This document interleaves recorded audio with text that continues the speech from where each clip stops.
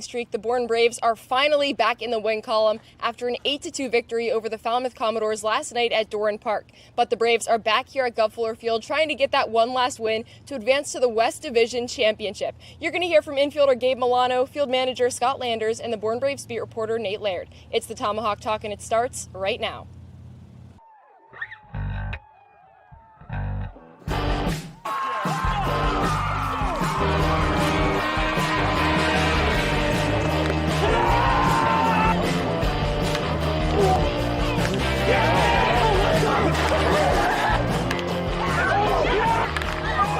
Left field, back on it, the left fielder approaches. It drops before the wall. Cooney scores, steps it from third, around, touches home, and the Bourne Braves have the lead. Welcome into Fuller Field for Game 2 of the first round of the playoffs between the Bourne Braves and the Falmouth Commodores. I'm Kaydence Kilhof, joined by Kasey, Kazliner, and Devon, Jarvis. Devon, you said this to us at the beginning of the season, and you kept telling it to us all summer that Bourne is a postseason team. And I'm not sure I believed you for a while there, but they really came through yesterday. Yeah, they sure did. It might have been the cleanest win we saw all season from the Braves, which I think speaks volumes, especially coming off 7 consecutive losses. The Braves have needed a game like that just to reset. Those now 7 losses in the rearview mirror. The Braves have their focus on ending the West Divisional Series tonight and a chance to go on to the West Division Championship very soon, potentially against the Hyannis Harbor Hawks for another rematch of last year's West Division Series. I think we could kind of tell last night when Riker Waite had that double in the first inning and it just kind of was clean from Tyler Baird through the first 5 or so, that it was going to be a good game for the Braves. And it absolutely was. I mean, you talk about some of the impact players. It felt like everybody chipped in yesterday. I felt like everybody was on the same page. I'd be interested to hear what Scott Landers has to say about just the cohesion that we hadn't seen in a while from the Braves. Felt like guys were picking each other up. We saw run manufacturing. How about Luke Costello with a bases clearing triple? That would have been unheard of the past few days with how much he's been slumping, but it looks like he's trying to get back on the right track as well. It's good to see everyone clicking and on the right page. And you said it, Tyler Baird having a pretty good outing, but the last time he was here at Fuller Field, it wasn't as good. But when I was speaking to pitching coach Leaf Bigelow yesterday, he said that he was really trying to work on his 2-seamer, get more depth on his sweeper, and try to stay under the zone because he was really above the zone earlier on this year. And it was nice to see that he finally started to fit into a starting role better. Yeah, it was, because, you know, when we talked about that start he had here on July 28th at Fuller Field, it wasn't that the command was bad. In fact, he only walked 1 batter, but it was a lot of leaving the fastball over the heart of the plate and, like you talked about, high in the zone, allowing kind of bloop flares, not a lot of hard contact, but a lot of flares into the outfield that allowed Falmouth to eventually tag 12 hits on him. And it felt like he was just in the zone. He knew what he needed to do against a Falmouth roster that hitting-wise is very good. This is one of the best hitting teams in all of the CCBL. In fact, tied for first in the regular season in total hits. So again, you can't leave much over the heart of the plate. I thought he diversified his pitching a lot better and just overall didn't leave stuff over the top. It's hard to emphasize how necessary of a win and a start that was from Tyler Baird, because one, you have forced at least 3 games in this series for the Braves to win it. And that means you get late in this Falmouth bullpen that has not shown some really strong suitors over these recent days in the final weeks of the season. On top of that, you set up a guy for Ben Dean in Game 2 who has been exceptional all season long. 1.5 ERA. He's been exactly what you want. He comes into his second start of a season hoping to get you through this series in Game 2. And with that, you still leave possibly your best pitchers out there for the next series. You love the way Scott Landers structured this rotation heading into the postseason. It's mapping out really well if the Braves want to go on a championship run. And boy, would it be huge to get this done in tonight's game to set up Brandon Shannon to start Game 1 of the West Division Championship Series. Braves have a lot of depth in their pitching when they pitch well. Some guys haven't shown that strength as of recent. Baird in his last start didn't, but then he can come out, follow that up with 5 innings and just 1 run. So it's a really, really fun opportunity for the Braves tonight to really set themselves up for the next round. It definitely will be a fun game tonight, but let's check out yesterday's highlights. Something Scott Landers really harped on yesterday was the importance of getting on the board first, and he was right. Matt Bolton started off with a sacrifice fly to center field, and that scored Riker Waite, who got the leadoff double. But Luke Costello, the hero of this game, with 1 hit, triples on a fly ball to right field. That scores Austin Hawk, Riker Waite, and Rustin Rigdon, and it was also Costello's first extra base hit since July 9th.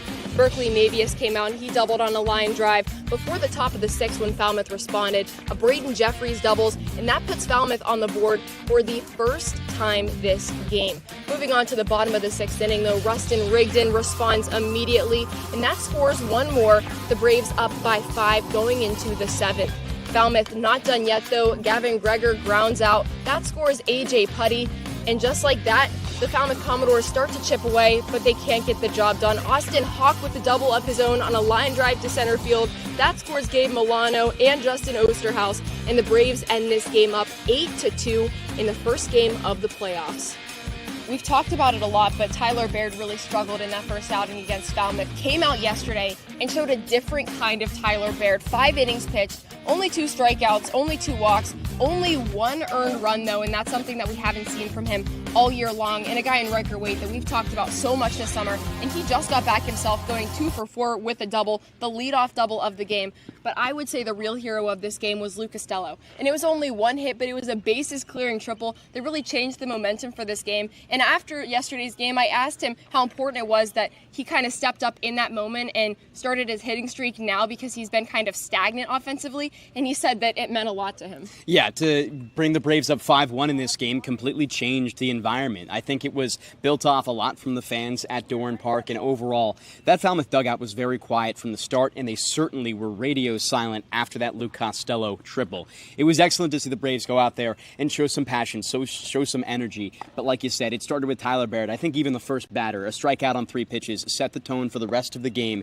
and the Braves on both sides of the ball did an exceptional job going out there and not making it close for Falmouth. It was one of the most dominant, clean wins we'd seen all year for the Braves, and no better place to have it than game 1 of the playoffs. And we haven't talked about the bullpen yet. How about Connor Lehman and Jackson Kircher coming in? And again, not necessarily in the toughest of spots, but I think arguably Connor Lehman coming in and knowing that, this game is still close, the offense needs to still pick me up, and it did. Jackson Kircher comes in, strikes out the side. He is such a great closer for this team. I know it's not a save opportunity for him per se, but again, his fastball velocity, what he's able to do with keeping his command in check, I think the bullpen was huge. I mean, again, we're going to see a pretty open bullpen the rest of the way through. The Braves had a day off to recover and rest, and they've had a few days since the doubleheaders where they used pretty much every single pitcher on the roster. So I'm excited to see who comes in the next few days. I think it'll be interesting to see, especially the development of Connor Lehman later in this postseason. Hopefully we get to see him again. That means the Braves are going to go longer in the playoffs. But at the same time, he's been a guy now who you can trust in this game. An ERA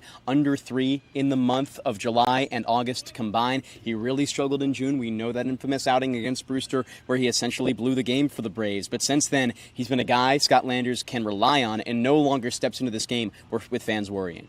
Well, Devon, for the past few games now, we've seen the Braves struggle on both sides of the ball, offense and defense. The pitching staff isn't the same pitching staff that we saw at the beginning of the summer, but the same thing with the hitters. We've lost some great guys on both sides. But for today's game specifically, what side of the ball do you think really needs to work the hardest? I think you need to see the offense come out today once more in very strong fashion. This is a Braves team that can set the tone when they go out there and play exceptionally well on the offensive side of the ball. You see a guy in Christian Ieo out of Ryder, left-hander, who has been very phenomenal for the Falmouth Commodores so far this season. A sub 1.5 ERA at 1.23 in three outings, 14 2/3 pitched. He's been great for this team, but the teams that he's seen, Chatham during a losing streak and Cotuit twice. I think we all kind of agreed this Bourne Braves team thrives against Cotuit. Falmouth had a good series against them during the regular season, and you're not really sure if he's going to be able to go out there and pitch the same way he had. No earned runs in his first 2 starts. In his most recent one, 3 2/3 pitched, 2 earned runs.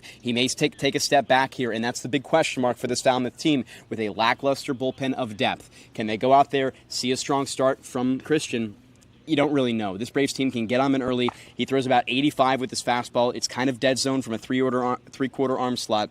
A big chance for the Braves to unleash against them, despite the Braves historically not performing very well against lefty pitchers. I'm going to go with the pitching. I mean, you're on the road. It's always harder to pitch on the road as it is at home as well. I'm not saying that it can't be said for the hitting, but at the same time, this environment might be very raucous tonight at Gov Fuller Field. And it's Ben Dean's turn with the baseball. I talked with Scott Landers earlier this season, and he said, he doesn't really know what Ben Dean's role is going to be at Duke, so he wants to give him opportunities not only in the bullpen but in long reliever roles and in the starting rotation. And we're going to see that tonight from him, a guy that has been one of the Braves' best pitchers this season. I think he can make the case for one of the best remaining pitchers on the roster that hasn't left. So I'm really interested to see how long he goes with a pretty fresh bullpen available. You can afford to have him only go 4, but you'd like to go maybe 5 or 6 if you can.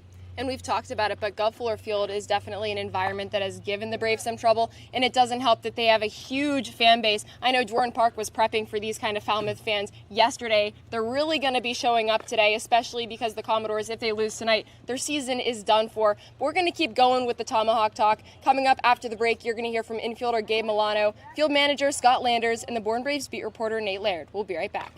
If you're a Massachusetts resident and don't have a bachelor's, you could be attending 4Cs for free, all while preparing for careers that actually move you forward. Aviation maintenance, nursing, dental, funeral service, we've got it all. capecod.edu/free.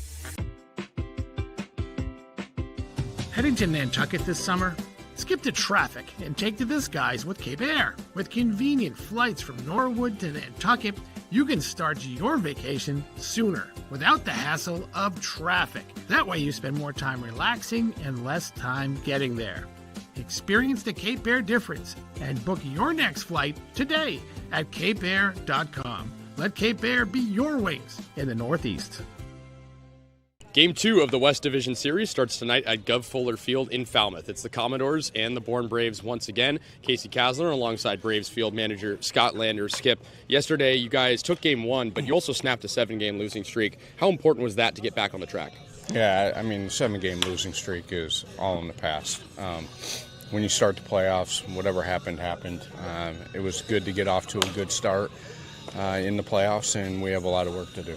With how much Tyler Baird struggled back on July 28th here in Falmouth against the Commodores, how important was it for him to bounce back and go 5 strong? Yeah, he stuck to the plan that him and I talked about through the week, and it was great to see him bounce back and throw really well. And I tip our caps to all the pitchers that came in and did a great job. We played great defense, and we had some really good hitting and timely positions. It was a pretty close game early on, but the offense got started right away. Riker Waite with a big double early. You guys manufactured some offense. How much confidence did it give you to see the guys manufacture offense early in the game? Yeah, we did a good job of getting 1 run in the first, and then we kind of went to sleep for a little bit, and then we really took the momentum back in, I don't know, whatever the 5th inning and 4th or 5th inning, whatever it was, and never looked back.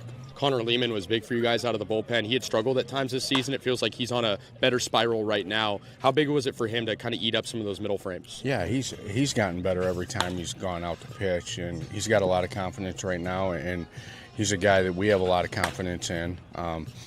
You know, even going back to when he first got here and it spiraled a little bit on him, it wasn't hard contact. It was just getting in the right position, him in the right positions, and he's done an awesome job for us. Switching gears to tonight, how big would it be to sweep the Commodores potentially and move into another series where you have your full bullpen available, not having to play an extra game? Yeah, it's always big when you can eliminate somebody quick and potentially have a day rest.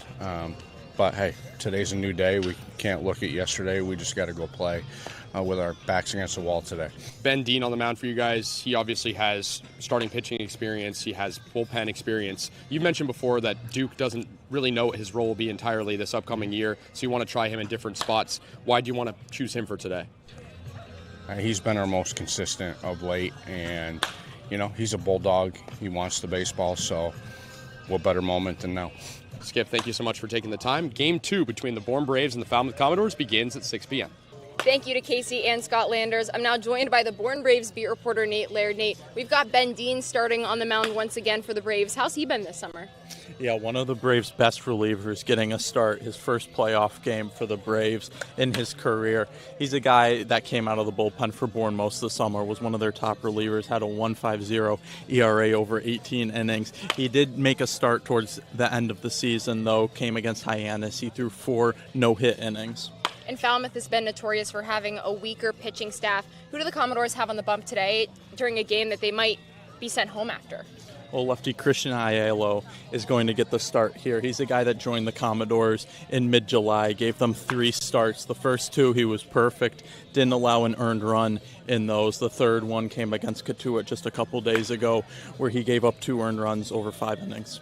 All right, Nate, so we've covered our starting pitchers. Do you have a player to watch in today's game? Yeah, a guy that was a little overshadowed last night, Berkeley Mabius, has been producing for most of the season since he got here for Bourne. He's a guy, after Luke Costello's bases clearing triple last night, he followed with an RBI double that brought Costello home to score. It gave them a 5-0 lead. He had 2 hits in last night's game, his 4th performance of such this season.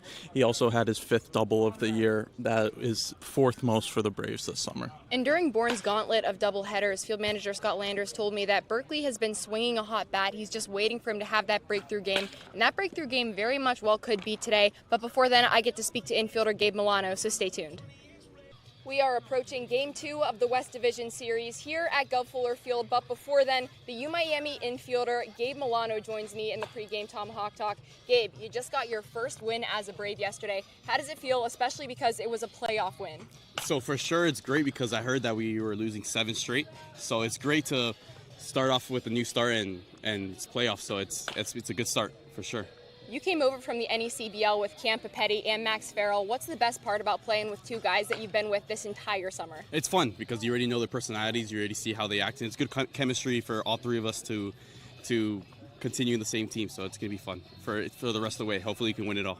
What were you learning over in the NECBL that you've been able to apply here as a Brave? It's definitely a grind, showing up every day, living in a random house every single day, waking up, making your own food, not doing your own laundry. So it's different. It's totally different. So, what I've learned is like the grind, just wake up every day and try your best when you reach the field. How has this experience been for you so far? It's fun. It's for sure fun because this is what I love. So I wouldn't rather any other summer than this one. So I have to be appreciative for what I get. I've heard you're a vibes guy. The energy is always high when you're by the dugout. Why is that? Just who I am, my personality. I'm the same at home and the same in the field, so nothing changes for me. And I heard you're also a pretty good dancer. I saw that TikTok from last night, so I got to ask you what your favorite dance move is. The scuba. Okay, I was going to ask you to do it. So can I get a celly of a scuba today? Okay, yeah, if I get it on base, yeah, scuba, yeah. That's exactly what's my next celly going to be. All right, so we're going to get a scuba. Gabe, thank you so much for joining us today. Yeah, no, thank you for having me. Appreciate it. Go Braves. Cape Cod 5 is proud to be the official banking partner of the Cape Cod Baseball League. Cape Cod 5 offers a broad range of financial products and services tailored for every stage in your financing journey. Reach out to us. We're here to help. Life can be full of surprises, but Eastern Propane and Oil is always just a call away. With a local team member available 24/7, we're always ready to support you when you need it. With an Eastern Propane and Oil technician on the way, your family's comfort is our priority. Our local team, over 500 strong, ensures your home is comfortable and warm. Eastern Propane and Oil, a local team with 24/7 service and delivery, ensuring comfort when you need it most. Welcome back into the pregame Tomahawk Talk before the Bourne Braves take on the Falmouth Commodores for Game 2 of the first round of playoffs. Once again, I'm Kaydence Kilhof, joined by Devon, Jarvis, and Kasey, Kazliner. Guys, the Braves are a kind of team that really needed the win yesterday. How can they get it done again today in 2? We talked about Ben Dean. You want to see him go at least 4 innings. Anything less than that probably means that there's a lot of traffic and you have to go deep in the bullpen, which the Braves don't want to do with how many more games potentially they'll have to play en route to a championship, and just hitting early once again. We've talked about that all season. The Braves have been primarily a book-ending team. They score a lot of runs early sometimes and a lot of runs late, and not so much in between the 1st and 9th innings. So if they can get some run production middle like they did last game, I think they'll be in a really good spot against a Falmouth team that is one of the worst in terms of bullpen production in the entire CCBL. Last in ERA in the regular season. We saw some of that come into effect yesterday when the Braves put up 8 runs, but it all comes down to the unsung heroes. We know that Riker Waite, Luke Costello at times, Matt Bolton, Berkeley Mabius, that's pretty much half the lineup. They're going to produce every given time. But what about guys like Gabe Milano, Max Farrell, some of the newcomers, Austin Hawk? He had a great game yesterday with a pair of hits. Can those guys rise to the occasion when, maybe a guy like Riker Waite goes 0 for 4 on the odd occasion? You want a guy to pick him up. I think overall you're going to have to see, like you said, something similar we saw from Tyler Baird, just to expand off you. He set a great blueprint for the Braves. He had 60 pitches going into the 6th inning of work, something we maybe hadn't seen all season long in terms of efficiency out of a starting pitcher for the Bourne Braves. You get something like that done, and like you said, I think you covered all the bases there, Kasey. Depth in the lineup coming up and rising to the occasion against the Falmouth Commodores in Game 2. You either want a day off tomorrow or you want to play in the West Division Championship. One of those two options is exactly what is necessary for the Braves. I think it's crucial considering their starting pitching rotation. You save your better arms. Hyannis, we'd seen them. They're putting out their two best arms against Katuit. The Braves, you could argue, best two arms are Dean today, as well as Shannon, who's set to be used in Game 3 or Game 1 of the next round. So I think winning tonight is the absolute necessary. I think Scott Landers does everything he can to get the win tonight, bring out the best relievers he has possible, and like you said, a fresh bullpen. But it's going to have to start with that offense in the middle innings, coming out here, exploding, and rising over what's going to be a rowdy Falmouth crowd. Devon, something that Scott Landers said to you yesterday in your pregame interview when you asked him why he has such successful teams in the postseason was belief. And I feel like that's what these players need at this time. Obviously, it's been a very long 10 months for them. They've been playing for so long. They came right here from school ball, most of them. They're tired. They're ready to go home. But at the same time, it's playoff time. And I feel like something clicks in you at that point. They're ready to win, and they're ready to do it today. It starts against getting that first series win against Falmouth. But the time is up here in the pregame Tomahawk Talk. It is officially game time. The next time you hear from us, these guys will be on the call, and you'll catch me on the sidelines. Reader's Hardwood Supply is a candy store for wood, whether you're a professional or an amateur. Reader's Hardwood Supply carries over 70 species of both domestic and imported lumber from around the world. Displayed in over 300 self-serve bins for your next project, make it your masterpiece with stock from Reader's Hardwood Supply. The woods of the world are here at Reader's Hardwood Supply. If you can dream it, if you can cruise in it, if you can summer in it, fish from it, or take it for a day at the beach, we can protect it. The Baldwin Group, protecting the possible. Try it, then buy it. Rent a new cat for up to 90 days. Then apply 100% of the rental cost to the purchase and save. The Milton Cat Rent to Purchase offer. Try it, then buy it. Go to miltoncat.com/RPO.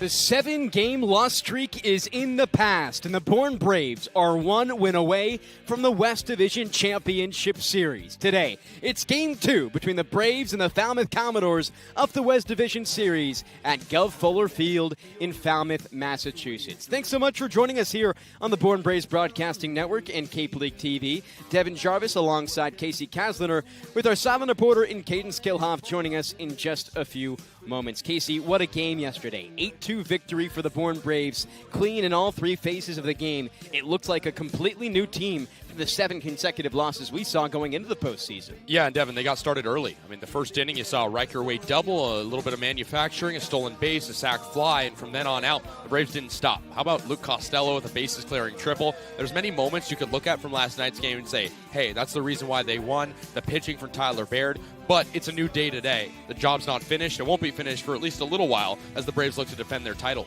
And on the other side, the Falmouth Commodores trying to go out there and win their first playoff series in quite a while. Haven't won a title since the 80s. They're hungry with a packed Gov Fuller Field tonight. Yeah, they really want to stay alive. This is a team that has had a nice season under first-year skipper Jack Dahm. You mentioned it, a 46-year championship drought. They know that everything is at stake today, and that's why they're throwing one of their best arms that we'll talk about a little bit later. How about we swing it diamond side now? Kaydence? Thanks, Devon. I was just speaking to pitching coach Leaf Bigelow about Ben Dean's start today, and he said he's a gritty, reliable northeast guy. He has a great kick change. He's working on his horizontal slider. He needs something to go side to side a little bit more, but Leaf said that he could be showcasing that today. But he also said that for the pitching staff, the dog days are over, and it helps that they're starting to get a little bit more cushion from this Braves offense, and that's what really helped Tyler Baird settle in yesterday. The Braves got on the board first for the first time in a while, and that helped Baird settle in Game 1 of the playoffs, and they're hoping that'll help Ben Dean later today, guys. Ben Dean gets the start for the Bourne Braves. On the other side, Christian Aiello A tough battle for the Braves. We'll see if they can go out there and do it. Why don't we give you the lineups ahead of Game 2 of the West Division Series? Beginning things with the Bourne Braves. Batting first in the top of the first inning, it starts with the switch hitter Riker Waite out of Vanderbilt. He was 2 for 4 yesterday with 3 runs scored. Behind him, also a Vandy boy, Rustin Rigdon. Riker plays short, Rigdon the second base. They make up the middle of the infield. Matt Bolton, the center fielder out of Binghamton, bats third. He had an RBI, the first one of the day for the Braves in yesterday's win. Luke Costello out of University of South Carolina plays right field and bats fourth. A triple and 3 RBI on 1 at-bat for the Braves yesterday. Berkeley Maybe is behind him, bats fifth, playing designated hitter, with Max Farrell, the first baseman, batting sixth. Batting seventh, Justin Osterhaus, the left fielder, with Austin Hawk batting eighth of the third baseman, and Bryce Estep, the catcher, batting ninth. On the other side, for the Falmouth Commodores, Fabio Peralta plays center field batting first. Braden Jeffries batting second. We'll get you the rest of the lineup in just a moment. And happy birthday to our producer, Chase Maceiko.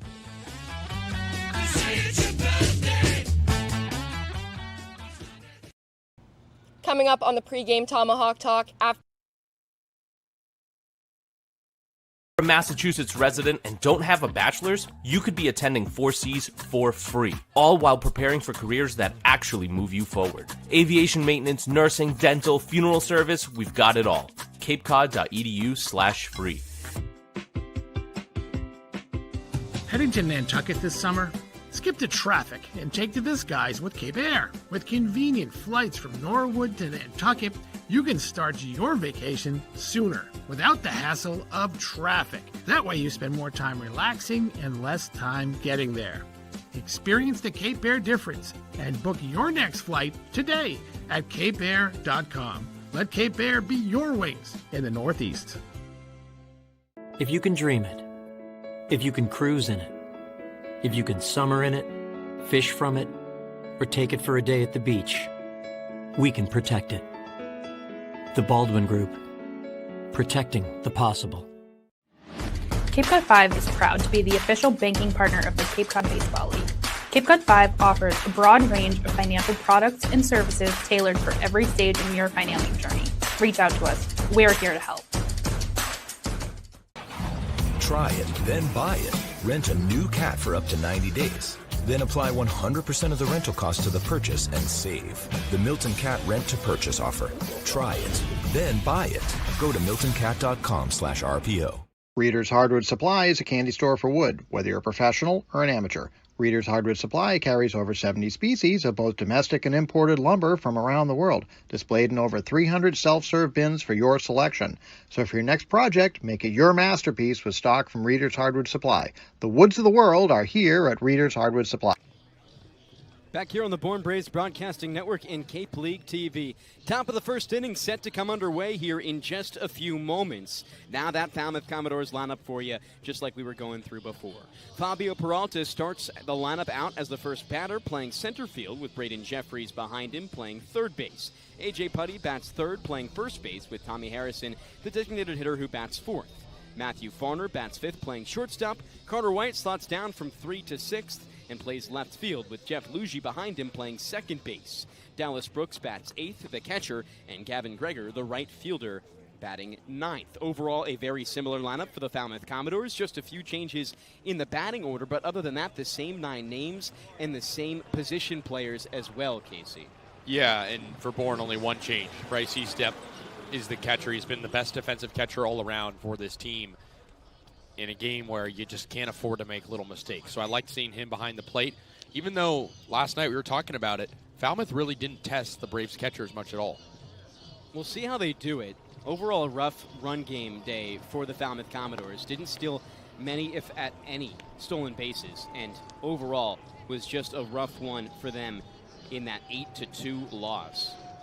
The Braves looking to come out here today and strike early once again. Riker Waite set to be the first batter. He's been a tone setter for this Bourne Braves team all season long, Kasey, and has the chance to do so here in top 1. Yeah, he scored 3 runs yesterday as the leadoff guy for the Bourne Braves. He's back in the 1 spot in the lineup. He began the game on one of the first pitches of the afternoon with a double to left center, and he came in to score. Obviously, he knows out of anybody in this team that the Braves are born for August, and Him and Lou Costello have to be the leaders if the Braves want to get through this postseason in a clean fashion.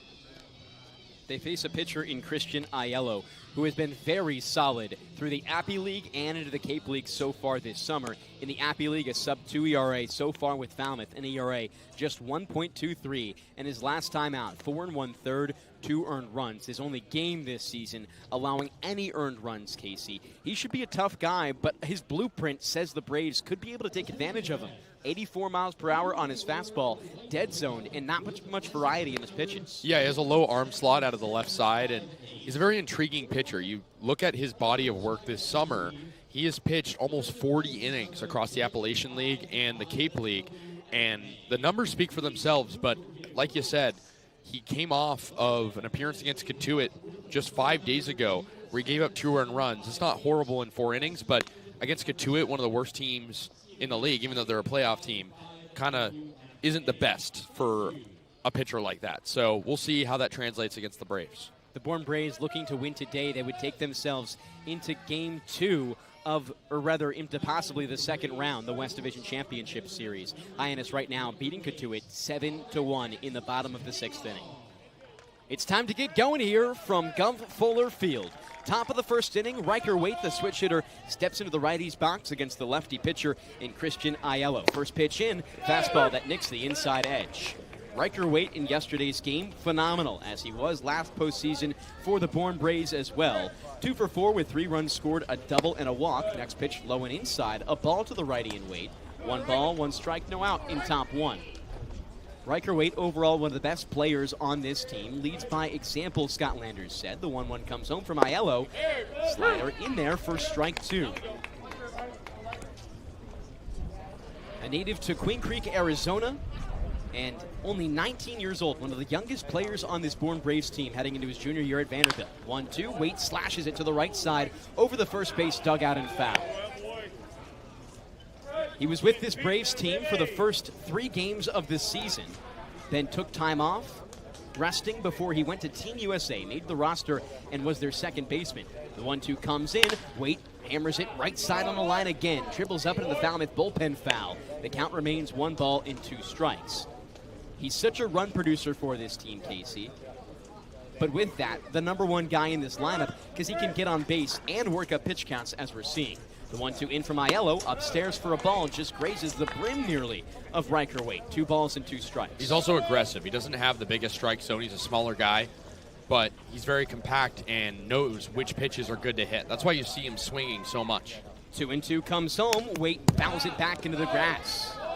At the same time, though, we're seeing Aiello work really quick out of his windup. Doesn't really have a full-scale windup. He's not taking too much time. He's trying to throw off Waite's timing just a touch. Colby Putnam, the pitcher for the Falmouth Commodores yesterday, a similar speed, a righty, though. The 2-2 comes home again. Waite hammers it right side of the infield as it dribbles it to right field for a base hit.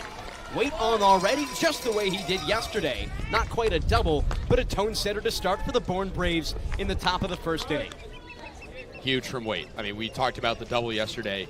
You mentioned it. It's not a double, but it sets the tone on the road, especially, you know, with this Falmouth crowd still kind of quiet, but expected to pick up as the game goes on. Not as many fans as maybe we were expecting coming into this one, Kasey, but nevertheless, a Falmouth team that wants to win this game and have their fans behind them.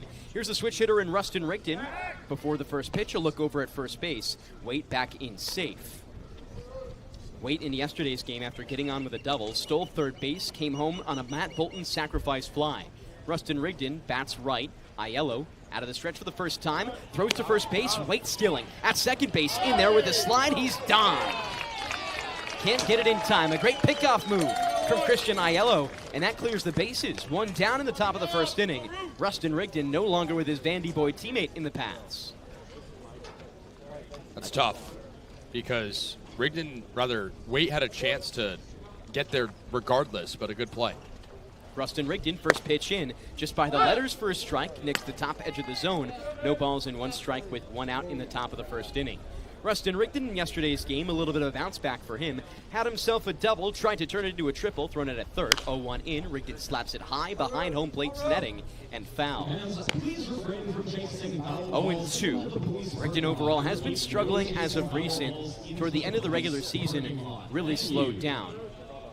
but he has an ebb and flow to his game. Began the season 3 for 22, then went on a run, hits in 16 of last 15 games as he fouls one more back and remains 0-2.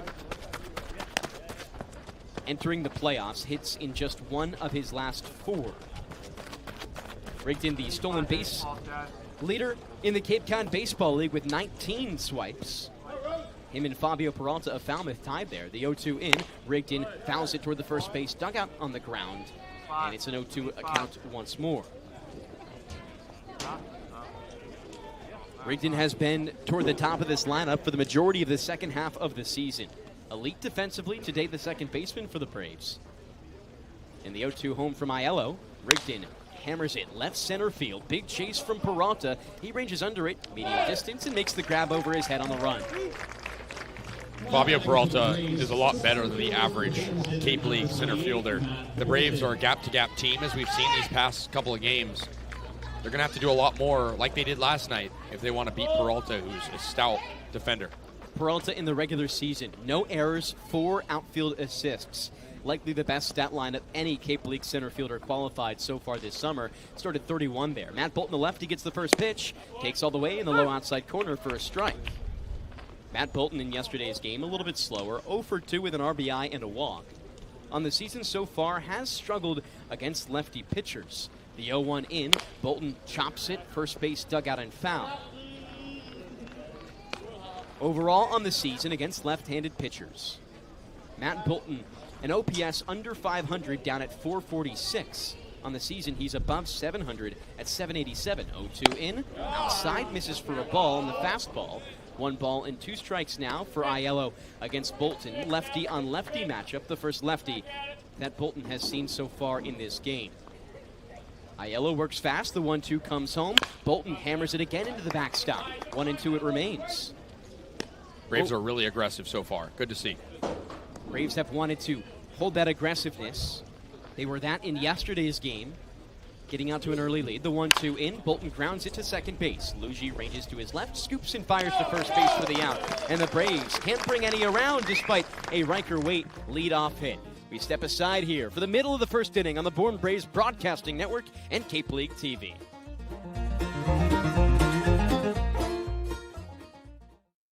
Massachusetts resident and don't have a bachelor's, you could be attending 4Cs for free, all while preparing for careers that actually move you forward. Aviation maintenance, nursing, dental, funeral service, we've got it all. capecod.edu/free. Heading to Nantucket this summer? Skip the traffic and take to the skies with Cape Air. With convenient flights from Norwood to Nantucket, you can start your vacation sooner without the hassle of traffic. That way you spend more time relaxing and less time getting there.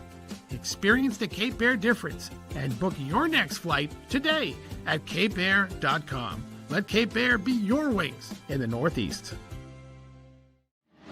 Cape Cod 5 is proud to be the official banking partner of the Cape Cod Baseball League. Cape Cod 5 offers a broad range of financial products and services tailored for every stage in your financing journey. Reach out to us. We're here to help. If you can dream it, if you can cruise in it, if you can summer in it, fish from it, or take it for a day at the beach, we can protect it. The Baldwin Group. Protecting the possible. Try it, then buy it. Rent a new cat for up to 90 days. Then apply 100% of the rental cost to the purchase and save. The Milton Cat Rent to Purchase offer. Try it, then buy it. Go to miltoncat.com/RPO. Time for the bottom of the first inning here at Gov Fuller Field for Game 2 of the West Division Series. The Falmouth Commodores lineup quickly for you. Peralta, Jeffries, Putty, Harrison, Farner, White, Luigi, Brooks, Gregor. Defensively, the Bourne Braves have Osterhaus in left, Bolton in center, Costello in right, first base around the horn, Farrell, Rigdon, Waite, Hawk, with Bryce Eastep behind the dish. He's the only insertion to this lineup for the Bourne Braves. Everybody else playing the same position as yesterday. Interestingly, though, no changes for this Falmouth Commodores lineup, Kasey. 7 lefties once again, a lineup that didn't bring them much prosperity in yesterday's loss, 8-2 to the Braves. You're right, and a lot of that was because of the bottom of the order. The bottom 4 in the lineup, 6 through 9, went hitless. The top of the order was fine, 8 combined hits, But again, just the limited run production that'll need to change today if they want their season to live out another day. Fabio Peralta leads off out of the left side for the Falmouth Commodores. He went 2 for 4 in yesterday's game. Part of those 8 hits, he was exceptional. He steps up, digging in the back to the lefty's box. Ben Dean on the mound for the Bourne Braves, making his second start of the summer. A 1.5 ERA. Scott Landers says he's one of the most consistent arms they have. He works out of the stretch. The Duke Blue Devil gets set, fires the first pitch home, misses low for a ball in the low 90s. Ben Dean, a very fast thrower for this Bourne Braves team. He's been really good so far this year, limiting any damage. And overall, looking to continue that starting streak, hoping to step into that role with the Blue Devils next year. 1 ball, no strikes. Dean set at his belt, fires to Peralta. Peralta swings and misses. Strike number 1 of the at-bat, 1-1. Dean in his most recent start, it came against the Hyannis Harbor Hawks. 2 innings pitched, just 2 hits, 1 earned run, with 2 walks and 2 strikeouts. Has gone as much as 4 in relief. Scott Landers and the Bourne Braves want to get at least 4 out of him today. 1-1 to Peralta. Dean fires home. Peralta pops it high above the home base netting. Foul out of play. 1 ball and 2 strikes. Fabio Peralta, one of the most consistent all-around players you could ask for of all the players in the Cape Cod Baseball League. His last line of the regular season, 256. And overall, we've talked about his defensive prowess. No errors in center field starting in 31 games. 1 ball and 2 strikes. Dean fires home. Peralta swings and misses on the slider. Down for the first strikeout of the game, and the Braves defensively begin similar as they did yesterday. A strikeout to start. And pitching coach Leif Bigelow emphasized pregame that he was working with Ben Dean on his more east-west movement on his pitching. You saw that there. Good start for Dean.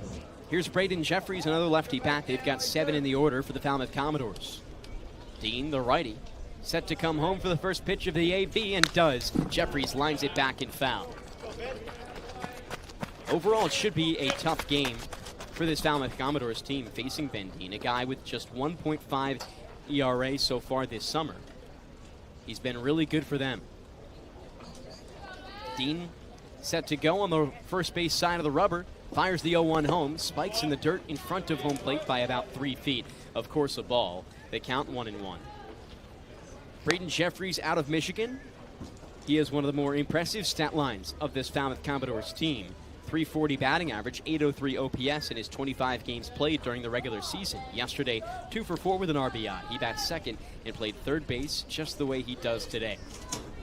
The 1-1 home from Dean. Jeffries swings and misses. A golfing attempt. Whiffs, as they say. 1-2 the count. That ball hit against home plate. Really fooled him. And overall, Jeffries is going to have to step up, as he has time and time again for this team. Back on July 28th, when he faced the Bourne Braves last time here at home, a 2 for 5 day with 2 runs and 2 RBI. The 1-2 in. Jeffries swings and misses at the high fastball. Back-to-back strikeouts for Ben Dean in the bottom of the first inning. 2 gone in a 0-0 ball game. Talk about setting the tone. That's how you do it. There's nothing else you could really ask of Dean right now. It's early in the game, but he's keeping pitches not necessarily dead center, but still in the zone to get the strike calls. You gotta love it so far from him. The first righty of the day, and A.J. Putty digs in. 1 for 4 in yesterday's game against the Braves, an OPS of 851 in the regular season. Dean sees his first righty, fires home, and connects on a strike in the bottom half of the zone. No balls, 1 strike, and 2 outs. Ben Dean out of Duke. In this most recent season, a solid year for him, an ERA of 4.41. Not bad for the ACC. Looks in and fires the 0-1 home. Check swing, misses inside for a ball, as Putty doesn't come around. Dean did make 3 starts overall, trying to transition into that role with the Blue Devils in the 2027 season. 1-1, Dean set on the mound, fires the 1-1 home. He slaps it high back behind home plate, and now Putty has himself in a 1-2 count. And Scott Landers, a couple weeks ago, talked about Dean. He said, we don't really know what his role is going to be at Duke, so we want to give him experience at all different positions, whether it's long relief, starting, short relief, and this is why he's getting the start today. 1-2. Dean looking to strike out the side. Fires home. Grounder up the middle. Gets past Dean, the shortstop in wait. Shuffles over. Bobbles, fires to first base late. We'll see how this one is ruled. It is a hit. And just like that, one on for the Falmouth Commodores. A tough one up the middle. Wait, not getting called for errors over these past couple games, but maybe a couple plays that he's been able to make that he hasn't. It's tough for Dean, too, because he kind of has a big leg kick, kind of threw him off. He might have been able to make that play if he was a little more set on the mound. It's not his fault, though, a slow rolling ball up the middle. But good for Falmouth to get a base runner just like Bourne did last inning. Here's Tommy Harrison. Lefty bat stands in, offers but doesn't come around on the first pitch that was low for a ball. The umpire crew here today, Mike O'Leary behind home plate calling balls and strikes with the Cape Cod Baseball League Umpire of the Year at first base in Brendan Murphy, and Mike Hinojosa at third. All the awards coming out in yesterday's game. The Bourne Braves won 2 awards, GM of the Year and the batting title for Andrew Costello. 1-0 home, swing and a miss from Harrison.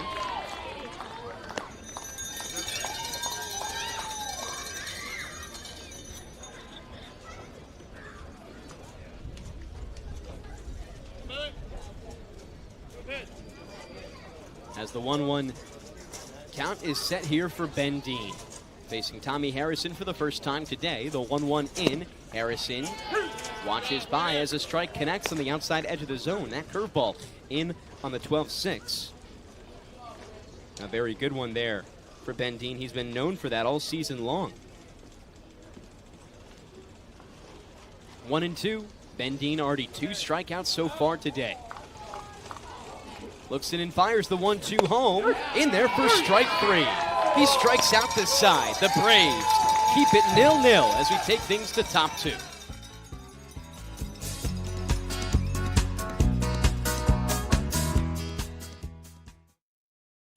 Cape Cod 5 is proud to be the official banking partner of the Cape Cod Baseball League.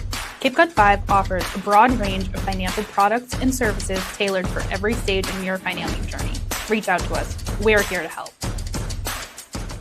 Life can be full of surprises, but Eastern Propane and Oil is always just a call away. With a local team member available 24/7, we're always ready to support you when you need it.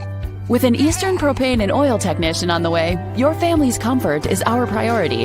Our local team, over 500 strong, ensures your home is comfortable and warm.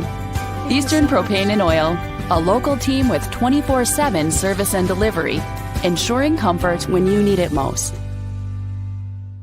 Reader's Hardwood Supply is a candy store for wood, whether you're a professional or an amateur. Reader's Hardwood Supply carries over 70 species of both domestic and imported lumber from around the world, displayed in over 300 self-serve bins for your selection.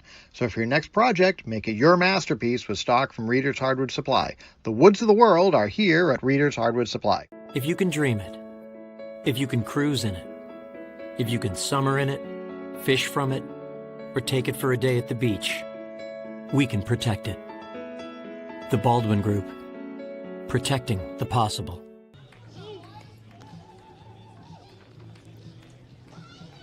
It's the top of the second inning here in Game 2 of the West Division Series between the Bourne Braves and the Falmouth Commodores. The heart of the order up for the Bourne Braves here with Luke Costello, Berkeley Mabius, and Max Farrell. Luke Costello set to dig in here. Boy, what a game for him yesterday. 3 RBI with a triple. His first extra base hit back since June 9th, nearly a month ago. Led the Cape Cod Baseball League in doubles with 10 during the regular season, but didn't have any for the final 3 weeks of the year. He digs into the back of the righty's box. First pitch home from Aiello. Just misses in for a ball. Aiello working very fast in this one, trying to throw off the timing of the Bourne Braves batters. The Braves 1-2 here at Gov Fuller Field during the regular season. 1-0 comes in. Costello takes for a strike on the bottom edge of the zone. 1-1. But their last time here, just 8 days ago on the 28th of July, a rough one allowed 10 unanswered runs to start the game. The 1-1 comes home. Costello lines it up behind home plate's netting and foul. Overall, that was the second loss of 7 consecutive for the Braves entering the postseason. Broke that streak yesterday with an 8-2 win in Game 1. The 1-2 in, Costello takes outside. That dribbles into the lefty's batter's box. The count goes 2-2. Luke Costello knows what it's like to win a ring with the Bourne Braves, was with this team in 2025 when they did so.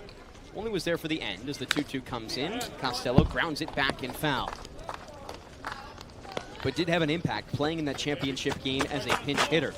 Him and Riker Waite, the only two in this Bourne Braves lineup who felt that feeling. Cam Seagrave's the only pitcher still rostered from the Bourne Braves on last year's team.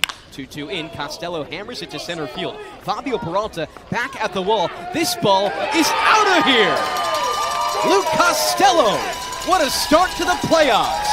His first home run of this season, and the Bourne Braves take the first lead, 1-0.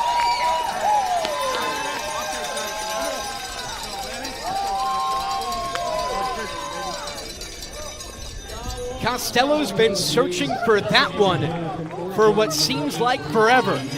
And the Braves on top early as they draw first blood. You said it. He's been wanting that one forever. Points over to the dugout and smiles. First pitch in to the switch hitter batting right, and Berkeley Mabius is low for a ball. But a great moment. I mean, if you're trying to put together a potential postseason MVP case, I know it's early, but he's doing that. 4 RBI already. 1-0 comes in. Mabius takes a slider there for a strike on the upper inside corner of the zone. Overall, he had been a monster year after year as a member of the Wake Forest Demon Deacons. 1-1 in. Mabius takes high for a ball. In his most recent season with them, Costello up with 17 home runs, an OPS of 1085. Hasn't been able to replicate the same success with a long ball here until that one right there. The 2-1 home from Aiello misses low for a ball. 3 balls and 1 strike to count to Berkeley Mabius. Mabius also a solid game alongside Costello yesterday. 2 for 4 with a double and an RBI. 3 balls, 1 strike. Aiello works in the wind, deals home. Mabius takes all the way for a ball. The count runs full. It's a Bourne Braves team that has found their success with the long ball in the past week. It started here at Falmouth. 3-2 in, misses low and inside. Mabius takes himself to first base with a walk. The Bourne Braves had home runs from Matt Bolton and Josiah Overbeek last time here just 8 days ago. And overall, found themselves with 4 more home runs for the rest of the weekend. They're finding a new sort of power dynamic, Kasey, they hadn't until this final week. Yeah, they were one of the worst home run hitting teams, as we remember. And something clicked. I think it's a combination of getting adjusted to the wood bats fully, but also seeing pitches better, being able to get the barrel on it. Mabius on first base now for Max Farrell. He went 1 for 4 in yesterday's game, a hit in his first appearance. First pitch in, strike on the inside edge of the zone, 0-1. Overall, Max Farrell, a new addition to this Bourne Braves team. In the regular season, only 3 games played, but he's made his impact early, and Scott Landers trusts him on a small sample size already. Mabius a medium lead at first base. The 0-1 comes in and misses low. 1 ball and 1 strike to the San Diego State product. Farrell playing first base today. Didn't play first base for the Braves in the regular season, but made his first start there yesterday, and Scott Landers appreciated the defense. 1-1 comes home. Farrell hacks and misses on the inside slider. 1-2. Scott Landers emphasized the importance of an early lead. In your conversation with him before the game, Kasey, he has that now, and a chance for Ben Dean to pitch with the lead for the first time today. As the 1-2 comes in, Farrell smacks it to left center field. Peralta ranges to his right. Not much movement as he collects the out for the first of the inning. Aiello needed that. You give up the walk, you have the homer right before that, kind of rattles you. But good for the Braves to be putting the ball in play. I mean, no strikeouts yet for this Braves offense.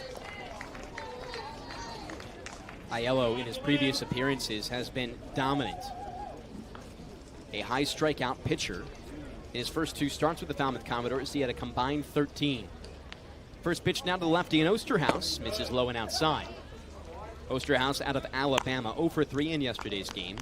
Overall, the Braves didn't see the most production from the back half of their lineup, but they've got just enough. Osterhaus got on with a walk and scored in yesterday's game. 1-0 comes in, takes outside for a ball on the slider, misses down at 70 miles per hour. The count 2-0. The Braves last year en route to a Cape League championship didn't win any of their West Division playoff games, or series, in just 2 games. The 2-0 comes in. Osterhaus takes low for a ball. 3 balls and no strikes from Aiello here to start. Won against Hyannis in the first round of the West Division Series in 3 games. The West Division Championship over Katuitt in 3 games and extra innings. Did sweep the YD Red Sox in the championship, though. 3-0 comes in. Osterhaus takes all the way for a strike. A get-me-over fastball to make it a 3-1 count.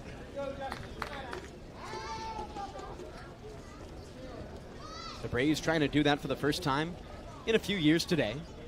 3-0 in. Osterhaus hammers it on the ground into right field. This one dribbles to the right fielder in Gavin Greger as Mabius advances to second base, and Osterhaus off to first on his first hit of the postseason. I know we already said it yesterday, but Braves look like a completely different team than the losing streak. Something's clicking right now with the offense. Just being aggressive, not worrying about the little things, and just trying to find ways to produce, whether it be walks or base hits. Braves are looking to carry on here. Overall, have been phenomenal in the early innings of both of these games. Austin Hawk, the righty batter, now up 2 for 4 in yesterday's game with 2 RBI. Aiello working a little slower now. Looks at second base, fires home. Hawk takes outside a ball. It doesn't seem like anything has materially changed for the Braves. Empirically, they're approaching the game physically the same, but it's been very different, Kasey. As the 1-0 comes home from Aiello, Hawk takes low for a ball. What do you think has been the main difference compared to the 7 consecutive losses before this last win? Feels like they weren't being patient with pitches, leaving a lot of really good pitches to swing at out to dry and not swinging, and vice versa, rather. 2-0 comes home, misses inside, dribbles away from the catcher in Dallas Brooks, and off to third base goes Berkeley Mabius. Osterhaus doesn't move and stays on first. Seems like Falmouth early is out of a rhythm. I know it's really early in this game, early in the second inning, but just not the plan that was supposed to be executed by Jack Dahm. Aiello not working nearly as fast as he did at the start of this game. Do you think he's thrown off a bit now with back-to-back counts opening 3-0? He's a guy that's really good out of the windup. I think so, because he has to pitch out of the stretch now. Feels like he's off his rhythm. 3-0 pitch comes home. Hawk takes outside for a ball, and the bases are loaded for the Braves in the top of the second inning with just 1 out. This is huge for Bourne. A chance to pile on early against a Falmouth team that let the game get away from them yesterday, but not early. As now a mound meeting starts here for the Falmouth Commodores. Pitching coach Paul Evans leaves the first base dugout.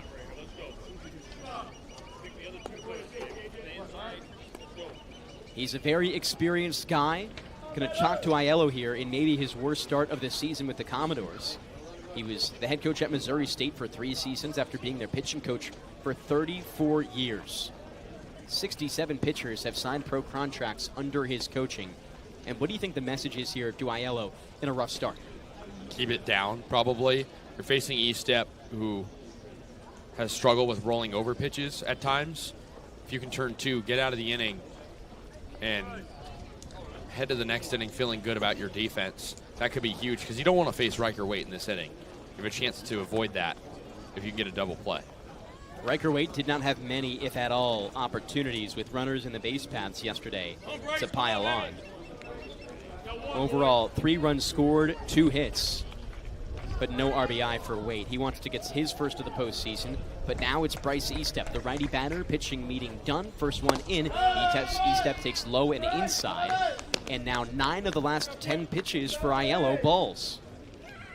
He's got 43 already in this one. That pitch count getting up fast. 1 ball, no strikes.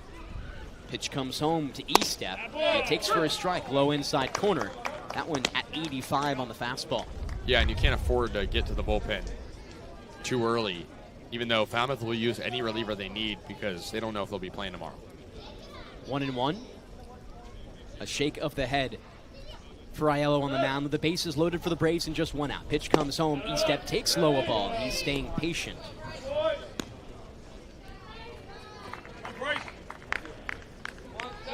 Braves have seen championships year after year, have had 3 of the last 4 rings to their name.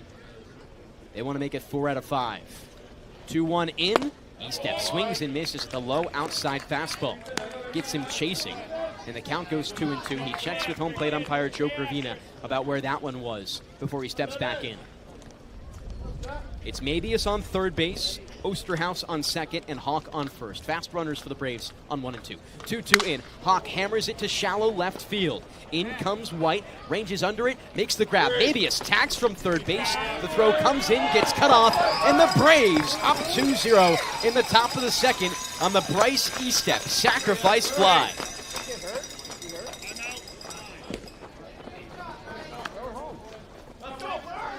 Just like that, the lineup flips over, and E-step, you could say, with what he typically brings to this team, with a very productive plate appearance. Yeah, I mean, you can't ask for much more out of a guy that's not been an offensive stalwart by any means. Inning continues, too, when you have Riker Waite with the runner in scoring position. Could go up by a triple, potentially. Riker Waite stands in the righty's box. Again, a switch hitter, his second time up in as many frames, a single last time to right field. That would score a run. First pitch comes home from Aiello. Waite takes above the numbers for a ball. He's a very patient batter. Aiello now set for his 50th pitch of the game coming up here. So far, just 29 of them strikes. 1 ball, no strikes. Pitch comes in. Waite takes the curveball high and outside as both runners steal. No throw from Dallas Brooks. Now 2 in scoring position for the Bourne Braves, and the ball is sitting on a tee right now for Riker Waite to break this game open. Yeah, and it feels like Brooks is just completely out of rhythm right now. He is whiffed on a couple of opportunities. A pass ball already in this game as well that advanced Mabius to third. The 2-0 comes in. Waite takes in the low inside corner a strike. 2-1 the count with 2 outs. Osterhaus on third, Hawk on second. Both very speedy guys for the Braves here. As Aiello works out of the stretch on the third base side, fires the 2-1 home. Waite pops it high above the first base netting and foul into the parking lot.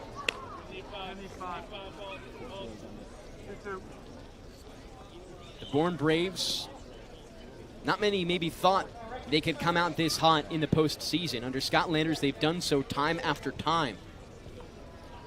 Have started this game very strong. 2 balls, 2 strikes with 2 outs. The pitch comes home. Waite fouls it off again. Fouled off multiple pitches before his single a frame ago. 3 to be exact. And it continues to work up the pitch count here. Nobody in the bullpen yet for the Falmouth Commodores. When do you make that call, Kasey? I think you have to wait as long as you can.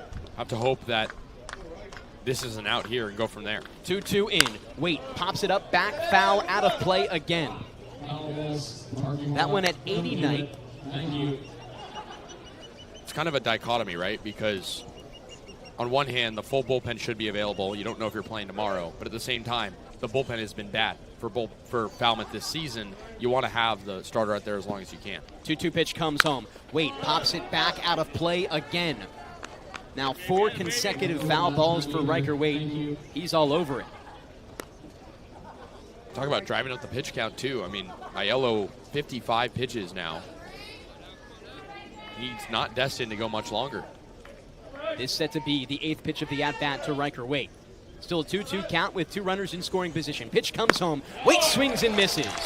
Aiello with a huge strikeout to limit much more damage. But the Braves bring home 2 as we take you to middle 2.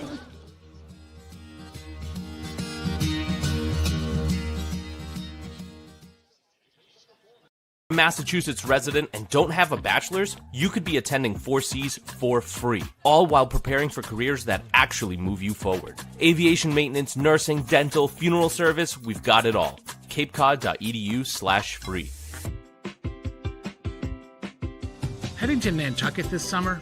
Skip the traffic and take to the skies with Cape Air. With convenient flights from Norwood to Nantucket, you can start your vacation sooner without the hassle of traffic. That way you spend more time relaxing and less time getting there. Experience the Cape Air difference and book your next flight today at capeair.com. Let Cape Air be your wings in the Northeast. Cape Cod 5 is proud to be the official banking partner of the Cape Cod Baseball League. Cape Cod 5 offers a broad range of financial products and services tailored for every stage in your financing journey. Reach out to us. We're here to help. If you can dream it, if you can cruise in it, if you can summer in it, fish from it, or take it for a day at the beach, we can protect it.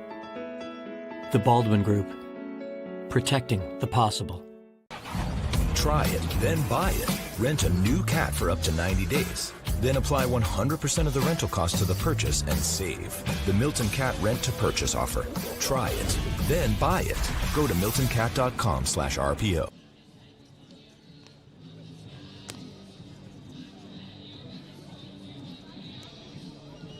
Bottom of the second in a 2-0 ball game in favor of the Bourne Braves at Gov Fuller Field for Game 2 of the West Division Series here on the Bourne Braves Broadcasting Network and Cape League TV. Response time now for the Falmouth Commodores. A crooked number inning for the Braves in top 2. A chance to respond with Matthew Farner up for the doors. One of just 2 righties in the lineup today for Falmouth. Jack Dom putting out a lefty-dominant lineup against the righty pitcher in Ben Dean. Dean, very solid. 3 strikeouts through 1 frame. He's got a 2-0 lead. First pitch in, misses low to Farner. Farner multi-hit in yesterday's game, no RBI. He'll be going to Georgia next year. He likes to hit, that's the place to do it. But on the season for the Falmouth Commodores, in just 8 games, a .222 batting average in the regular season. 1 ball and no strikes. Dean fires the 1-0 in, takes inside a ball, 2-0. Dean allowed 1 hit back in the first inning, but Kasey, very soft contact, and likely should have been an out for the Braves. Yeah, again, he's happy and should be with that first inning. Obviously early, but pitching with the lead's always nice too. 2 balls, no strikes now for Dean. He fires home to Farner, swing and a miss, and the low fastball down at 92. Dean overall just making his second start of the season for the Bourne Braves, but has shown the ability to go distance. In his final relief appearance, he went 4 innings, no hit, 2 walk, 4 strikeout baseball. 2-1 the count with no outs in bottom 2. Dean set at his belt, fires the pitch home, hammer left side. This one going to drop for a base hit in the gap. Matt Bolton, the center fielder, makes the catch, or rather fields at the track, throws it to the shortstop in wait, as into second base goes Matthew Farner for a double. Only 1 extra base hit in the entirety of yesterday's game for the Falmouth Commodores, and they got their first here in the bottom of the second inning with no outs already. Big double from Farner. He's now 3 for 5 in the postseason. But interesting, too, that the one righty that comes up, or rather the second one that comes up, in fact, both righties so far, have hits. Nobody else, though. Here's Carter White. He stands in the back of the lefty's box. First pitch, a curveball, outside, misses. 1 ball and no strikes. The Braves overall looking for a stronger performance out of Dean. Distance-wise, just 2 innings in his last start. 1 ball, no strikes. Pitch comes in. Check swing on the ball in the dirt. Does he come around? He does. 1-1 the count, and a block there by Bryce Estep to hold the runner on second base and Matthew Farner at bay. Overall, Carter White, one of the better bats for this Falmouth team all season long. .288 batting average in 20 games played for him during the regular season, but hitless in yesterday's game. He slides down from 3 all the way to 6. 1-1 from Dean out of the stretch. Kicks and fires home. Carter White swings and misses once more, and a ball in the dirt. 1-2. He struggled yesterday, was in the 3 spot, went 0 for 3, got a demotion down to the 6 spot. You wonder if that affects his confidence maybe, but again, every day could be your last if you're the Commodores. Last time against Bourne here at Gov Fuller Field, he went 2 for 5 with 2 runs scored, 2 RBI with 2 strikeouts. Dean masks his face as he waits for his pitch. Scott Landers calling balls and calling the pitch calm for the Braves in this one. The 1-2 comes in, misses low and outside. Another good stop there by Bryce Estep. And White works himself in now to a 2-2 count. Estep, solid defense so far, Kasey. They need that out of him today, their best defensive catcher. Yeah, I mean, you'll lose a little bit of that with Berkeley maybe. It's not to say he's a bad defender by any means, but Estep, there's almost a certain expectation that he's not going to make silly mistakes.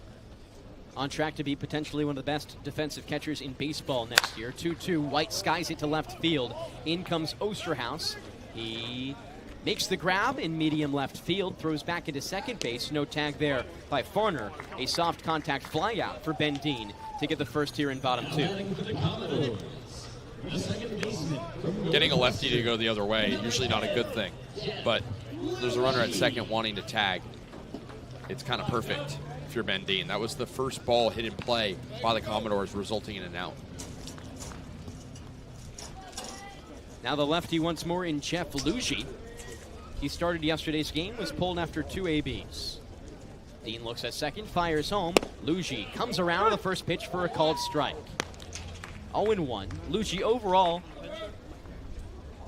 a very solid player. Was with the Hyannis Harbor Hawks a season ago. Switches to the Commodores this season.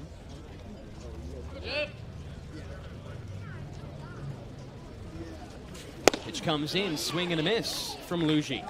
He went 0 for 2 in yesterday's game with a strikeout. Slots down one spot in the order. And overall looks to be a platoon bat for Jack Dahm. Possibly being replaced by Austin Maley if the Braves bring a lefty into this game as they did in yesterday's game with Connor Lehman. Medium lead for Farner at second base. 0-2 in, swing and a miss. Drops in the dirt. Throws to first base for the out. It's a strikeout, the fourth of the day for Ben Dean, and a 2-3 putout with the runner in Farner who stays at second base. 4 strikeouts for Dean. Outside of that double, he's really dialed in. And it's good to see him not lose confidence with a runner in scoring position, only up by 2. Feels like he's almost ignoring Farner. Not a ton of looks over at second at him, just kind of playing with what's in front of him. Don't have to worry about him too much. Likely not going to see a guy steal from second to third, and if so, Estep has him. First pitch in to the lefty in Brooks, a strike on the curveball. Dallas Brooks 0 for 3 yesterday. Kasey, you mentioned it at the start of the broadcast, but these final 4 in the lineup hitless who get the start today. Overall 0 for 10. No hits already yet. The 0-1 in, skips low in the dirt, gets away from Estep. On second base, Farner not going to challenge him. Estep ranges over, keeps it in his grasp. Likely a chance for him to come around to third base, though, there. Farner keeps it conservative. Estep kind of acting like a hockey goalie right now. It feels like even when balls get away from him, he has to keep his eyes up. You never know what can result in the ball just trickling away a little too far. He's staying composed. Dean has made his work cut out for him. The 1-1 in, misses low and outside. Dallas Brooks defensively, we talked about a little bit of a slow start for him. Defensive indifference on some of the stolen bags from the Braves. Last time here, multi-hit at Gov Fuller Field against the Bourne Braves. Most of everybody in this Falmouth lineup was. 2-1 comes home. Brooks hammers it up the middle, just over the diving glove of Riker Waite. Around third base comes Farner. The throw soft toss back in. Brooks with his first hit of the playoffs. It's an RBI to make it a 1-run game for the Commodores. I think a lot of the Braves fans thought, and maybe even us, thought that Riker Waite was going to make that catch because he's made that catch before, just over his glove. A little unlucky. Waite positioned well to make the grab. And huge for Brooks, who's really struggled defensively at the catcher spot today, but he makes a really big hit. Falmouth right back in this game at home. Need to get the crowd a little bit more in it, though. Crowd a little quiet despite being high in volume here for Falmouth. Gavin Greger, the lefty, first pitch in, sends it to center field. Bolton ranges in, makes the grab on the line drive, and the Braves end it quickly after allowing their first run of the game. It's 2-1 Falmouth. Before we step aside, a reminder, on the Bourne Braves Broadcasting Network, Keystone Place at Buzzards Bay is Bourne's premier senior living community, conveniently located adjacent to the Cape Cod Canal. Visit us at Keystone Place at buzzardsbay.com. And Marty Chevrolet, your dealer for the Bourne Braves, proudly supports the Bourne Braves baseball team. See all our cars and trucks at martychevrolet.com, and go Braves.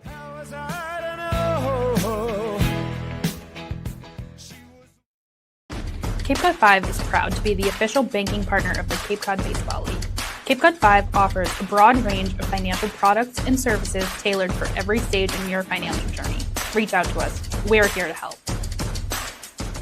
Life can be full of surprises, but Eastern Propane and Oil is always just a call away. With a local team member available 24/7, we're always ready to support you when you need it. With an Eastern Propane and Oil technician on the way, your family's comfort is our priority. Our local team, over 500 strong, ensures your home is comfortable and warm. Eastern Propane and Oil, a local team with 24/7 service and delivery, ensuring comfort when you need it most. Reader's Hardwood Supply is a candy store for wood, whether you're a professional or an amateur. Reader's Hardwood Supply carries over 70 species of both domestic and imported lumber from around the world, displayed in over 300 self-serve bins for your selection. So for your next project, make it your masterpiece with stock from Reader's Hardwood Supply. The woods of the world are here at Reader's Hardwood Supply. If you can dream it, if you can cruise in it, if you can summer in it, fish from it, or take it for a day at the beach, we can protect it. The Baldwin Group, protecting the possible. Some response from the doors in bottom two as we take you to the top of the third here at Gov Fuller Field. The Braves up 2-1 in Game 2 of the West Division Series. Aiello still out there. First pitch to the switch hitter hitting righty in Rigdon, in there for a strike on the inside edge. The Braves looking to respond quickly here. Stranded 2 runners in scoring position in the bottom of the second. Top 2, as the 0-1 comes in, misses low, 1-1. And overall, one to attack with the top of their order up right now. It's the 2, 3, and 4 hitter that we'll see at a minimum, Rigdon, Bolton, Costello. Rigdon flied out to left field back in the first inning. Here's the 1-1 pitch home from Aiello, misses outside at 85 miles per hour on the four-seam fastball. And the count goes 2-1.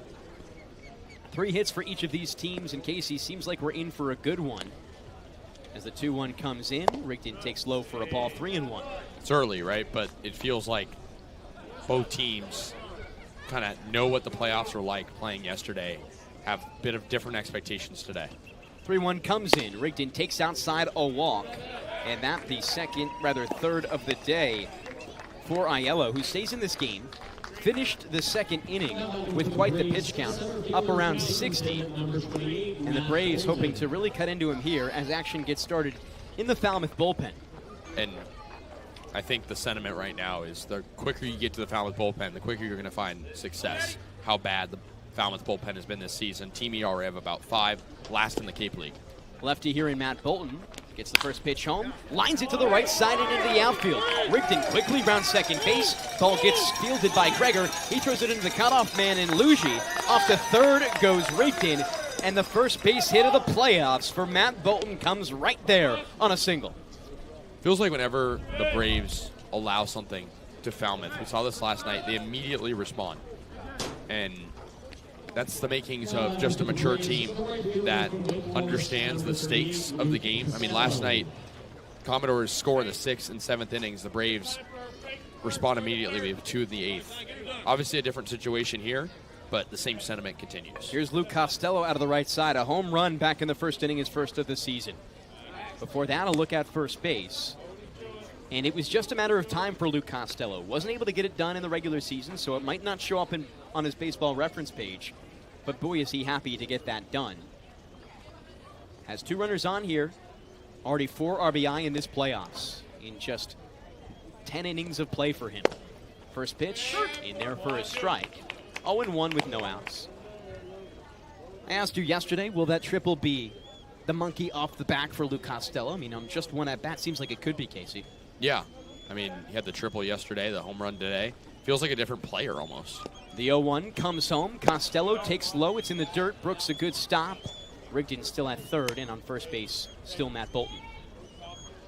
Feels like a guy that knows how good he can be. His ceiling is very high with 17 home runs this past season at Wake Forest. He's set to join the SEC at South Carolina, but a guy that maybe hindered his confidence a little bit with the lack of production after the draft.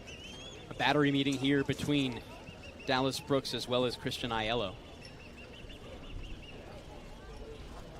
And as you were saying there, Kasey, it's not like Luke Costello is not a home run hitter.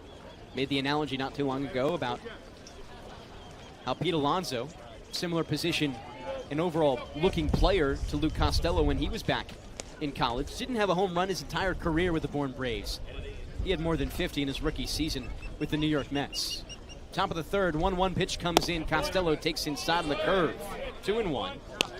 The Braves leading 2-1 right now over the Falmouth Commodores with just no outs and 2 runners in the base paths. This is the most dangerous part of the order for the Braves. 2-1 the count. Aiello set by his chest. Fires home as the runner goes. Pitch a strike, throw to second base high. Double steal for the Braves. Comes back at home, and the runner scores in Rustin Rigdon. Matt Bolton safe at second. A perfectly executed double steal. Recognition by Rigdon on the high throw to second base. He knew he could come home scot-free, and that's what he does. It's the Braves up 3-1. I wonder if Farner forgot there was a man on third. I mean, he caught the baseball and kind of just didn't see Rigdon going. Still a runner in scoring position for Luke Costello. Seems that way, Kasey. The 2-2 comes in. Swing and a miss from Luke Costello. Down on strikes for the first down of the top of the third inning. Big out there, obviously. I think Aiello is starting to get a little frustrated. After that double steal, he kind of huffed and puffed for a moment off the mound. But gets a tough out in Luke Costello, and if you can keep this at 2, you're in a good spot. Berkeley Mabius stands into the back of the righty's box, a switch hitter. First pitch comes home to him. He takes first strike, low inside corner. Aiello's been nailing that part of the strike zone. He's been doing a great job. The Braves overall, victim of just 2 strikeouts so far. It's Riker Wade and Luke Costello.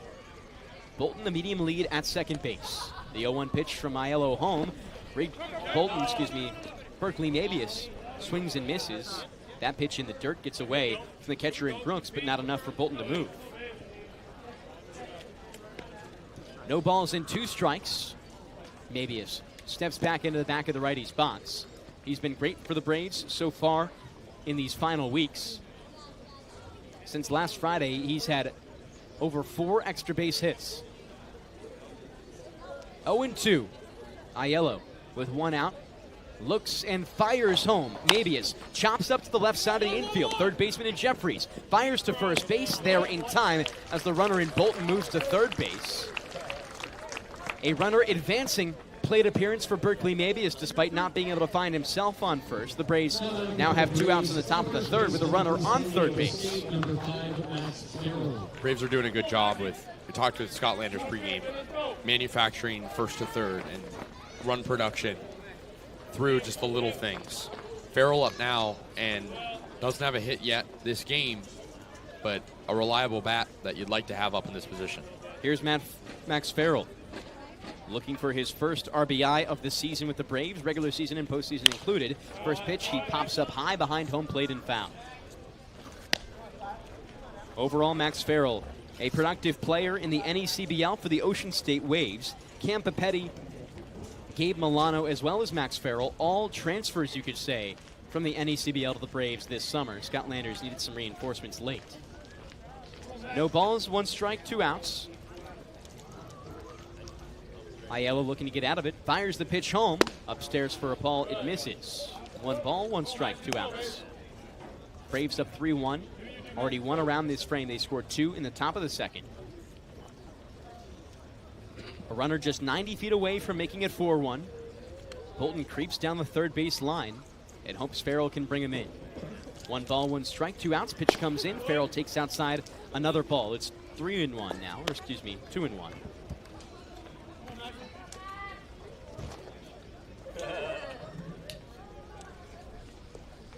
Farrell, a 300 batting average with the Braves in the regular season. A solid year for him at San Diego State University for his freshman year as well. 2-1 comes home. Farrell takes outside a ball. A good eye. 3-1.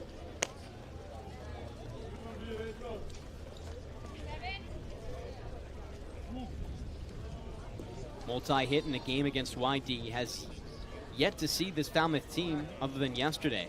Didn't see him in the regular season. 3 balls, 1 strike, 2 outs. Pitch comes home. Farrell takes an inside strike. 3-2.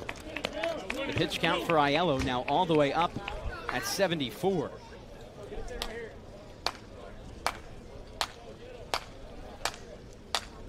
Fisher Cantrell going in the bullpen for the Commodores. As the 3-2 comes in to home. Farrell softly puts it shallow left field. Peralta ranges to his right and makes the grab. Braves can't get any more beyond the 1 in the top of the third inning. It's 3-1 Braves as we take you to the middle of the third inning. Bottom 3 coming up for the Doors.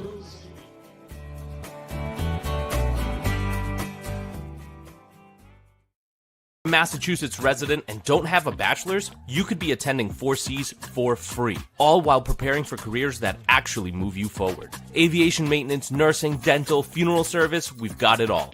capecod.edu/free. Heading to Nantucket this summer? Skip the traffic and take to the skies with Cape Air. With convenient flights from Norwood to Nantucket, you can start your vacation sooner without the hassle of traffic. That way you spend more time relaxing and less time getting there. Experience the Cape Air difference and book your next flight today at capeair.com. Let Cape Air be your wings in the Northeast.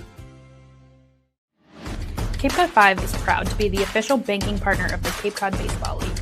Cape Cod 5 offers a broad range of financial products and services tailored for every stage in your financing journey. Reach out to us. We're here to help.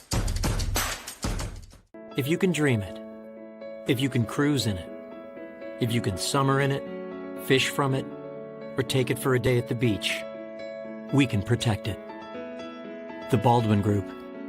Protecting the possible. Try it, then buy it. Rent a new cat for up to 90 days. Then apply 100% of the rental cost to the purchase and save. The Milton Cat Rent to Purchase offer. Try it, then buy it. Go to miltoncat.com/RPO. Bottom three in the 3-1 ball game in favor of the Bourne Braves. Ben Dean steps back out for his third inning of work as the starter. He's been great so far. 4 strikeouts, just 1 run. Came off 2 singles back in the second. A double and a single. It's Fabio Peralta in the top of the lineup up here for the Falmouth Commodores. A team hungry to stay alive. Down 0-1 here in the West Division Series. Game 2 of the playoffs for both sides. Peralta digs into the back of the lefty's box. Dean comes set out of the stretch on the mound. And here's the first pitch of the bottom of the third inning in. Peralta skies it up the left field line in foul territory. Range here from the third baseman as well as the left fielder in Osterhaus. Neither can get there in time. It drops for strike 1. Peralta 2 for 4 with a run scored and a strikeout in yesterday's game. He was one of the few productive bats for this Commodores team that fell 8-2 to the Braves. Was a bludgeoning overall.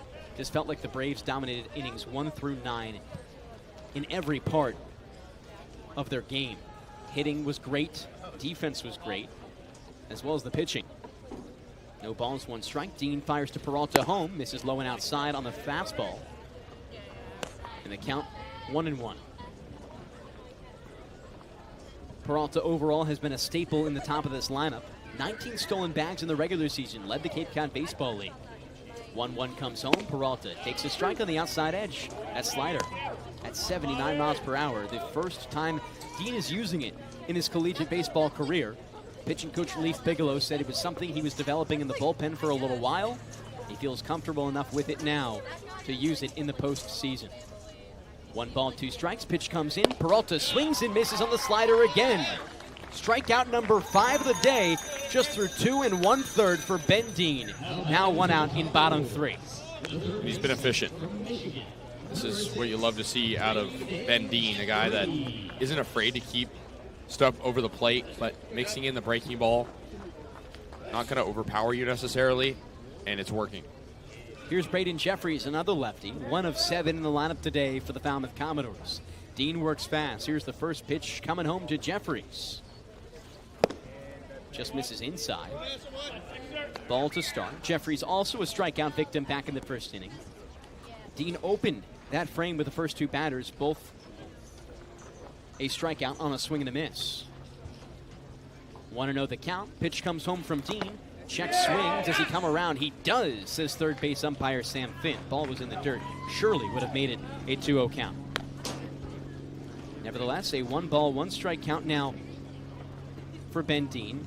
Now just 39 pitches on the day. His counterpart in Christian Aiello had 60 pitches in just the second inning.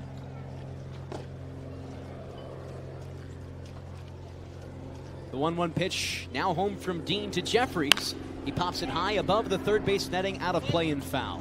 1 ball and 2 strikes for a guy in Jeffries who among qualified batters led this Falmouth Commodores team in OPS. He was phenomenal for them. On top of that, led in batting average, hits, triples, as well as RBI. Here's the 1-2 from Dean. Home to Jeffries. Outside a ball, 2-2. He was very good against the Braves last time here at home.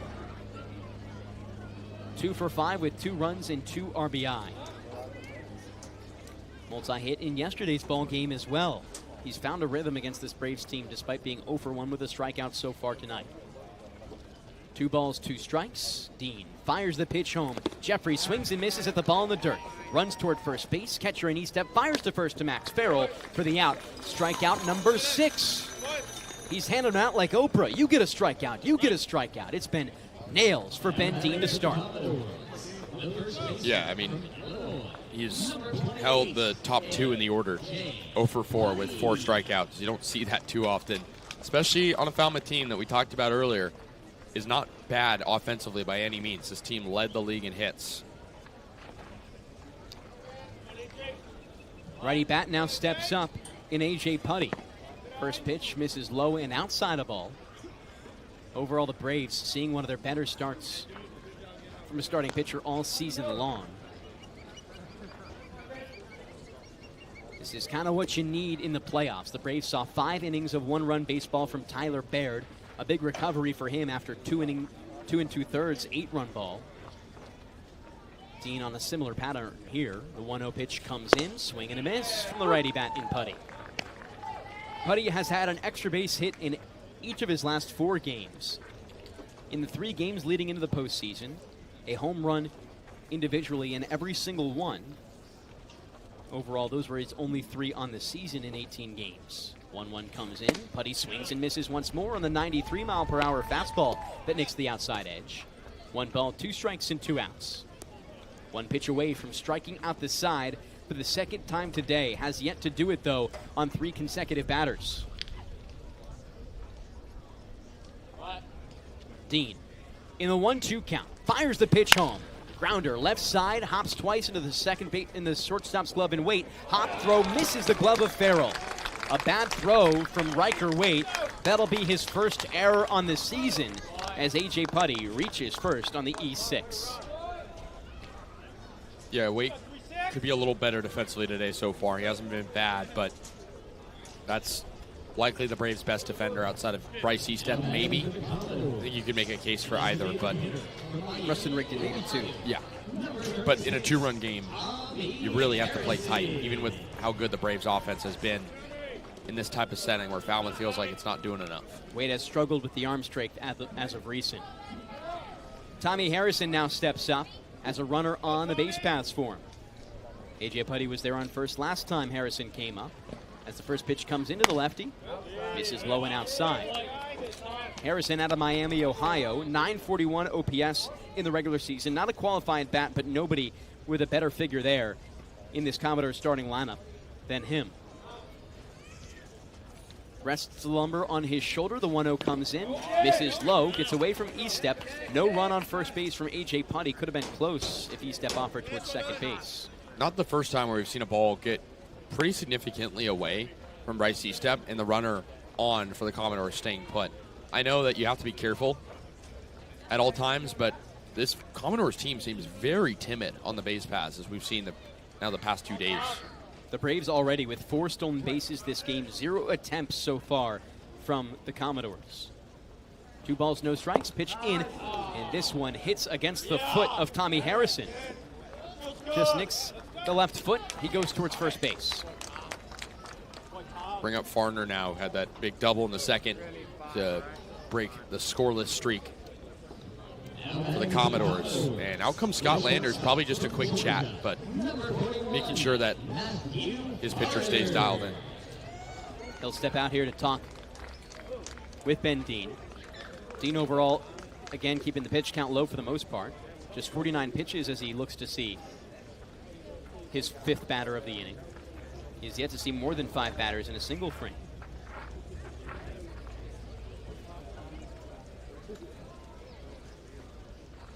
This meeting, one of the longer ones for Scott Landers, usually just out there for 10 seconds, Kasey. Yeah, I think he's trying to game plan Farner a little bit better. The Braves have given up 3 hits against this guy through, again, not even 2 full games yet. So I respect Landers for coming out and knowing the situation, as he almost always does. A deep conversation with Bryce Estep as well. Just hinting toward that being the effort. Farner, a very good bat, has scored the only run of the ball game for the Commodores. A double back in the second inning got him into scoring position. He came home on a Dallas Brooks RBI single. First pitch home to Farner. Pops up high, back behind home plate, out of play. 0-1. This Falmouth team has some very good bats. You reiterated time after time for good reason, Kasey. Led the Cape Cod Baseball League in the regular season in hits. Also up there in batting average, tied second in the league. The OPS, slugging, and on-base percentage all the way down at 7th. The 0-1 in, swing and a miss from Farner. I wonder if Landers was telling him to attack more inside. We saw right there with the breaking ball. Feels like if you can jam a guy right now, it'd be the best case scenario, getting weak contact. Bendine ahead in the count, in search of strikeout number 7 through 3 frames. Here's the 0-2 pitch home. Hard grounder, left side, just passes by the third base coaching box foul. A broken bat there for Matthew Farner. He'll go fetch a new piece of lumber. As the count remains, no balls and 2 strikes. On first base, it's Tommy Harrison, and on second, A.J. Putty. The first runner standing in scoring position for the Commodores since Farner himself back in the second. Only the second of the ball game for the Doors. The Braves have been hitting around a little bit more and have gotten a total of 4 runners into scoring position so far in this ball game. Make that 6, excuse me. 0-2 the count. Here's Bendine. Pitch comes home. Farner swings and misses.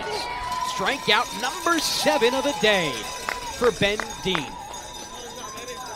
What an outing for him. And hopefully not done, Kasey. Just over 50 pitches right now. He'll likely see at least a 4th inning of work. Yeah, especially if he can keep up what he's doing. Inning would have ended without the error. So if you really think about it, he's been more efficient than it even looks like. Braves overall leading this game 3-1. Offensively have been attacking these last 2 frames. 2 in the second, 1 in the top of the third. Their offense approach is exactly where it needs to be, but a big inning here with the bottom of the order up for the Braves, Kasey. Yeah, again, you just got to keep manufacturing. Scored each of the last 2. Why not add on? Interview coming up alongside Kaydence, Kilhof, and Scott Landers on the other side. Kasey Kazliner takes over on play-by-play. Kaydence? Thanks, Devon. I'm now joined by the Bourne Braves field manager, Scott Landers. Skip, Luke Costello just hit his first home run of the season, and he had a bases-clearing triple in yesterday's game. What kind of spark are you seeing from your guy in the postseason? He needed to get going again, and it feels like he's putting good swings on it. Obviously, he had the triple yesterday and the home run today, so he's just got to stay locked in. This is Bendine's second start of the season, and he's been a key piece for you guys in relief all summer long. What are you seeing from him today? Is he living up to your expectations? Yeah, he's battling and using all his pitches. I'm going to stay with him until he's done. Before the game, pitching coach Leaf Bigelow talked about how nice it is to pitch with the lead. How important do you think that is for your pitching staff? That's huge, and you just got out of a big jam right there. I picked our defense up a little bit, so we got to win another inning. We've won 2 innings so far. We got to keep going and win more. Thanks so much, Skip. Thank you. We resume action in the top of the 4th at Gov Fuller Field. Braves lead the Commodores 3-1 in Game 2 of the West Division Series. Braves, with a win, can advance to the West Championship Series and play either Hyannis or Cotuit. Commodores need a win to stay alive in this year's playoffs. 7-8-9 due up for the Braves. First pitch to Osterhaus, upstairs, 1-0. Christian Aiello still on the mound for the Commodores. He's struggled at times, has had to face a lot of Braves so far. The 1-0, Osterhaus rips it right side into the glove of Putty, the first baseman, on the backhand. He trots over to the first base bag, touches it for the first out of the top of the 4th. Interesting to keep Aiello in this game. Up to now 78 pitches. Wonder if Jack Dom was looking for the matchup for Osterhaus against the lefty, but it doesn't seem that way with back-to-back righties coming up here. I imagine if Aiello ends up seeing the top of this order, it could be the end of his day. He'd have to allow a runner on at least. Aiello has done a good job with damage control. First pitch home to Hawk is upstairs 1-0. I mean, when you consider he gave up a home run, he gave up 3 base runners after the homer in the second, and then a few more in the third. To only allow 3 runs isn't bad, but you're still searching for a bit more efficiency. 1-0 pitch to Hawk, righty hitter, slugs it high up in the air, deep right field. Gregor ranges back, and he will make a basket catch just in front of the wall in right. Big out number 2 as Aiello searches for his second 1-2-3 inning in the top of the 4th. If Aiello can get through this frame 1-2-3, it's huge for the Doors. They need a stopping of momentum from this Bourne team, and overall have to find that by keeping Aiello in this game and the pitch count down. You don't want to bring anyone else quickly. For a guy who really struggled with efficiency to start, he could make up for it. Here's Bryce Eastep, righty hitter, who came in with a sac fly. First pitch in there for a strike, 0-1. Eastep making his first playoff appearance this season for the Braves. Ended the regular season campaign with hits in back-to-back games, which for a guy that had missed time and wanted to come back is pretty big. The 0-1, Eastep takes a slider outside, 1-1. And an RBI double in the loss against YD in extra innings. Red Sox on the brink of elimination today in their game against Chatham. 1-1, Eastep swings and misses, mistimed on the curveball low, 1-2. So if the Braves win today, they'll officially play the Hyannis Harbor Hawks in the championship series, with Hyannis sweeping Catuit in 2 games, winning tonight 7-1 at Lowell Park. 1-2, Eastep rolls it just foul of the third base line. Count remains at 1-2 with 2 gone and the base is empty in the top of the 4th inning, and the Braves up 3-1 over the Falmouth Commodores. Game 2 of the West Division Series. Braves won convincingly last night. Final score 8-2 at Dorn Park. Aiello comes set, winds and deals the 1-2. Eastep takes a fastball away. 2 balls and 2 strikes. A couple of games underway around the Cape League as well. Brewster and Harwich scoreless in the 3rd. YD and Chatham scoreless in the 1st. 2-2. Eastep chomps it straight into home plate for a foul ball. Count stays at 2 balls and 2 strikes. I'd be shocked if we see Aiello go any more than this. If you get to the top of the order, Eastep working up the pitch count here, you could be in for some damage. But there's clear effort by Jack Dom not to go to the bullpen early. Definitely some strategy. Yeah, some of the weaker units in the entire Cape Cod Baseball League, the Falmouth Commodores have. 2-2 pitch home. Eastep takes a curveball inside on the knees. Count goes full. Good to see Eastep lay off some pitches. A guy that has struggled at the plate this season for the Braves, but has shown flashes at a home run earlier in the season. Payoff. Eastep takes outside, ball 4. 4th walk tossed by Aiello. That'll flip the lineup card to Riker Waite, the man at first, and 2 gone in the top of the 4th. It's a huge walk right there for the Braves to get something going here. So a good plate appearance by Bryce Eastep for the 2nd time. At the sac fly and drove in a run in the 2nd. And here's Riker Waite. 1 for 2. Singled back in the 1st. First pitch to the switch hitter batting righty in there for a strike, 0-1. You asked the question, why is a guy like Riker Waite in the 1 spot? You know, he doesn't have the runners in front of him often to drive in runs despite being a very big hitter. Kasey, the answer is he gets up more than anybody else. 0-1. Waite takes low and away. 1 ball and 1 strike. Having him at the top of the order, there's not going to be a player in your lineup who sees more plate appearances than Waite, and there's not a guy who you want to get more plate appearances. He gets on base so often. It still works really well as a leadoff guy. It's been so good for the Braves ever since his return from Team USA. The 1-1 as Waite slugs it high up in the air. Left center field. White looks up. It is off the bottom of the wall. Eastep being waved around 3rd. The throw hits the cutoff man at short. Now it comes home. It's high. No tag. RBI double for Riker Waite. And the Braves lead by 3. It's 4-1. second double of the postseason for Waite. And the Braves have scored in 3 straight innings off Aiello. He is just a spring. Unloads on that one, and likely a home run in many ballparks, not here at Cotuit. Just an incredible performance by Riker Waite so far this postseason, Kasey. His first RBI. First RBI, his 4th hit, and putting the Braves in a good position.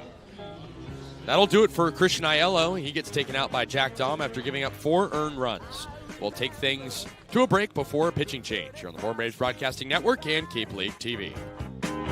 When you put me on the Massachusetts resident and don't have a bachelor's, you could be attending 4Cs for free, all while preparing for careers that actually move you forward. Aviation maintenance, nursing, dental, funeral service, we've got it all. capecod.edu/free. Heading to Nantucket this summer? Skip the traffic and take to the skies with Cape Air. With convenient flights from Norwood to Nantucket, you can start your vacation sooner without the hassle of traffic. That way you spend more time relaxing and less time getting there. Experience the Cape Air difference and book your next flight today at capeair.com. Let Cape Air be your wings in the Northeast. If you can dream it, if you can cruise in it, if you can summer in it, fish from it, or take it for a day at the beach, we can protect it. The Baldwin Group. Protecting the possible. Cape Cod 5 is proud to be the official banking partner of the Cape Cod Baseball League. Cape Cod 5 offers a broad range of financial products and services tailored for every stage in your financial journey. Reach out to us. We're here to help. Try it, then buy it. Rent a new cat for up to 90 days. Then apply 100% of the rental cost to the purchase and save. The Milton Cat Rent to Purchase offer. Try it, then buy it. Go to miltoncat.com/RPO. Reader's Hardwood Supply is a candy store for wood, whether you're a professional or an amateur. Reader's Hardwood Supply carries over 70 species of both domestic and imported lumber from around the world, displayed in over 300 self-serve bins for your selection. So for your next project, make it your masterpiece with stock from Reader's Hardwood Supply. The woods of the world are here at Reader's Hardwood Supply. So the starter, Christian Aiello, for the Falmouth Commodores goes 3 2/3, and that brings in a new pitcher after the walk and RBI double by the Braves. It's Fisher Cantrell, the new arm, righty and a rising junior at Jacksonville State, making his 4th appearance and first of the postseason for the Commodores. Here's the switch hitter, Rustin Rigdon, with a man at second, Riker Waite, and 2 gone in a 4-1 game. Top of the 4th inning. First pitch. Inside, 1-0. Rigdon batting lefty, switch hitter, one of 3 in the order today for the Braves.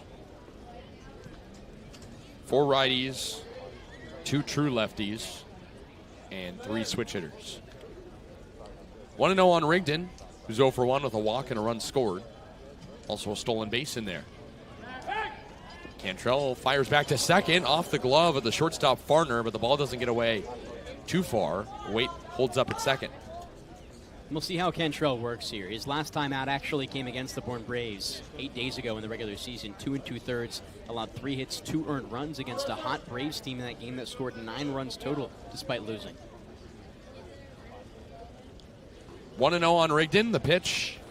He takes a fastball outside. Quickly 2 balls and no strikes, and a touch higher velocity from Cantrell, throwing 91 as opposed to the 85 we were seeing on the fastball off of Aiello. Yeah, we'll see how it works. I think the necessary thing for this pitching staff is control.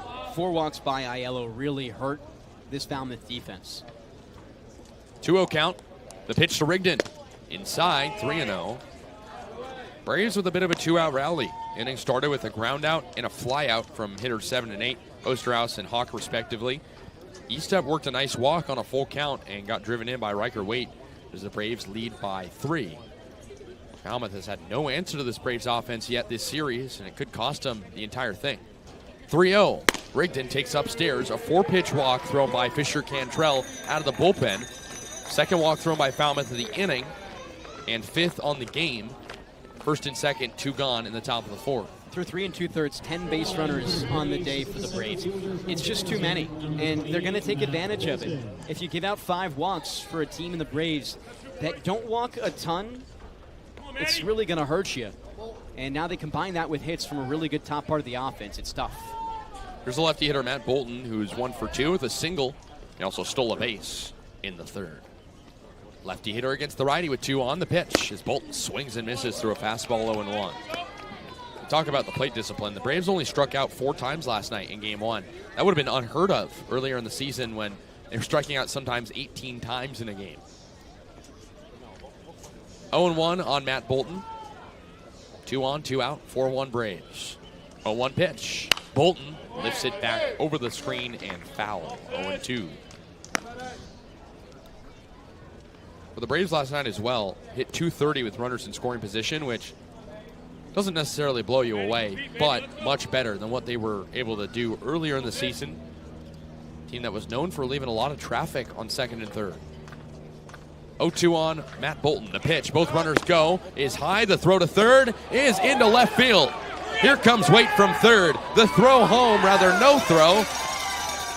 And it's 5-1 Bourne on continued botched defense by the Commodores. This Bourne team is stealing bags like they didn't really show in the regular season, but boy, is it paying off. This is a rough Falmouth defense in the regular season, tied 6th in errors, tied 5th in caught stealing percentage. Playing below those figures so far, and the Braves taking big advantage of it. 1-2 on Matt Bolton, now 5-1 Braves. Scored in 3 straight innings, 2 crooked numbers. 1-2, runner goes from second and swing and a miss. So that'll end the inning. The Braves add on 2 and now lead by 4. It's 5-1. We'll head to the bottom of the 4th inning. Carter White, Jeff Lugie, and Dallas Brooks due up for the Commodores, who have work to do if they want to survive.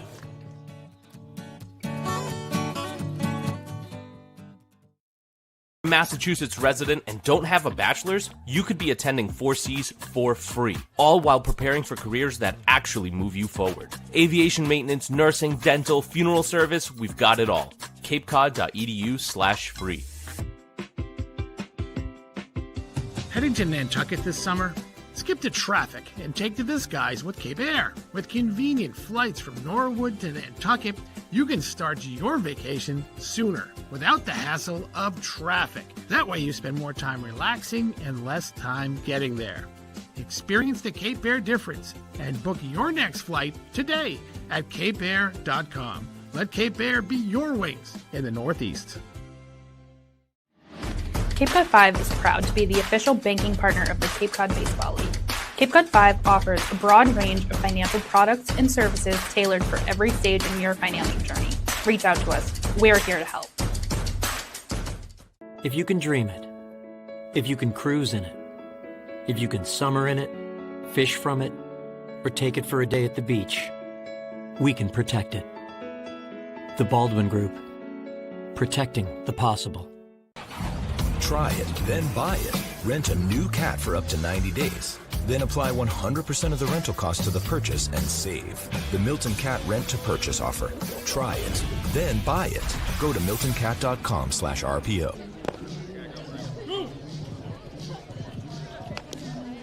Bourne leads 5-1 over the Falmouth Commodores. In Game 2 of the West Division Series, Braves up 1-0 in this best of 3.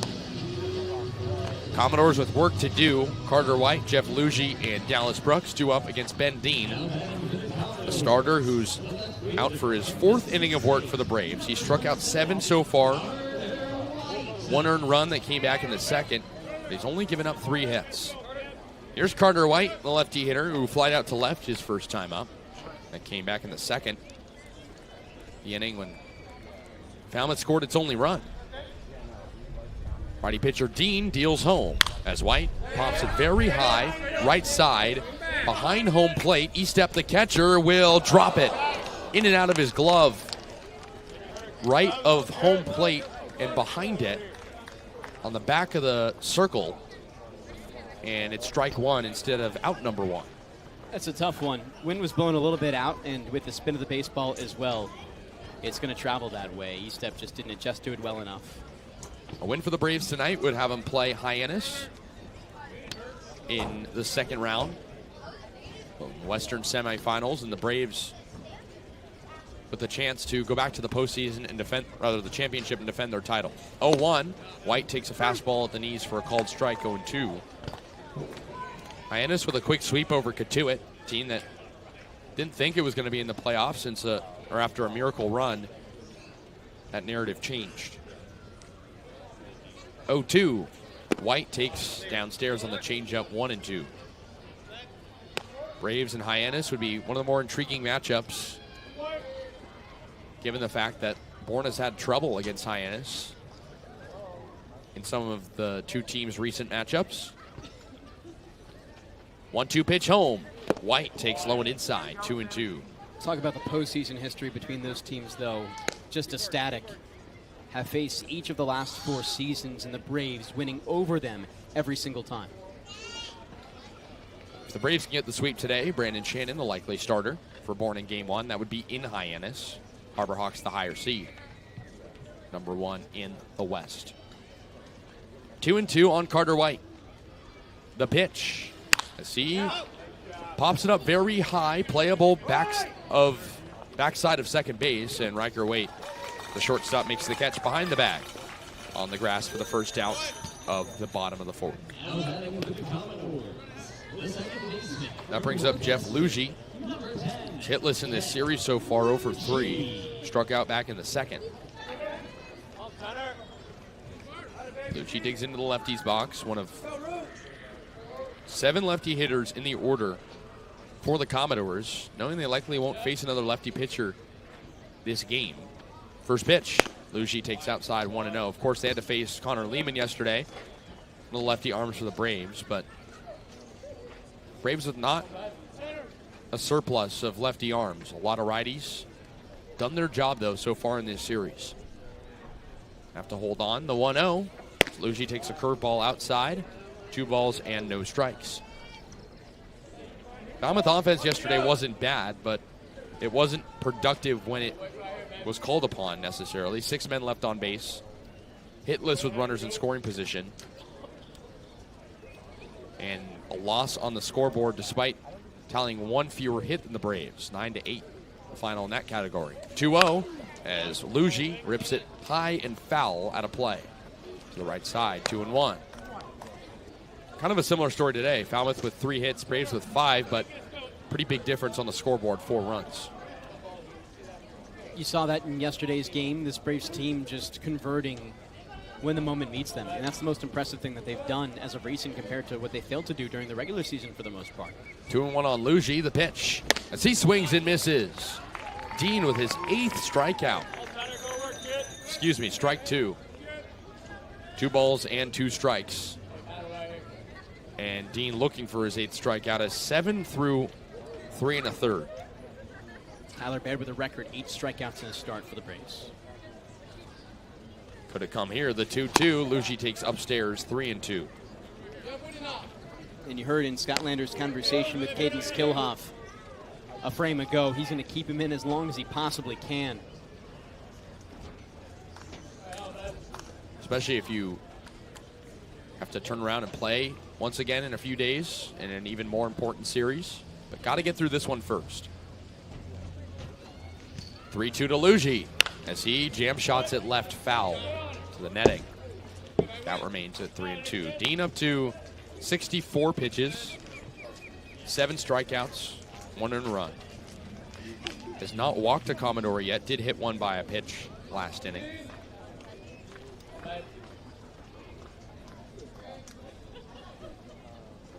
The payoff home as Lugie rips it into right field for a base hit. Rigged at the second baseman, jumped up and nearly had it. But it's a 1-out hit for Jeff Lugie, and the Commodores trying to insert some energy into this crowd that has been largely quiet tonight at Gov Fuller Field. That'll bring up Dallas Brooks, who drove in Falmouth's lone run back in the second off a single. Commodores trail 5-1 against the Bourne Braves. 1 out in the bottom of the 4th inning at Gov Fuller Field. Game 2 of the West Division Series. Braves trying to get a sweep. They're in good position so far. Brooks the lefty, first pitch home. He checks his swing at a called strike. A changeup low in the zone, 0-1. Pitching coach Leaf Bigelow for the Bourne Braves said Ben Dean has a bulldog mentality, throws a lot of strikes, and he's still developing his slider. He's been working it in nicely today. On the east-west movement on it. 0-1. Brooks takes in the dirt, bounces in front of the catcher, E-step. He throws to second, not in time. A close throw, but Luigi able to get it.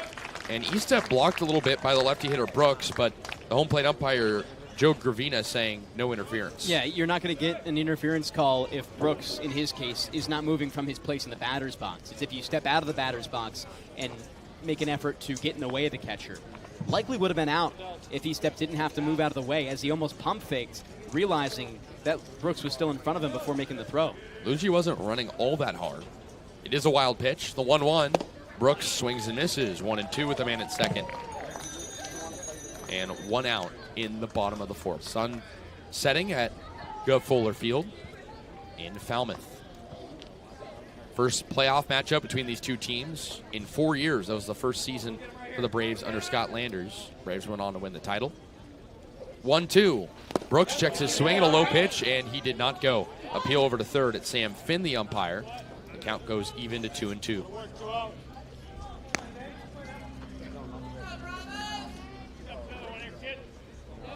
Potential Hyannis in the sights of the Bourne Braves. Harbor Hawks probably watching this game after taking down Katuitt in the earlier window. That was a 7-1 final at Lowell Park. The 2-2. Brooks takes in the dirt, bounces over toward the Falmouth dugout. Luigi rounds third after making it there, and the ball called dead. Luigi will stay at third. Another wild pitch. Dean's command starting to fade a little bit, Now 3-2 on Brooks. To speak frankly, I don't know if it's fading much. E-step has been dealing with these wild pitches all day, and he's just been doing a great job at keeping them in front of him. He's just not been able to have as much control on them in these last couple. But overall, E-step should be given a lot of credit for the way he's been able to stop them as of recent. Hasn't stopped the last two. 2 wild pitches so far. The payoff home. Brooks rolls it softly over to second. Rigdon picks it up. Will just throw to first for the out as the run comes in to score. And Falmouth back within 3. It's 5-2 on the RBI ground out. 4-3 on the put out for Dallas Brooks, who has both runs driven in so far for the Commodores. Productive at-bat there from Brooks, and manufactured too. You got to give credit. As we saw earlier in this game, there was no aggressiveness on balls in the dirt for this Commodores team to steal second or steal third. Now they do so, and it pays off big time for them. Here's Gavin Greger, 9-hole in the order. 0 for 1 with a line out to center. Lefty hitter waits the pitch. Fastball just outside, 1-0 with the bases empty. And Kasey, if they hadn't been aggressive on those wild pitches, it likely could have been a 4-6-3 double play to end the frame.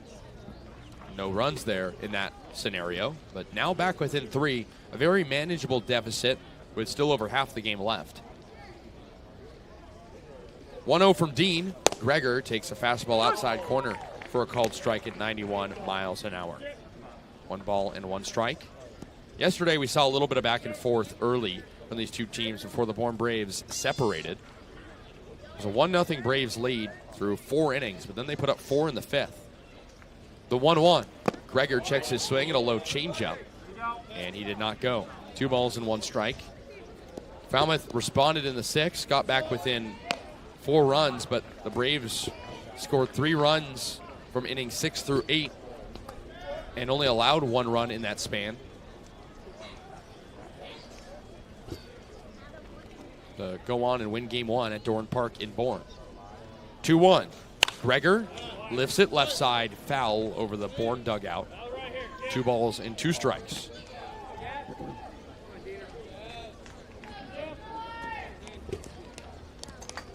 Falmouth offense that has seen production from 1 through 9 this season. Greger finished the regular season with a .268 average. Only 2 extra base hits. Trying to set up Fabio Peralta and the leadoff part of the order. 2-2. Greger swings and misses. There it is. 8 Ks for Ben Dean, tying Tyler Baird from last night. We take things to the top of the 5th. Braves looking to respond after giving up a run. In the bottom of the 4th, they lead 5-2 at Gov Fuller Field.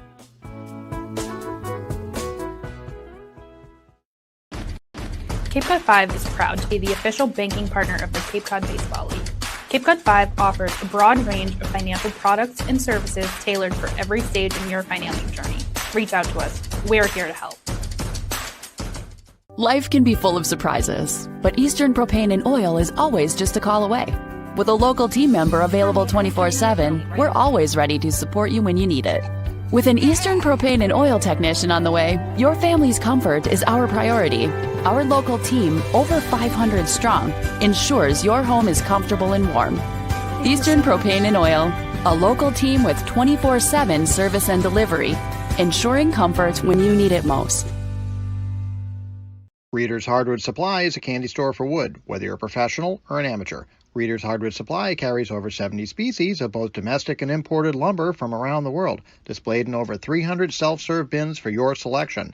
So for your next project, make it your masterpiece with stock from Reader's Hardwood Supply. The woods of the world are here at Reader's Hardwood Supply. If you can dream it, if you can cruise in it, if you can summer in it, fish from it, or take it for a day at the beach, we can protect it.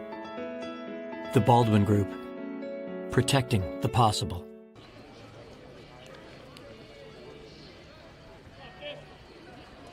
Welcome back to Gov Fuller Field. Braves lead the Falmouth Commodores in Game 2 of the Western Division Series.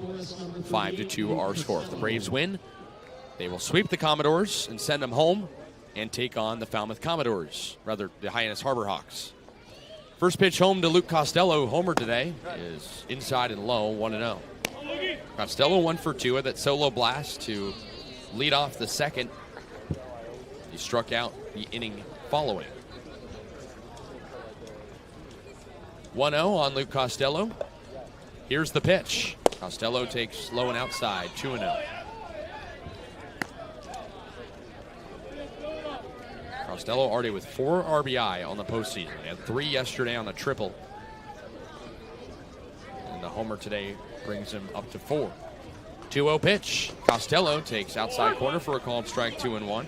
Fisher Cantrell still on the mound for the Commodores. He came in to clean things up in the 4th after Christian Aiello gave up 2 more runs. 2-1 on Costello. Here's the pitch. As he cracks it right foul, 2-2. And that final line for Aiello, 3 2/3, 5 hits, 5 runs, just 4 of them earned with 4 walks and 2 strikeouts.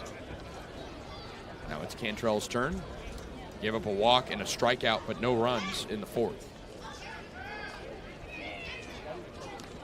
That homer for Costello is first of the entire season at large. Did not have any in the regular season. 2-2. Costello swings and misses. Foul tip into the glove of Brooks, the catcher. And that's the second strikeout for Fisher Cantrell out of the bullpen. There's one away in the 5th.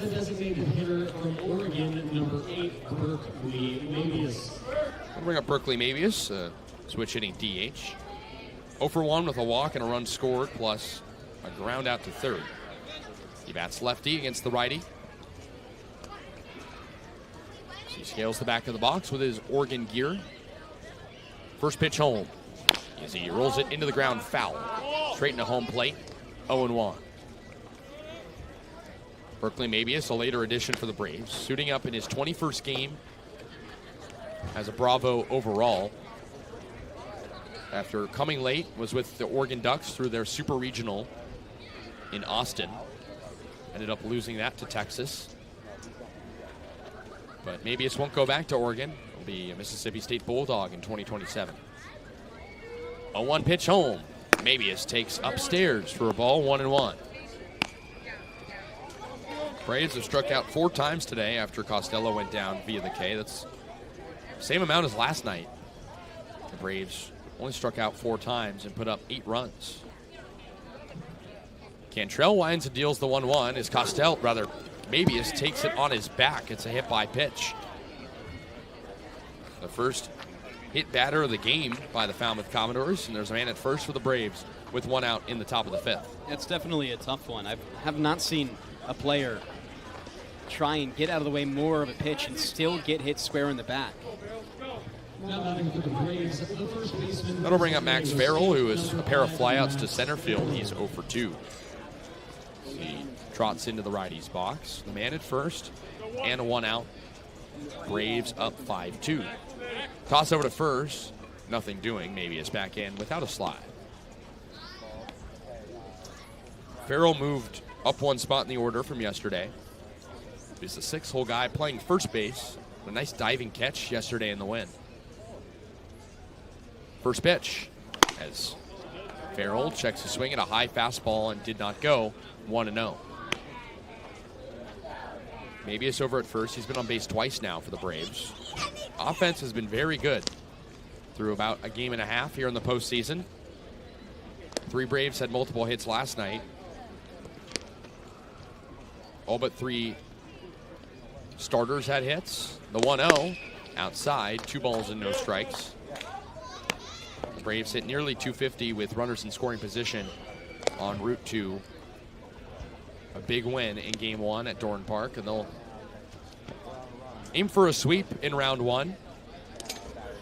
They're on track to do it tonight, but still a lot of baseball left. Throw to first, maybe a safe. Falmouth offense has been pesky at times, and looking ahead to next inning, if they can get Dean out of the game, they'll be in a much better position. 2-0. Farrell checks his swing, back pick to first, got a cold ball, and the runner maybe is safe. A feet first slide back into first. You don't normally see that. Mabius conducts his movements in such unique ways, the way he runs. A little unorthodox, but he's very fast, and he gets the job done every single time he tries.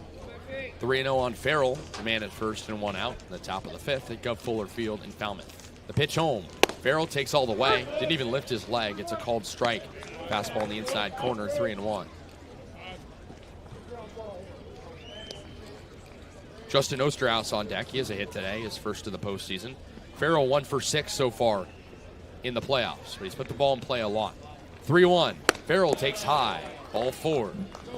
So back-to-back free passes dealt by Fisher Cantrell. It's first and second for the Bourne Braves, and that'll bring up Justin Osterhaus with 1 out in the top of the 5th with a 3-run lead.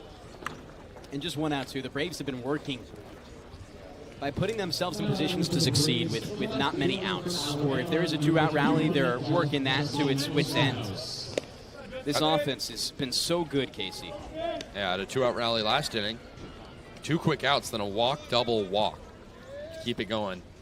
2 runs scored as well. Here's the lefty hitter Osterhaus with first and second, 1 out. First pitch as Justin blasts it high up in the air. Straight away right field. Gregor at the wall. He looks up. This baby is out of here. Justin Osterhaus leaves the yard for the first time this year. Second homer of the game for the Braves. They've scored in 4 straight innings and lead 8-2.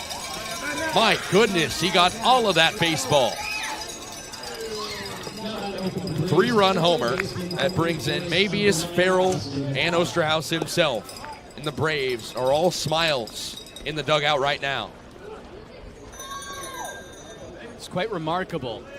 And here comes a call to the bullpen for Jack Dunn. This Bourne Braves team, unbelievable the power they've ensued just out of nowhere in these recent games.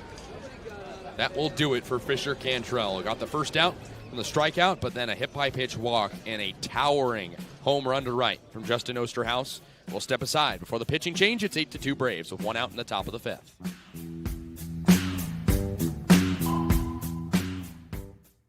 Massachusetts resident and don't have a bachelor's, you could be attending 4Cs for free, all while preparing for careers that actually move you forward. Aviation maintenance, nursing, dental, funeral service, we've got it all.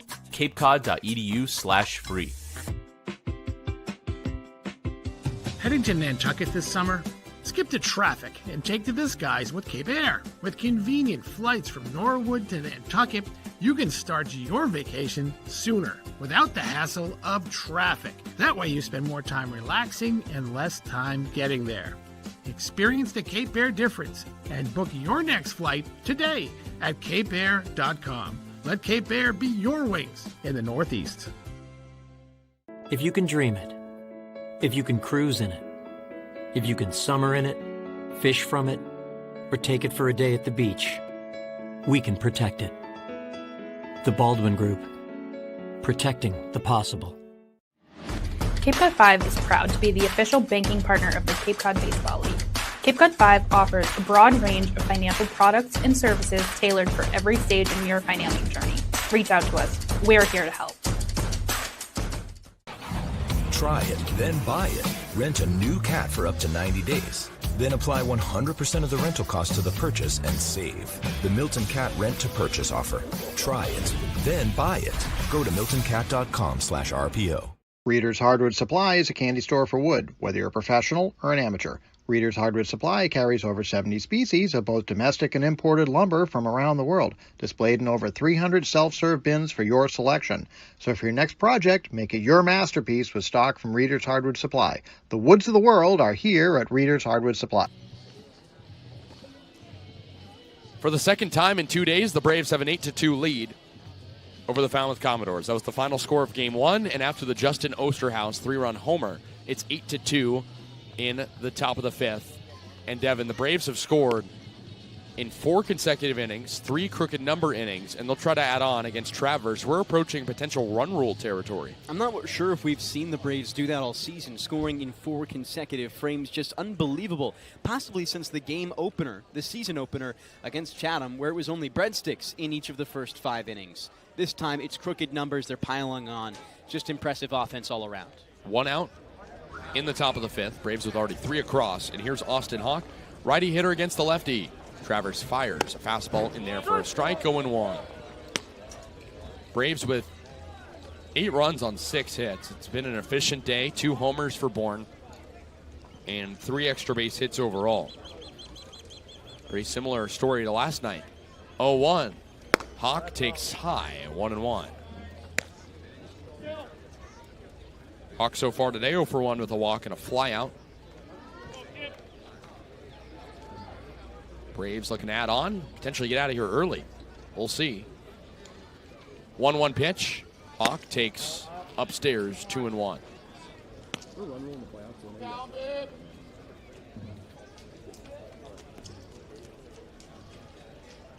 It's looking right now, if all goes according to plan, the Braves will play the Falmouth Commodores next series, but still a lot of baseball left. The 2-1. Hawk takes outside.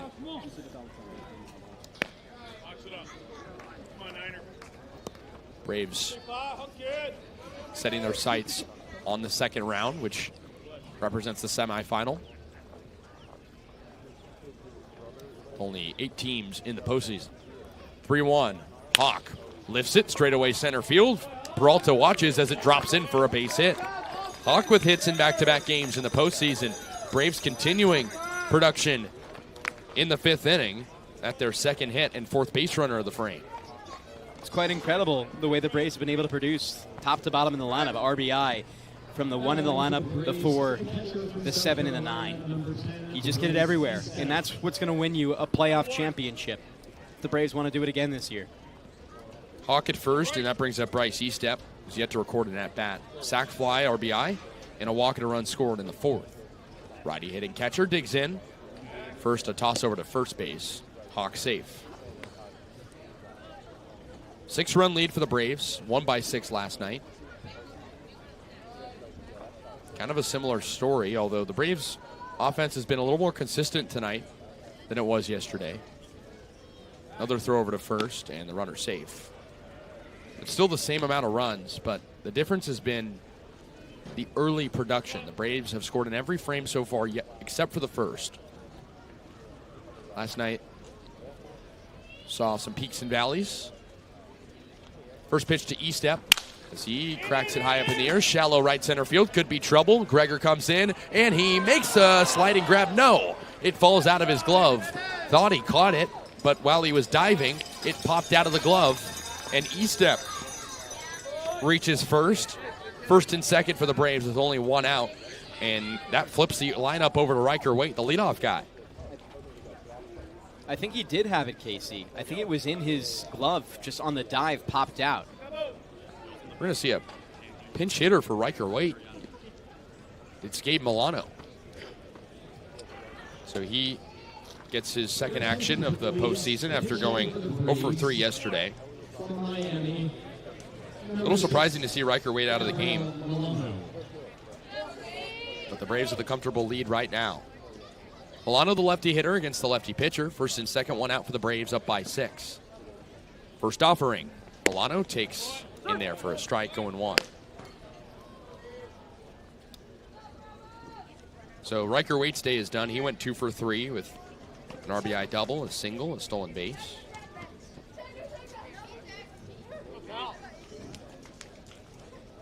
On 1 on Gabe. Pitch home. Milano takes low and outside, 1-1.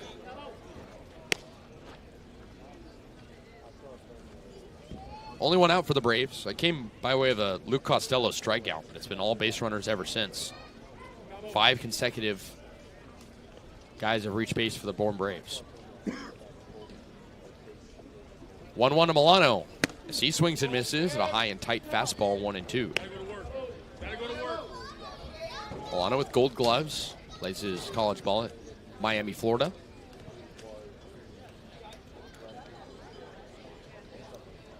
In his 5th game as a Brave. Coming over from the NECBL, not too far. 1-2 as Milano takes strike 3 call. Fastball at the knees at 89. Second strike out of the frame for the Commodores, and there's 2 gone in the top of the 5th. So first strikeout for Travers, and that brings up Rustin Rigdon, switch hitting second baseman, who's 0 for 1 with a pair of walks and a run scored. He bats righty against the lefty with first and second, 2 outs in the 5th inning. Braves by 6. The pitch home as Rigdon takes a fastball outside corner for a strike. Rigdon had a big RBI double last night. We were talking about his lack of extra base hit production. And he went out, slugged in a double, and a run scored for the Braves.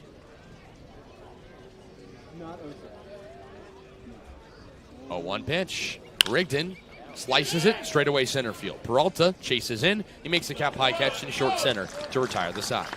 Big inning for the Braves. 3 runs on 3 hits and 2 left. We will head to the bottom of the 5th inning. Commodores down by 6.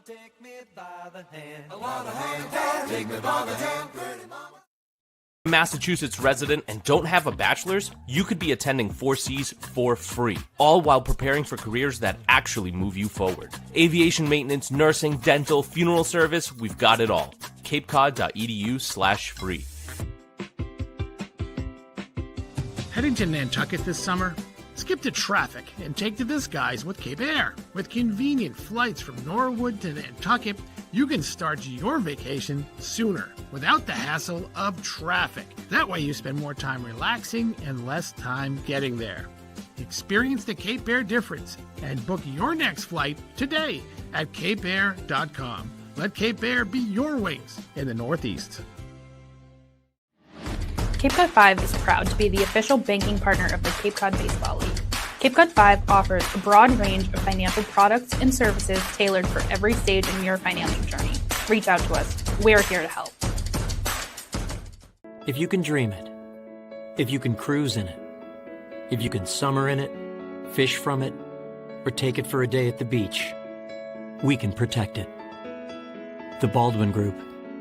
Protecting the possible. Try it, then buy it. Rent a new cat for up to 90 days. Then apply 100% of the rental cost to the purchase and save. The Milton Cat Rent to Purchase offer. Try it, then buy it. Go to miltoncat.com/RPO. We bring you back to Gov Fuller Field, 8-2 in favor of the Bourne Braves over the Falmouth Commodores. Braves back on defense and with some changes. With Riker Waite out of the game, Rustin Rigdon takes his spot at short, moving from second base to shortstop. Justin Osterhaus moves from left field to second base. Max Farrell moves from first base to left, and the pinch hitter, Gabe Milano, goes to first base. He replaced Riker Waite in the order.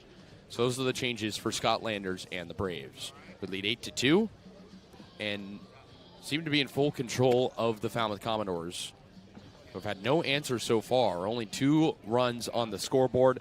Not much power, not much contact. And Ben Dean's day is over. Starting pitcher for the Braves tossed 8 strikeouts. Only 2 runs allowed, both of them earned.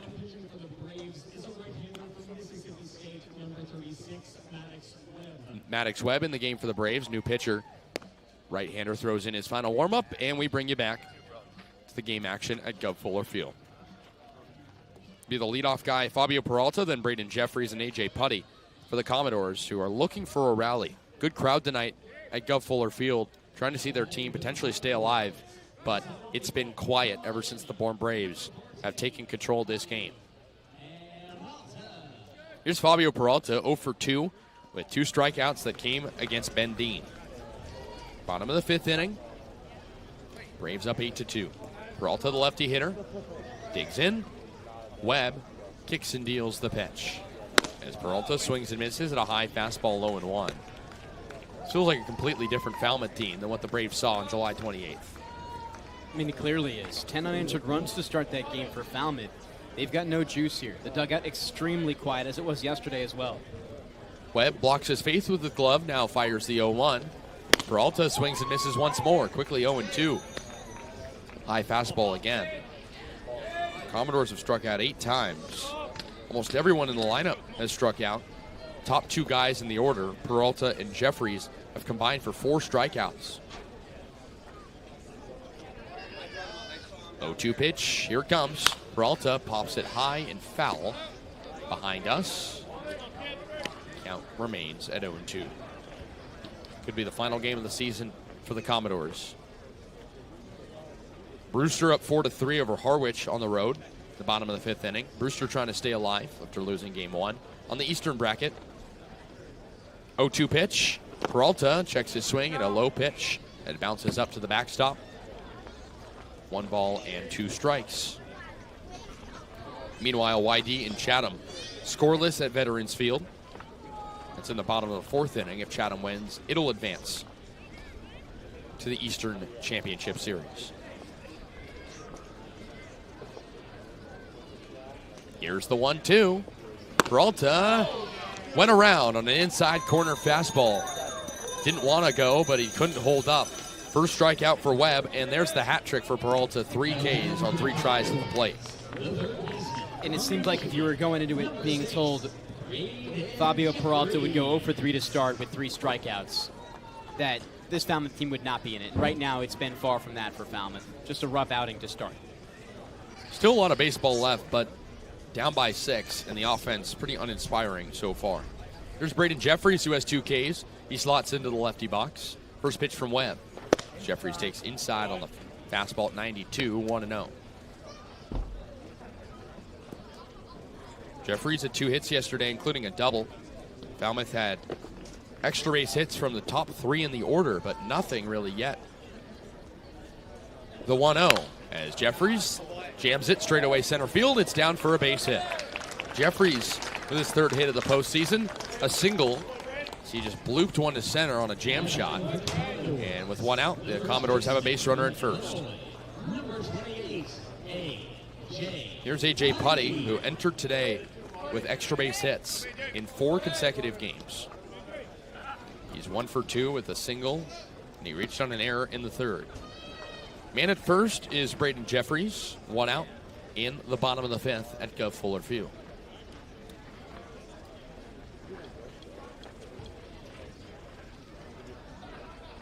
First pitch to Putty as the Illinois Fighting Illini takes low and away, 1-0. Real quiet here at Gov Fuller Field. I know we've emphasized that a few times, but not a lot of life here. We were coming into this park thinking it was going to be very loud and very difficult to play, and it has not been that for the Braves. Webb out of the stretch, kicks home the 1-0 as Putty takes inside, 2 balls and no strikes. And you would maybe expect him to be a little louder right now because Ben Dean's out of the game, and he obviously was very hard to hit. Not like the Braves bullpen is shabby by any means, but you want to see, if you're a Commodores fan, them riled up a little more. The 2-0 in there for a strike, 2-1. I think the life is just sucked out of him, and that's why you don't hear much. Would need a big comeback to get back in this game, down by 6. Braves won by 6 last night by an 8-2 final. 2-1 pitch with a man at first. Putty takes outside for a ball, 3-1. Commodore dugout quiet as well. A lot of guys hanging their heads. Probably a bittersweet moment for him, but still a lot of baseball to play. 3-1 pitch. Putty blasts it left center field. It's down for a base hit. Shallow enough, and he gets the job done. Nestling it between the shortstop Rigdon, who jumped up, and the left fielder Farrell. It's back-to-back hits for the Commodores. Jeffries to second, Putty at first, and here comes the skipper, Scott Landers. Yeah, just want to talk to him and calm him down a little bit. That's the main goal right here. And the Braves really have to keep it clean. You bring your starter out of the game, and you don't want things to go haywire. A relief pitching staff that has been subpar toward the end of the regular season. We hadn't seen really much from Webb after the strikeout to suggest he was leaving too much over the heart of the plate. In fact, Jeffries singled on a jam shot, but Putty got a better pitch. And it's now first and second and only one out. And Falmouth, Devon, and you don't need to chip away to the full extent. You really just need a few runs here to get your head back in it. You do. And, momentum can be a strange thing if they can just start piling on here. They've got 6 hits. They've been able to find a rhythm at moments. It can happen quick. That'll bring up Tommy Harrison, who's 0 for 1 with a hit by pitch and a K. First and second, 1 out. Bottom of the 5th inning, Braves by 6. A home run can cut that deficit in half, though, for the Commodores. Harrison, one of their best hitters, had a hit yesterday. The pitch. So he checks his swing at a low fastball and did not go 1-0. Commodore offense out hit so far 8-6. Braves have been uber efficient. 2 home runs, including 1 last inning. 1-0 on Harrison. Webb kicks and deals. As Harrison takes a slider on the inside corner for a called strike, 1-1.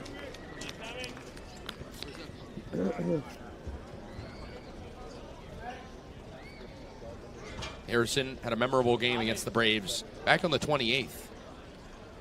Went 2 for 4 with 3 RBI. Nothing yet today, though, except for the hit by pitch. 1-1. Harrison takes a breaking ball in the outside corner for a called strike, 1-2. Fabio Peralta struck out to lead off the inning, then a single and a single in order for the Commodores. Lost yesterday 8-2, down 8-2 right now in the bottom of the 5th. Braves trying to send them packing like they did in 2022 in the first round. 1-2 as Harrison blasts it left field, foul. On a line out of play. Braves also looking to defend their title. Have won 3 out of the last 4 under Scott Landers. Always a threat in the postseason, no matter how dire the end of the regular season can look. And we saw that, a 7-game losing streak. Scott Landers said it's fully behind them now. 1-2 to Harrison. Breaking ball misses outside, 2-2. You might ask some of these players, and they might forget they lost 7 straight games. Because the way this team has looked through now 2.5 playoff games has just been, or a game and a half in the playoffs has just been exceptional. A completely different squadron. Especially with how demoralizing some of those losses seemed at the time. Exactly. 2-2. Harrison swings and misses. Got him on the changeup inside. Second strikeout of the inning for Maddox Webb, and a big out number 2 with runners on first and second for the Doors. It's now the 10th strikeout thrown by the Bourne Braves. And it's all righties, too, against this lefty-dominant lineup. It doesn't matter for them, it seems. They can pierce through anything. Interesting to see pretty much the same exact squad from last night. No real changes outside of some movement in the order. No new personnel for Jack Dom, and it hasn't been working so far. But still, plenty of game left. A lot could change. First pitch home to the righty, Farner. He swings and misses at a low breaking ball, 0-1. 8-2 Braves. And for most of the losing streak, the offense was pretty bad for the Braves. Scoring over 4 runs once. But it's a different story now. The 0-1, Farner takes upstairs, 1-1. Yeah, over that losing streak, really, other than the game against Falmouth where they scored 9, you were really struggling to find a way that this team could go out there and perform well. Over the streak, 1 run 9 runs here. 3 runs, 1 run, 2 runs, 4 runs, 3 runs. Nothing outstanding. 1-1. Farner swings and misses 1 and 2, and now at a minimum, you'll get 8 runs on back-to-back games. But still half this game left. The Braves could more than double that if they wanted to with how good the offense has been tonight. Just to remind you, they've scored 2 runs in the second, 1 in the third, 2 in the fourth, 3 in the fifth to combine for 8 overall. And a balk called on Maddox Webb as he was coming set on the 1-2. So Jeffries to third, Putty to second. Third base umpire Sam Finn with the call.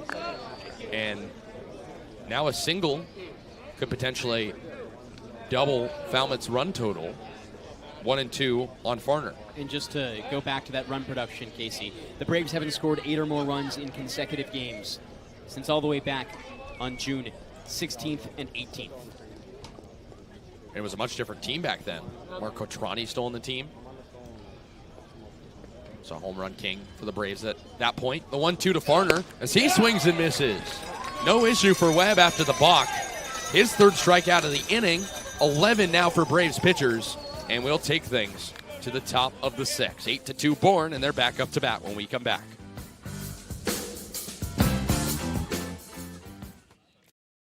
Cape Cod 5 is proud to be the official banking partner of the Cape Cod Baseball League. Cape Cod 5 offers a broad range of financial products and services tailored for every stage in your financial journey. Reach out to us. We're here to help. Life can be full of surprises, but Eastern Propane and Oil is always just a call away. With a local team member available 24/7, we're always ready to support you when you need it. With an Eastern Propane and Oil technician on the way, your family's comfort is our priority. Our local team, over 500 strong, ensures your home is comfortable and warm. Eastern Propane and Oil, a local team with 24/7 service and delivery, ensuring comfort when you need it most. Reader's Hardwood Supply is a candy store for wood, whether you're a professional or an amateur. Reader's Hardwood Supply carries over 70 species of both domestic and imported lumber from around the world, displayed in over 300 self-serve bins for your selection. So for your next project, make it your masterpiece with stock from Reader's Hardwood Supply. The woods of the world are here at Reader's Hardwood Supply. If you can dream it, if you can cruise in it, if you can summer in it, fish from it, or take it for a day at the beach, we can protect it. The Baldwin Group. Protecting the possible.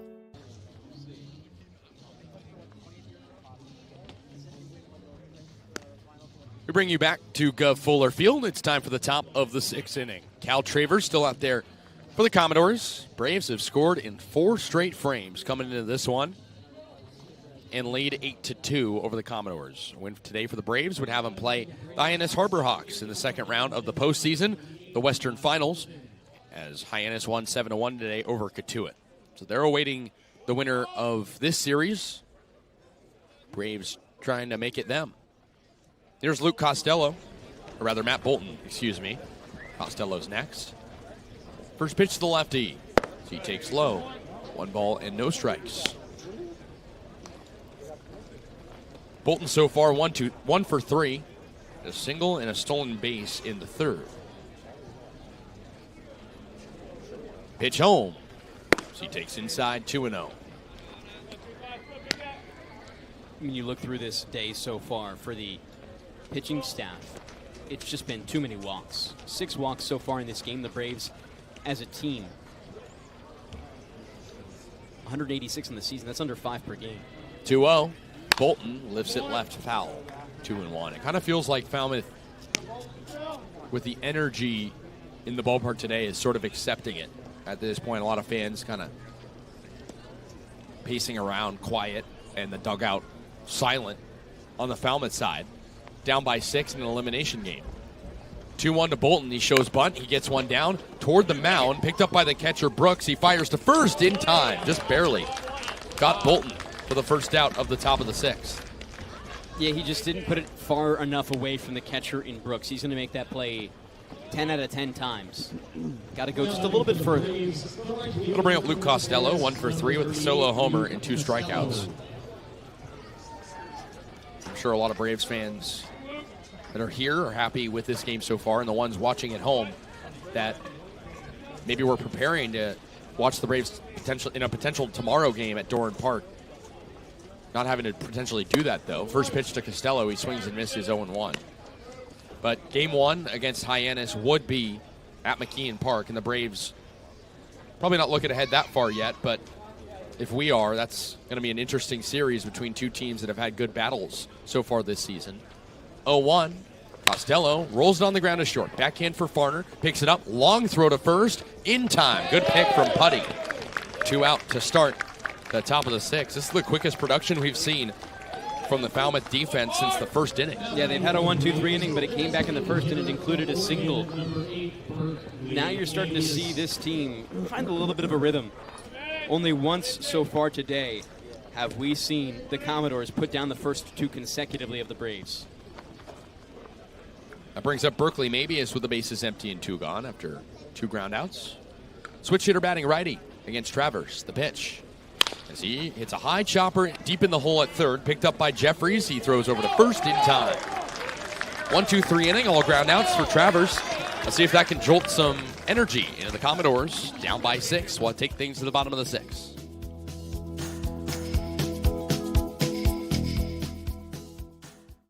Massachusetts resident and don't have a bachelor's, you could be attending 4Cs for free, all while preparing for careers that actually move you forward. Aviation maintenance, nursing, dental, funeral service, we've got it all. capecod.edu/free. Heading to Nantucket this summer? Skip the traffic and take to the skies with Cape Air. With convenient flights from Norwood to Nantucket, you can start your vacation sooner without the hassle of traffic. That way you spend more time relaxing and less time getting there. Experience the Cape Air difference and book your next flight today at capeair.com. Let Cape Air be your wings in the Northeast. Cape Cod 5 is proud to be the official banking partner of the Cape Cod Baseball League. Cape Cod 5 offers a broad range of financial products and services tailored for every stage in your financing journey. Reach out to us. We're here to help. If you can dream it, if you can cruise in it, if you can summer in it, fish from it, or take it for a day at the beach, we can protect it. The Baldwin Group. Protecting the possible. Try it, then buy it. Rent a new cat for up to 90 days. Then apply 100% of the rental cost to the purchase and save. The Milton Cat Rent to Purchase offer. Try it, then buy it. Go to miltoncat.com/RPO.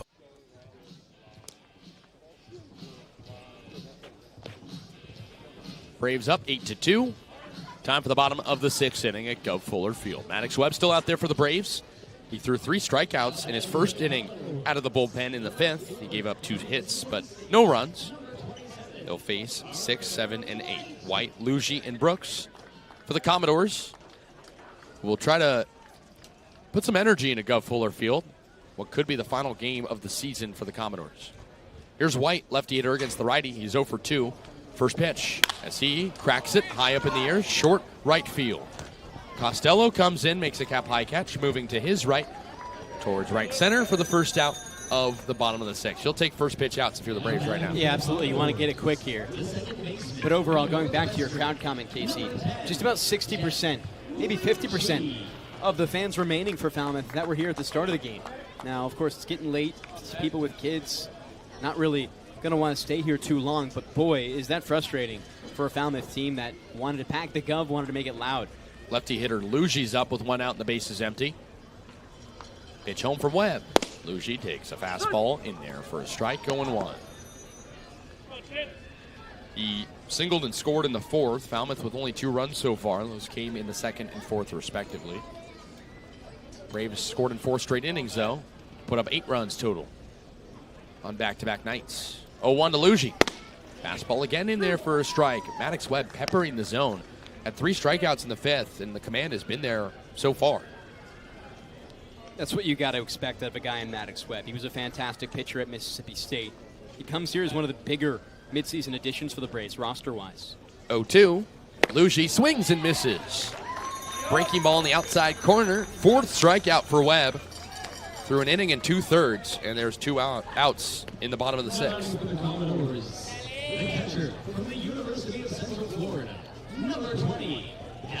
And if you're combining it, that's 12 strikeouts thrown by the Braves across 2 pitchers. My goodness. Yeah, they didn't do many strikeouts yesterday. Overall, a total of just 5. 6, rather. There's the lefty hitting catcher, Brooks. He's 1 for 2. The pitch. Fastball in there for a strike, 0-1. He's responsible for both runs batted in tonight. And an interesting pattern we've seen, run producers for the bottom of the lineup for Jack Dom in games 1 and 2. 0-1. Brooks rolls it up the middle, off the mound. It hits the second base bag, picked up by Rigdon, the shortstop. He throws it to first in time, and that'll retire the side. Braves with a quick 1-2-3 inning. Still lead 8-2. Stick with us here on the Bourne Braves Broadcasting Network. We'll have Kaydence Kilhof join us for an update. Kaydence, what's going on?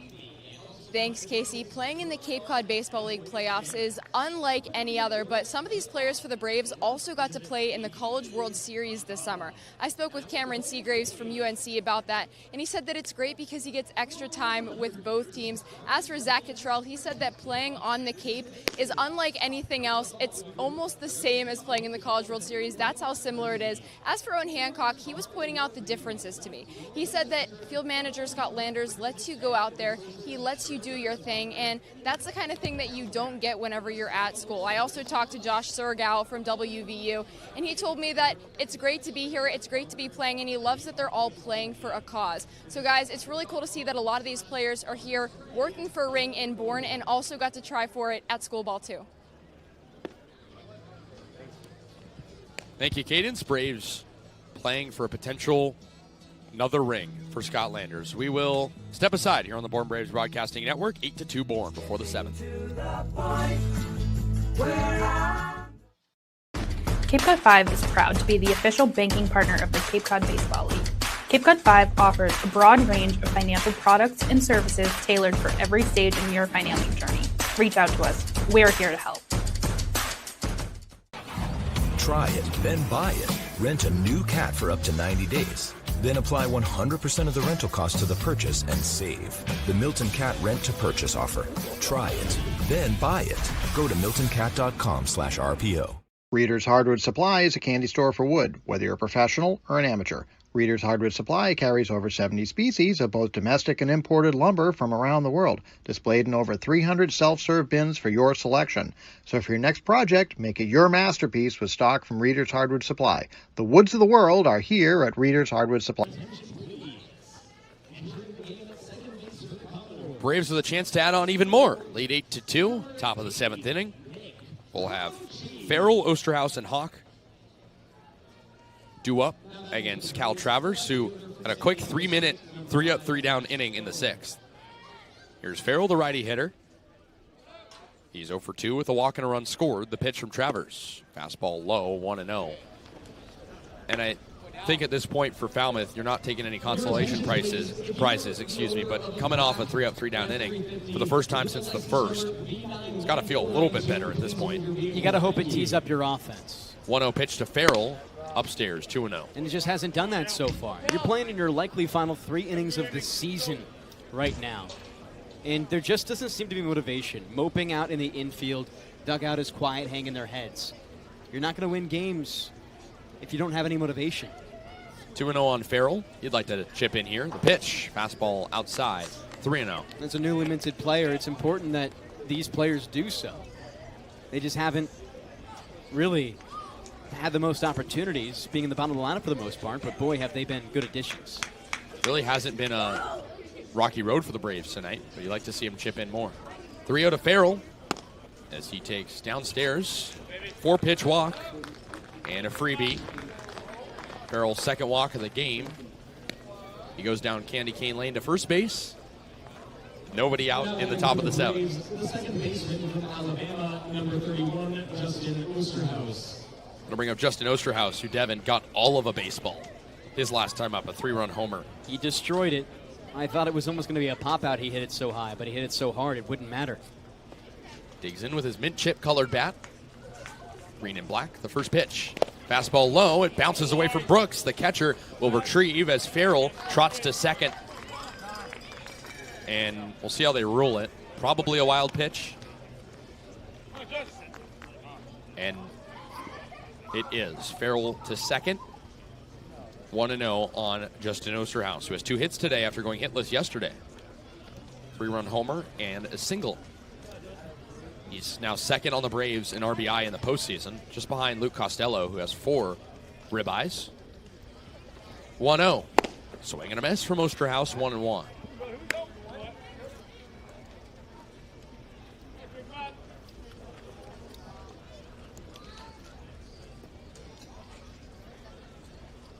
Cal Travers trying to escape the trouble. Keep this a 6-run game for now. 1-1. Osterhaus fouls it in and out of the catcher's glove. It'll be a strike, 1-2.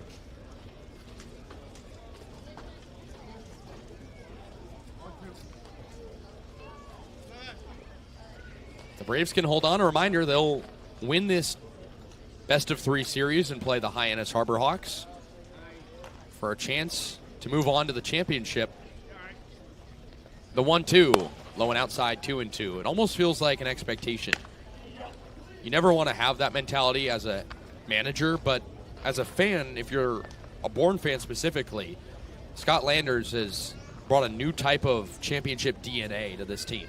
Kasey, you're from California, and they said before the season, book your tickets after August 12th. You're not going back there before then. 2-2 as Osterhaus rolls it up the first base line, foul. I think you're right. I mean, when you go to the championship 4 years in a row, you win 3 of them.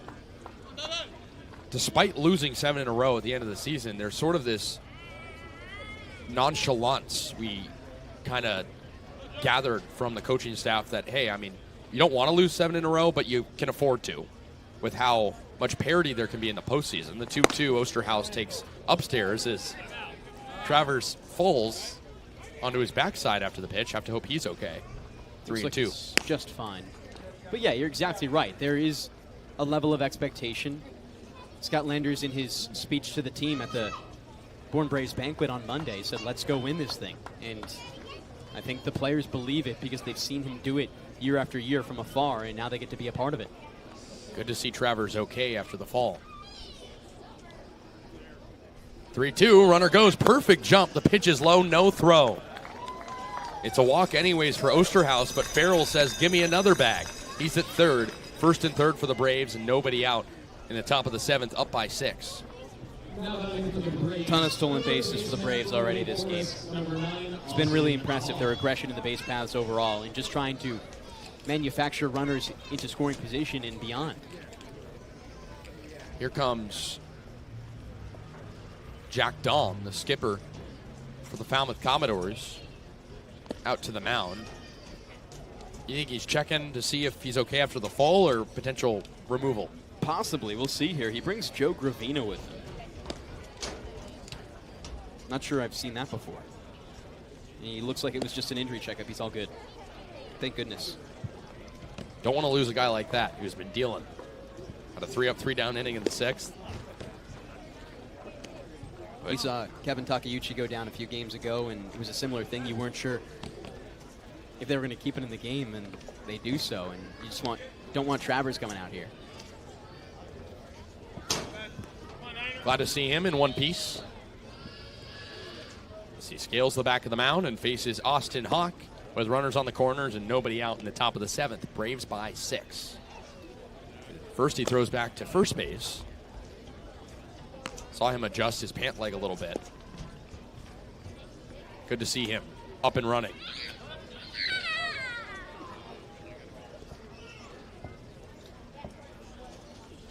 Command has not been there, though, this inning. 2 walks. The pitch home. Runner goes from first. No throw to second again. Feels like Brooks is just kind of behind right now behind the dish. I think he intentionally didn't want to make the throw there. Looks at second base. The bunt maybe throws him off a touch, but the second he pops up after the runner goes, he looked at third base just to see if Farrell would make a jump, and there was no movement. So, you know, you got to prevent any more runs here at maximum. 0-1 after a called strike. The pitch home to Hawk.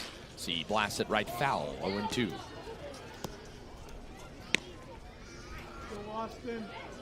Never want to see a guy get hurt in summer ball.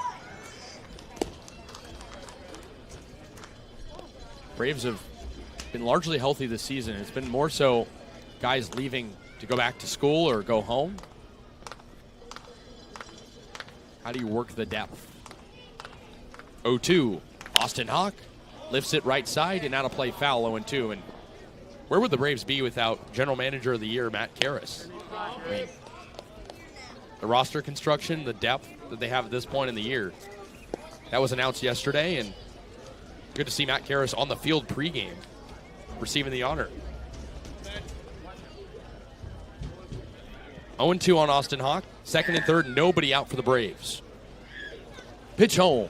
Hawk takes low and away. 1-2. It's good to see what the Braves front office can do in tandem with Scott Landers. It's a top-tier organization from top to bottom. Not just the product on the field, but also behind the scenes as well. Infield in for the Commodores. Cannot allow any more runs. 1-2. Hawk fouls it to the right. Definitely a top-tier organization. We're around it every day, but I think there's a lot of admiration across the league for what the Bourne Braves have been able to do behind Matt Karras and the front office as a whole. Not to mention Scott Landers and the coaching staff, Ed Blankmeyer as well, Leaf Bigelow, Jelani Hammer. Job not done, though. A lot of wins to go. The 1-2. Hawk rolls it up the middle into center field for a base hit. One run scores. Osterhaus follows behind. He comes in to score two. Two-run single for Austin Hawk, who's been on a heater. His fourth hit of the postseason. Now up to 3 RBI. Braves with a 10 spot. In this one, it's 10-2.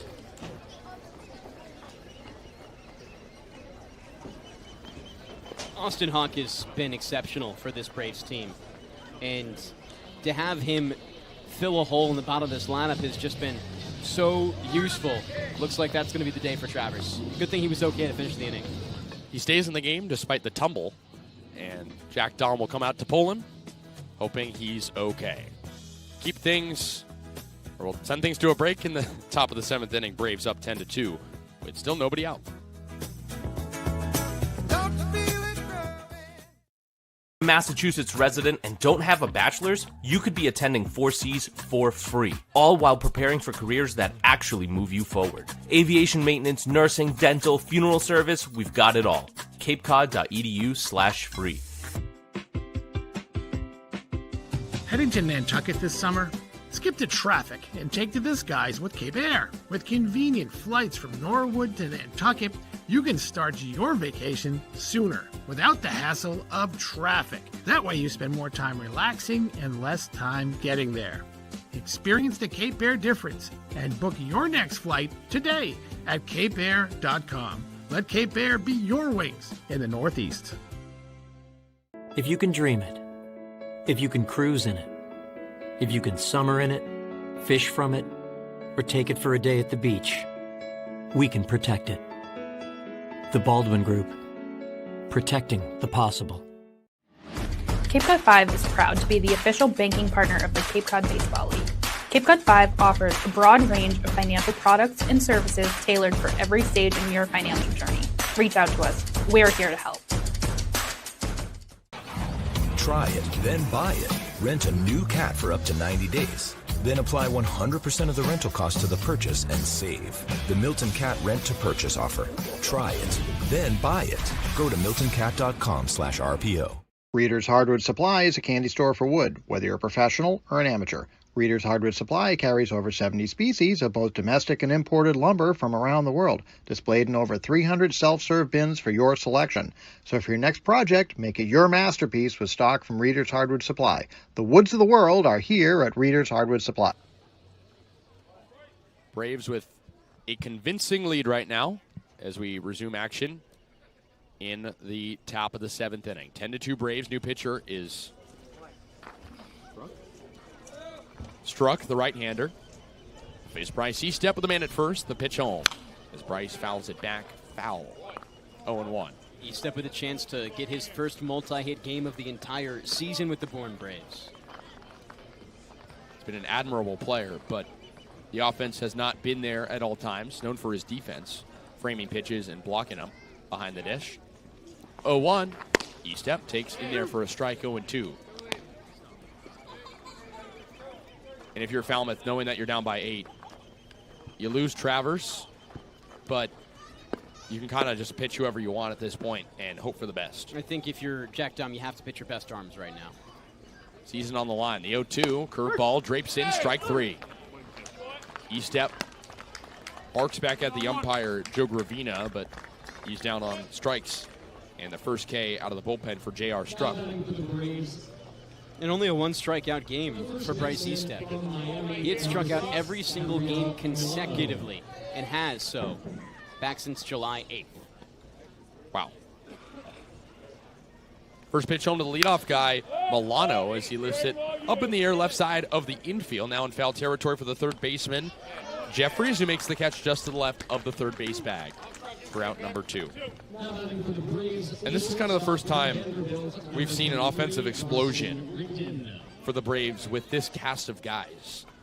8 runs yesterday is a lot, but putting up 10, for whatever reason, double digits just optically feels a lot more comfortable with this cast of guys. First pitch to the lefty to Rigdon as he lifts it to the left, foul out of play, 0-1. Last time the Braves put up double-digit runs was July 12th against Wareham.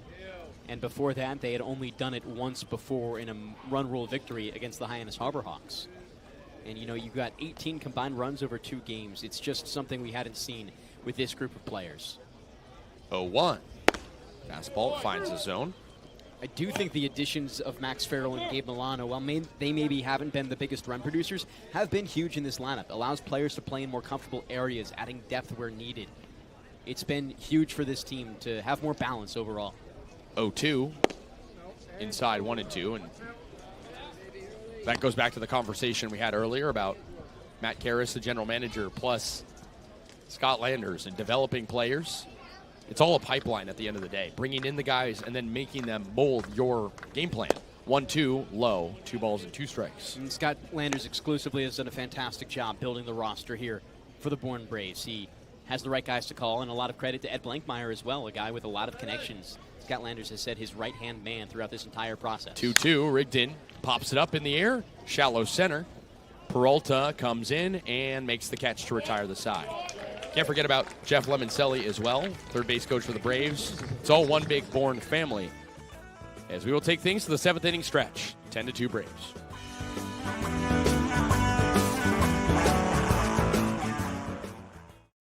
Massachusetts resident and don't have a bachelor's, you could be attending 4Cs for free, all while preparing for careers that actually move you forward. Aviation maintenance, nursing, dental, funeral service, we've got it all. capecod.edu/free. Heading to Nantucket this summer? Skip the traffic and take to the skies with Cape Air. With convenient flights from Norwood to Nantucket, you can start your vacation sooner without the hassle of traffic. That way you spend more time relaxing and less time getting there. Experience the Cape Air difference and book your next flight today at capeair.com. Welcome back to Falmouth. Braves up 10-2 over the Commodores. Reminder, this game is sponsored by Cape Cod Healthcare, which is committed to excellence and compassion in everything they do, like helping people maintain active lifestyles. With an innovative orthopedic program that combines advanced techniques and leading-edge technology with highly specialized experts, this team is focused on getting you back to doing the things you love in the place you love. Cape Cod Healthcare, caring, commitment, community. And urgent care. If you need urgent care this summer, Cape Cod Healthcare is here for you with high-quality, full-service walk-in care at 6 urgent care locations from Plymouth to Orleans. Check walk-in wait times or schedule an appointment at www.capecodhealthcare.org/urgent care. Cape Cod Healthcare Urgent Care, ER expertise meets urgent care convenience. Saw one on the drive here in Falmouth. I've been there myself a couple times. Broke my fibula. They're very good at what they do. You'll love to hear about that heartwarming story. Braves looking to urgently care for their lead right now, up 10-2. But Josh Surgow is a new pitcher in the game, and it's the first lefty pitcher in the game for the Bourne Braves. Yeah, we saw only lefties hot for the Braves going into the game, and you know we don't see them until now. specifically for Surgow, just got to keep this game manageable. He hasn't been, you could say, an elite reliever for the Braves so far this year. His last time out at Hyannis, 2 innings pitched, 1 earned run. Struggled against Cotuit at home, 2 innings pitched, 4 earned runs in his second to most recent appearance overall. But Kasey, for the Braves specifically here, just keep it within the dominance of what they've shown so far. It's been so impressive. 4 combined runs over your last 2 games, 18 scored. New catcher for the Braves, replacing Bryce Estep, is Campapetti. So we've seen nearly every defensive position have a change or a shift at some point tonight. All except now third, center, and right field. Yeah, 2/3 of the defensive spots. Here's Gavin Greger, 9-hole guy, up for the 3rd time. He's 0 for 2. Surgow, the lefty, toes the first base side of the rubber, kicks and deals home. First pitch inside, 1-0.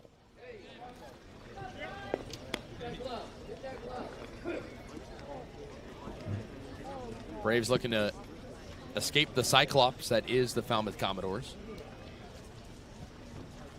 and return home. 1-0. Upstairs 2-0. Of course, their next game with a win tonight would be at Hyannis, but potential off day upcoming. And go home and rest.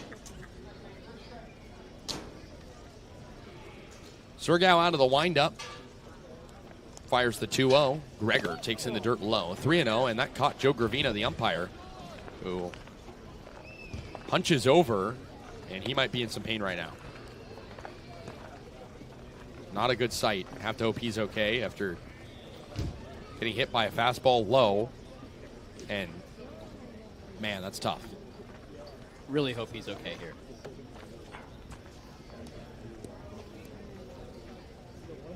Robin Murphy, the Braves trainer, comes out to attend to him. Again, with how good of a game he's called tonight. Not the umpire of the year, but 3-0 count. And out comes Scott Landers. A lot of people attending to Gravina, making sure he's okay. 3 different members of the training staff talking to him, plus Jack Dahm, the skipper for the Commodores. What'd you see on that pitch?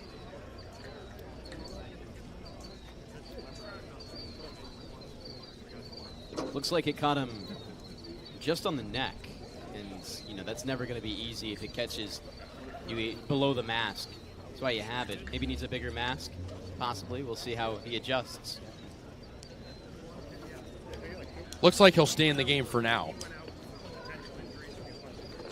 3-0 count on Gavin Greger, the leadoff guy, with, in this inning at least. And Joe Gravina waving off the batter Greger to allow Surgow to take some warm-up pitches, just trying to buy some time to get back in the mode to umpire this game. I think for Surgow, too, just getting back into a rhythm. Will be interesting to see what he does here. Starting off a little slow with 3 consecutive balls. He's got to find a rhythm. This game is not done yet.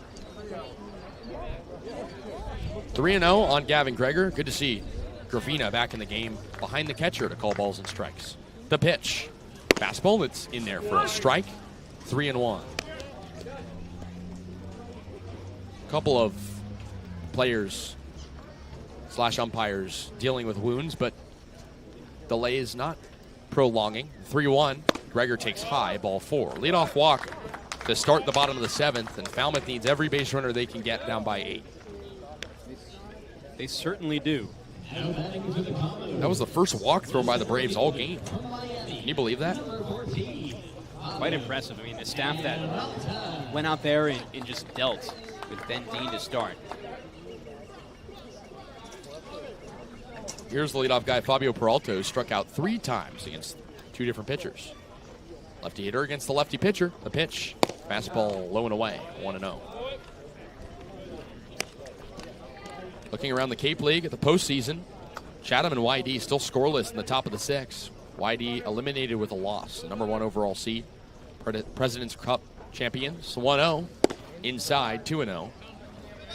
Brewster up 5-3 on the road at Harwich. Chance to force a Game 3 against the Mariners. 2-0 on Peralta, and we've only seen 1 strike so far from Surgow through 7 pitches. He looks at first, now back at home. 2-0 pitch. Peralta takes a breaking ball at the zone for a called strike, 2-1.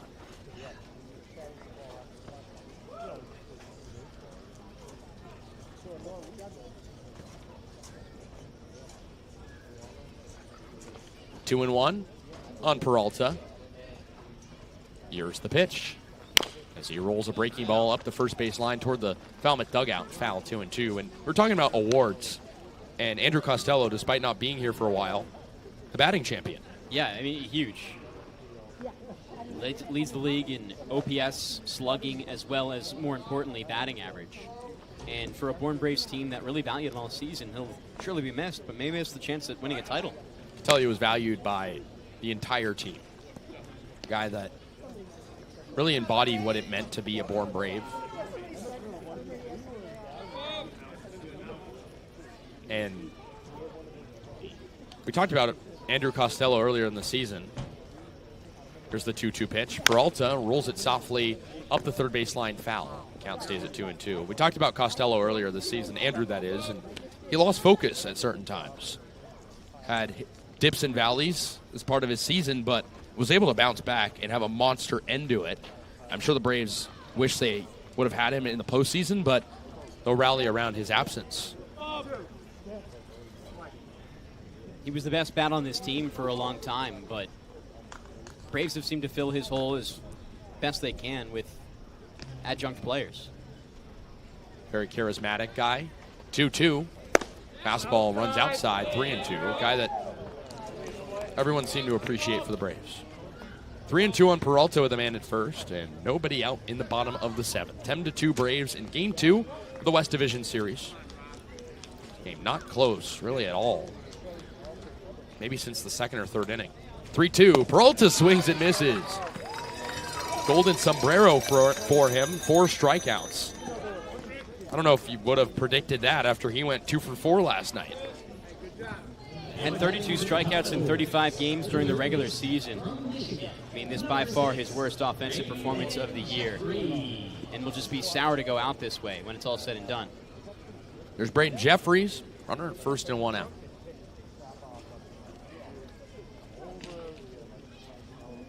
First pitch home, so he takes a strike. No balls and 1 strike. What do you think was the turning point for the Braves in this game? I think it was yesterday. I think to have yesterday and build off of it, understand you are still that top-tier team. 0-1. In there for a strike, no balls and 2 strikes. And it's kind of, I know we talked about this a little bit already, but a little surprising to see Jack Dahm not favor the right in terms of runners in the order. 7 lefties today. The 0-2. As he jam shots it, straightaway center. It's down for a base hit. Jeffries with the second hit of the game. It's a single. Gregor holds up at second with 1 out. And maybe the abundance of lefty hitters will start to work against a lefty pitcher. You never know. It would be the opposite effect, but there's a chance here. See how it plays out. There's A.J. Putty, who's had a good game, probably the best offensive day. 2 for 3. Lone time, he didn't tally a hit. He reached on an error. 2 singles after doubling last night. First and second, 1 out. Pitch home to Putty. Righty hitter takes the fastball inside corner for a called strike, 0-1.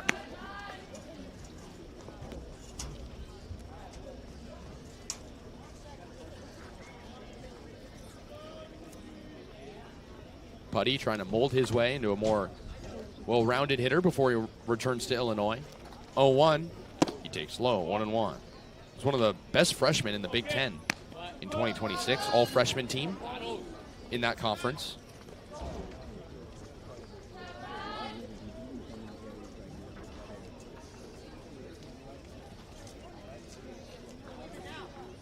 One pitch as Putty slaps it straightaway center field. It's caught by the second baseman, Osterhaus. That one was destined for trouble potentially in no man's land in center. A good catch by the second baseman for out number 2. Great effort there by Osterhaus. And that's the type of plays you need going down the line. No complacency. And now this Falmouth team down to their final 7 outs.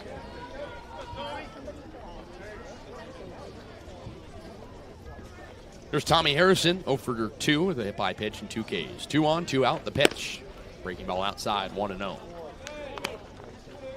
With how long this game has been in terms of time, it feels like kind of a slow twisting night for the Braves, being able to kind of ride out the production so far.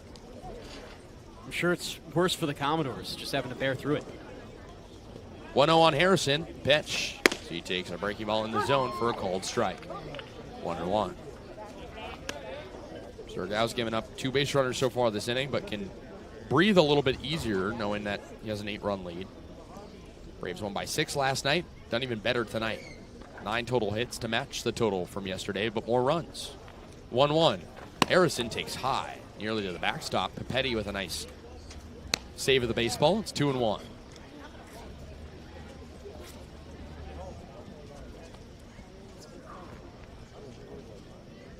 So Katuitt, the only team eliminated so far. Falmouth on the brink of being the second one. 2-1. Swing and a miss from Harrison, 2-2. Meanwhile, we could potentially see 2 upsets in the East, whereas in the West, feels like both of the higher seeded teams are going to win their series. Seems as though that way. And you'll be interested to see how this East plays out. 2-2. Harrison takes a breaking ball low. 3 balls and 2 strikes. Both runners will be in motion on this upcoming pitch. Runners at first and second and 2 gone.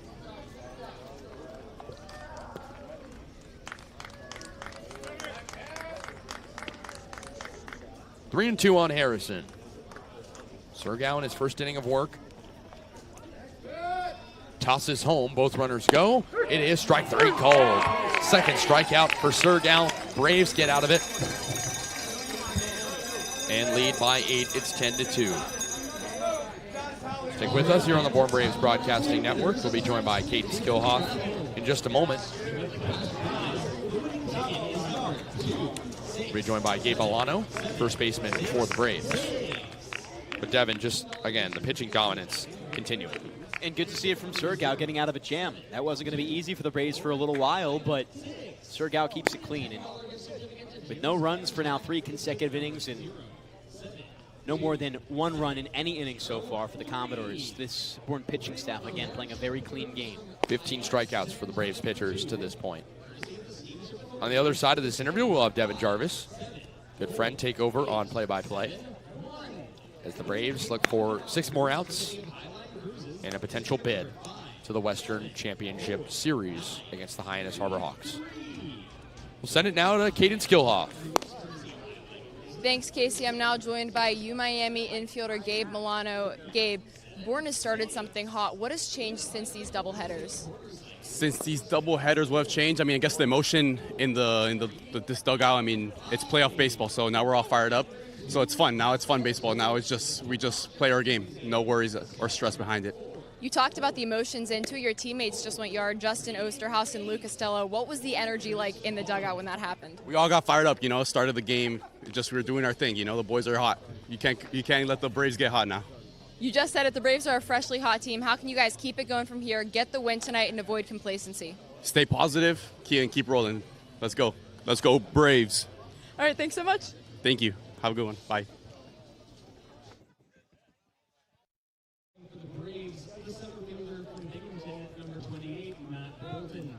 Thank you, Gabe. Thank you, Kaydence. Great to hear from the perspective of inside the dugout, as always. We begin here in top 8. Matt Bolton, the lefty, batter up. It's still struck out there. The righty delivers in. Bolton grounds it to the right side of the infield. Past the glove of the first baseman in putty. Luigi fires to first base and gets it just in time as he flips to the pitcher in struck. Just barely, my goodness. And Bolton so far, who's historically very much struggled against lefty pitchers, still has a very solid day today. Overall 1 for 5 right now. Could be better, but gets that hit.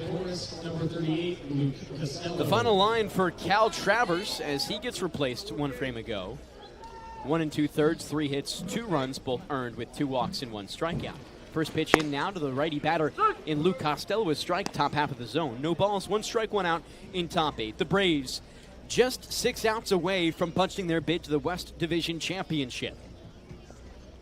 Set once more is struck. He fires home. Costello swings and misses at the low fastball. No balls and 2 strikes. A couple changes out there for the Falmouth Commodores.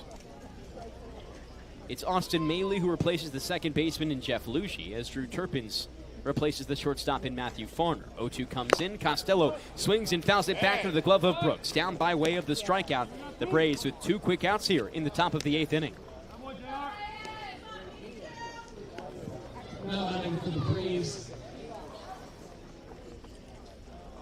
Here's Max Farrell. Or excuse me, it's Ryan Pikatowski.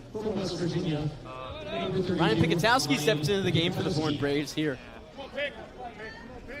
And a chance for him to make his playoff debut in stride. We welcome now Kaydence Kilhof to the booth.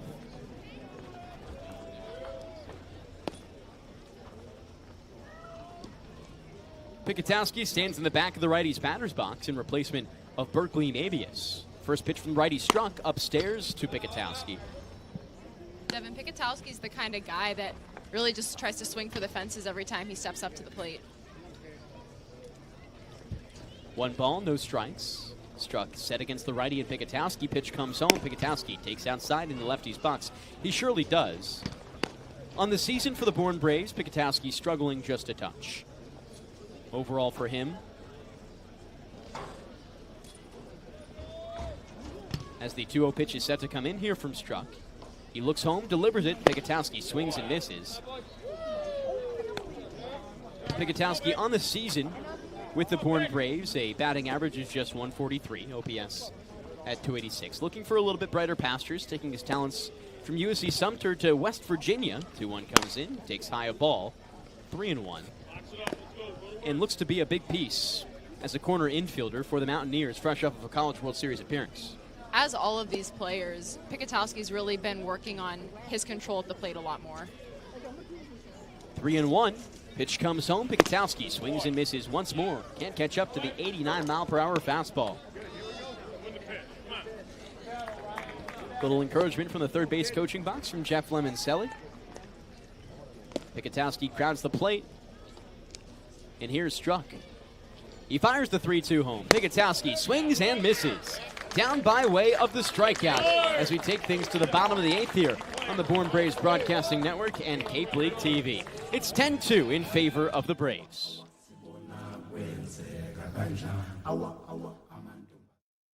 Massachusetts resident and don't have a bachelor's, you could be attending 4Cs for free, all while preparing for careers that actually move you forward. Aviation maintenance, nursing, dental, funeral service, we've got it all. capecod.edu/free.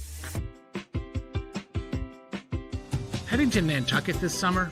Skip the traffic and take to the skies with Cape Air. With convenient flights from Norwood to Nantucket, you can start your vacation sooner without the hassle of traffic. That way you spend more time relaxing and less time getting there.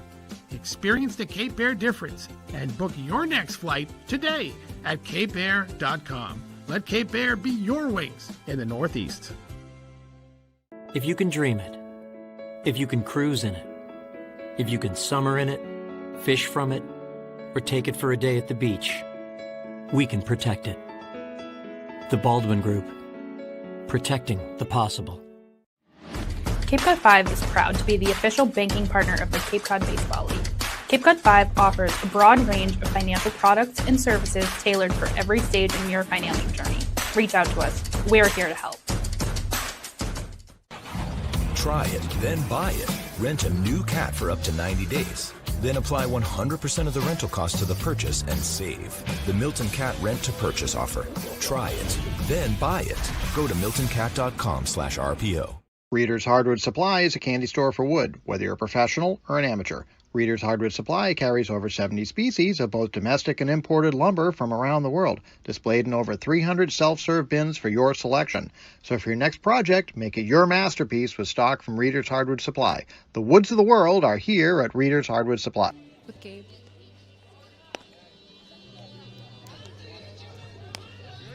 Bottom of the 8th inning in a 10-2 ball game. Braves just 6 outs away from a West Division championship appearance, as they've been in that game for each of the last 6 consecutive seasons if they do it this year again. Out there for the Bourne Braves, a new pitcher. It's Colton Startling out of West Carolina. Overall, the Braves replacing the duties of Josh Shergow, hoping to keep the arms at a limited pitch count time after time. And this is the 4th pitcher of the day. As out there now for the Falmouth Commodores, it's Drew Turpins. First pitch home now from Starling. Turpin swings and misses on it. He's replacing the shortstop in Matthew Farner, who overall finishes his day 1 for 3 with 2 strikeouts. This is a team in Falmouth that has really struggled with the strikeouts so far today, Kaydence. 0-1 comes home. Swing and a miss once more from Turpins.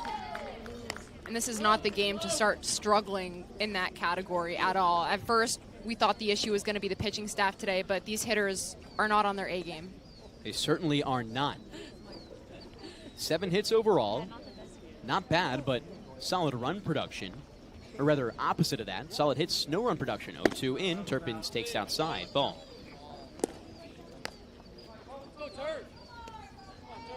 The Braves overall have put down this Falmouth team by way of the strikeout 14 times.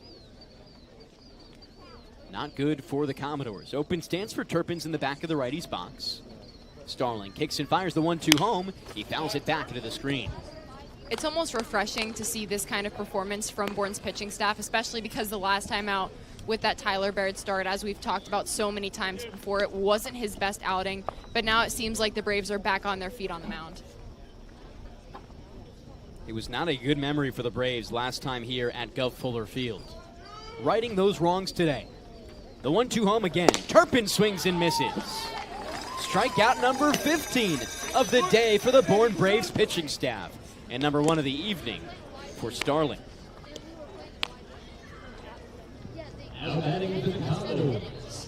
You're able to see the bullpen a lot, the energy that comes in there. Why do you think now they're coming out so strong and effective in the playoffs as they've shown for the last 2 games? I said this a few innings ago, but Owen Hancock even told me that he loves it because of the energy. First pitch into the lefty and white. Swing and a miss. A strike.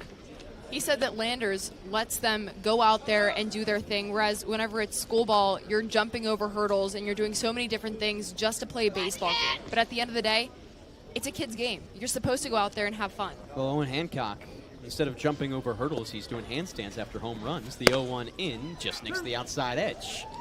He is definitely a guy that keeps that bullpen lively. Scott Landers has recognized that as well. Owen Hancock, a very talented pitcher for this Bourne Braves team. Overall, the bullpen out of the Braves allowing just 1 run over this game in the last. This being Game 2 of the West Division Series. Braves now just 5 outs away from winning it. 0-2 in, outside of ball. The bullpen might have just needed some time after losing some of their top defensive producers to just settle in with these new guys, and it seems like they're really starting to find their groove. Right now, at least. 7 consecutive losses for the Braves into the playoffs in the rearview mirror. 1-2 in, misses low. 2 balls and 2 strikes. Carter White so far today, 0 for 3.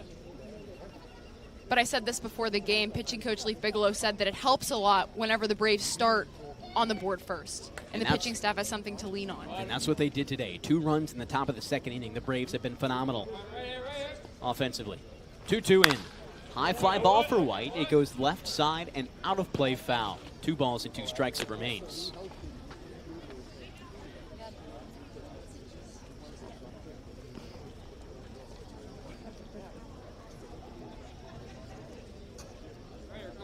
Two and 2 the count. And here comes the pitch home from Starling. White takes low, just misses.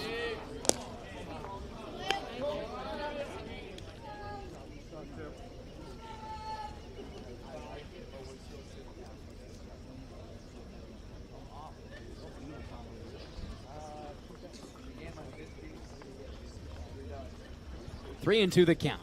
Starling kicks and fires home to White. Hard ground ball right side of the second baseman in Osterhaus. Field sidearm fire to first base.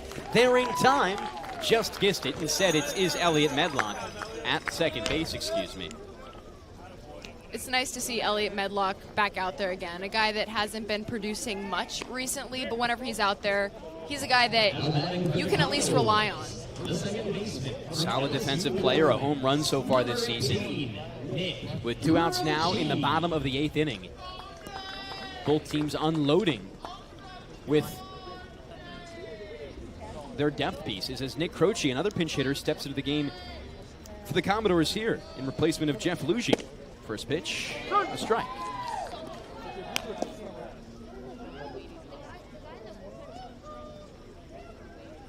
Seems like it's almost a wave of the white towel right here for the Commodores. As the 0-1 comes in, Croce takes low and outside, doesn't swing, and the count goes 1 ball and 1 strike.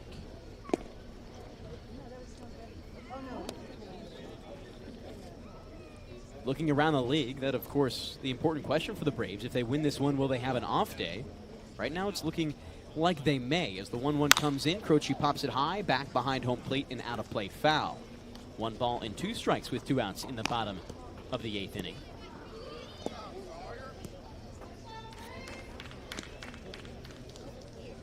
And on top of that, it's a 5-5 game now between Harwich and Brewster at White House Field. Still 0-0 between YD and Chatham. 1-2 in, low and outside. Croce takes a ball. Kaydence, this team set to go on to a matchup against Hyannis possibly. What do you make of that? A little bit nerve-wracking, to be honest. This is not the Hyannis team that started out the summer. 2 balls, 2 strikes in there. Croce takes inside a ball.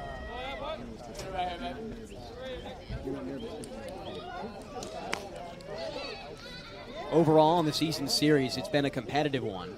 The Braves picking up just 1 win at Hyannis. Overall, they get 2 on the season, but finish the season series down 2-3 to the Harbor Hawks. And funny enough, Hyannis was a team that was run-ruled by Bourne at the beginning of the summer, and they've really just flipped the script this year. Hyannis struggling at the start of the season at 1 point 5th in the conference. 3-2 in. Croce grounds it hard to the shortstop and raked it. 2 bounce into the glove of the shortstop. Throws over to first base on a laser in time for the out. We take you to the 9th inning. In the West Division Series, the Braves looking for a win. It's insurance time in the top of the 9th.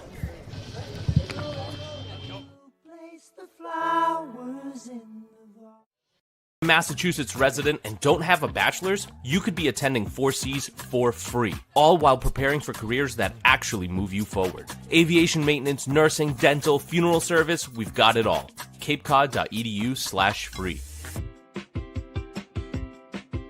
Heading to Nantucket this summer?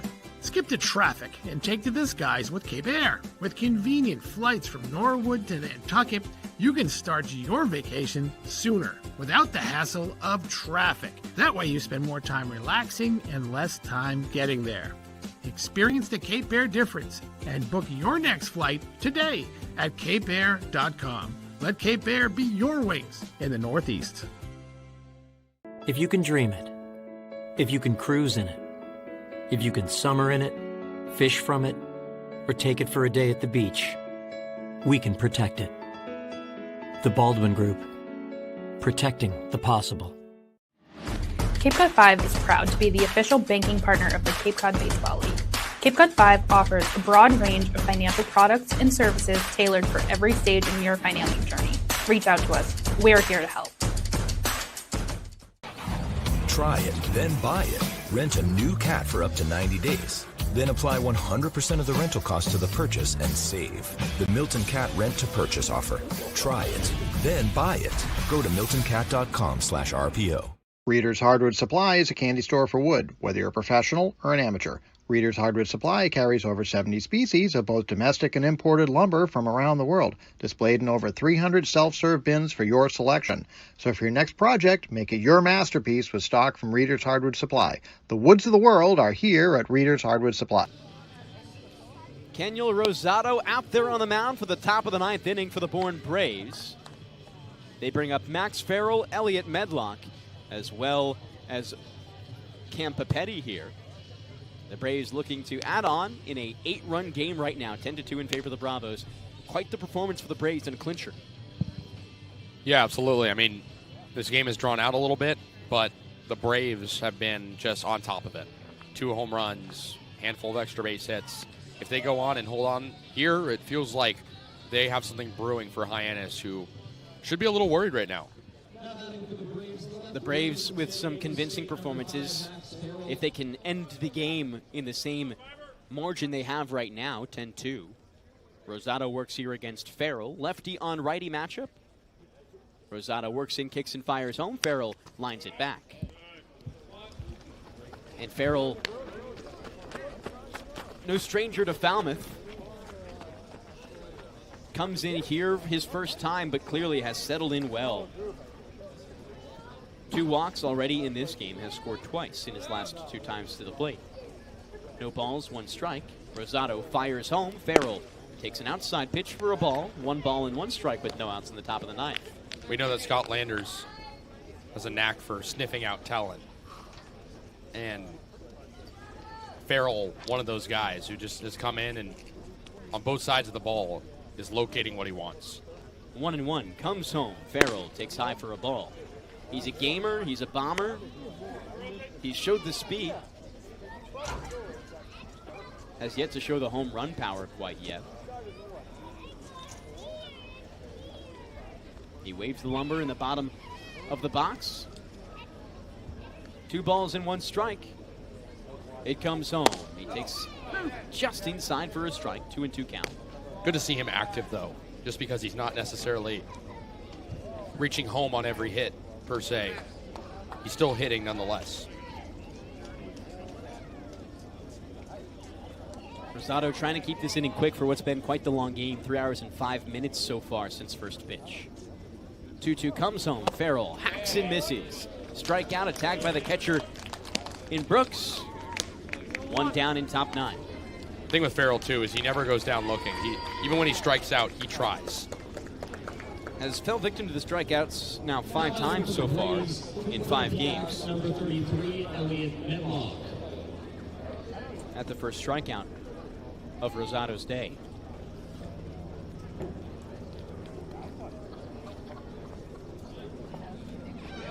Here's Elliot Medlock for his first time to the plate. First pitch home to the righty. Medlock fires it back and foul. Overall, Medlock replacing Justin Osterhaus, Kasey. What a day from him. 2 for 3, a home run with 3 RBI and 2 runs scored in a walk. Yeah, you really couldn't ask for much more out of a guy that's been more of a utility player. Seen him move around a couple defensive spots, but he finally chips in with the bat. That's huge. No balls and 1 strike to Medlock. 0-1 comes home. Medlock takes all the way for a strike on the inside edge. Last time Medlock was here, he had a chance to win the game, or tie it rather, for the Braves in a 9-13 loss against the Commodores. Back 8 days ago at the plate with the bases loaded. He hit a hard ball to center field. There's a big ballpark at Falmouth, and it dropped before going over. Rosado set for the 0-2 pitch with 1 down in top 9. Looks in, the lefty fires home. Medlock swings and misses. Back-to-back strikeouts for Rosado. And the Braves are down to their final out before insurance time ends. Here's Austin Hawk. Now batting for the Braves, the third baseman for Wake Forest, number 9, Austin Hawk. Hawk has been a revelation of this Braves team. 2 for 3 so far today with 2 RBI. Gets set out of the right side. Rosado fires home. Hawk takes outside for a ball. Come on, Niner. Come on now. You look at these players, Kasey. Hawk, Osterhaus, big producers in the bottom of the lineup over these past 2 games. What type of confidence does that bring you to a lineup that was struggling past the 5 spot as the 1-0 comes in? Hawk chops it to the second baseman, high to Luigi. Luigi ranges in, can't make the grab, and it's on to first base. I think it gives you confidence that even, one guy leaving the game early or one guy not producing, it's a next guy up mentality. And we've seen that through the recent stretch for the Braves.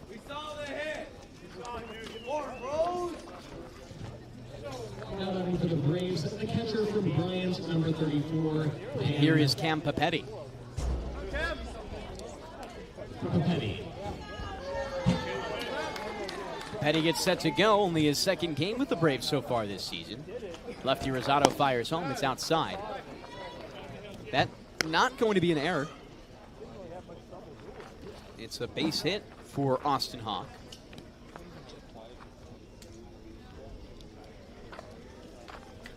Petty looking to add on out of Bryant. Hawk on first base. Pitch comes home, Papetti takes inside for a ball, 2-0.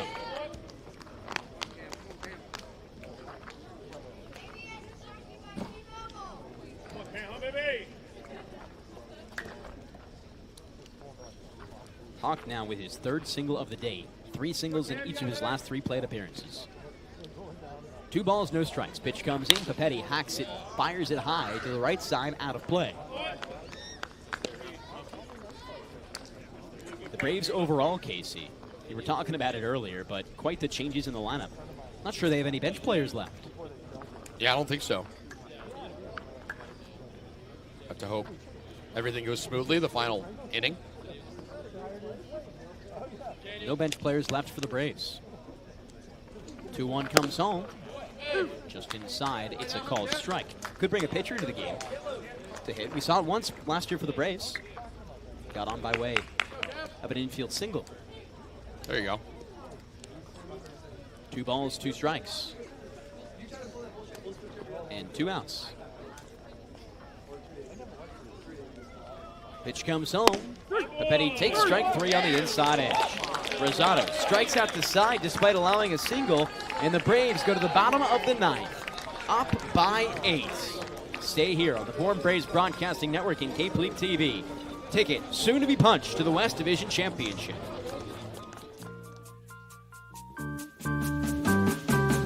We get it almost every night. Massachusetts resident and don't have a bachelor's, you could be attending 4Cs for free, all while preparing for careers that actually move you forward. Aviation maintenance, nursing, dental, funeral service, we've got it all. capecod.edu/free. Heading to Nantucket this summer? Skip the traffic and take to the skies with Cape Air. With convenient flights from Norwood to Nantucket, you can start your vacation sooner without the hassle of traffic. That way you spend more time relaxing and less time getting there. Experience the Cape Air difference and book your next flight today at capeair.com. Let Cape Air be your wings in the Northeast. Cape Cod 5 is proud to be the official banking partner of the Cape Cod Baseball League. Cape Cod 5 offers a broad range of financial products and services tailored for every stage in your financial journey. Reach out to us. We're here to help. If you can dream it, if you can cruise in it, if you can summer in it, fish from it, or take it for a day at the beach, we can protect it. The Baldwin Group. Protecting the possible. Try it, then buy it. Rent a new cat for up to 90 days. Then apply 100% of the rental cost to the purchase and save. The Milton Cat Rent to Purchase offer. Try it, then buy it. Go to miltoncat.com/RPO. Bottom of the 9th inning, the Braves up by 8 and just 3 outs away from clinching their bid to the West Division Championships with a meeting against the Hyannis Harbor Hawks. It's Zach Cottrell out on the mound for the Bourne Braves, looking to clinch it. It'll be a tall task. This Hyannis team that they're set to play will not be easy, but the focus now, of course, on the Bourne Braves and the Falmouth Commodores. Commodores no runs since back in the 4th inning. They've gone 4 scoreless frames. The Braves overall hoping for a win. They've made the West Division Championship 5 consecutive years heading into this one. And of course, if they can hold the Commodores to 7 or less here with getting 3 outs, then it'll be 6 consecutive years. Just dominance throughout the 2020s.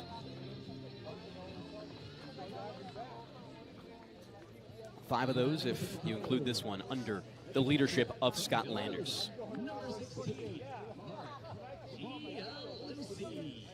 To start here for the Falmouth Commodores, another pinch hitter. It's Mark Chialusi. Gianluca gets set in the righty's box. Cottrell, the righty, fires home and connects for a strike in the bottom half of the zone. Cottrell so far this season, very limited time with the Bourne Braves. Appeared for the first time over the last week, in fact. Gets set for the 0-1 pitch. Cottrell home to Gianluca. High fly ball, shallow infield. Medlock ranges under and makes the grab as the second baseman.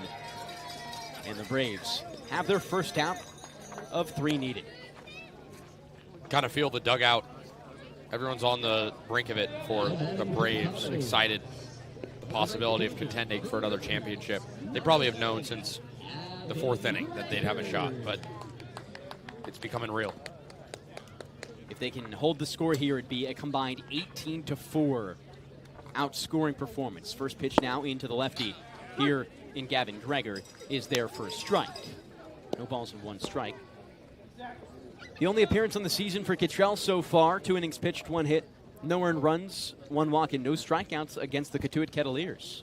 That was back on Sunday in the walk-off loss. 0-1 comes in, swing and a miss from Gregor, 0-2.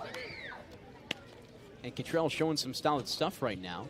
The Braves, despite losing their last 7, use those games as an audition for the players they would want to use, pitchers, hitters, beyond. A lot of additions late as the 0-2 comes in. Gregor takes strike 3 over the heart of the plate, down the middle. The Braves now 1 out away from victory. Now you can really feel it. Bourne fans in attendance rising to their feet. They want this one. The Braves have been inevitable ever since Scott Landers has taken the helm. It's back to the top of the lineup here for the Bourne Braves in Fabio Peralta. 4 strikeouts in this game. Cottrell's first pitch home. Peralta takes just inside a ball. He would hate to end it with 5 strikeouts, Kasey. Just the ultimate doomsday for his final Cape League game in 2026. Yeah, I'm sure he'll do everything he can to at least put this ball in play. 1 ball, no strikes, and 2 outs. Cottrell with the 1-0 pitch comes home. Over the plate for a strike. Just connects on the outside edge. Just an underwhelming game, to say the least, from Fabio Peralta. Solid defense, but of course, you can't really get Guy being a Patrick Bailey in center field. You got to show off the bat. 1 ball, 1 strike. Cottrell kicks and fires home. Strike 2.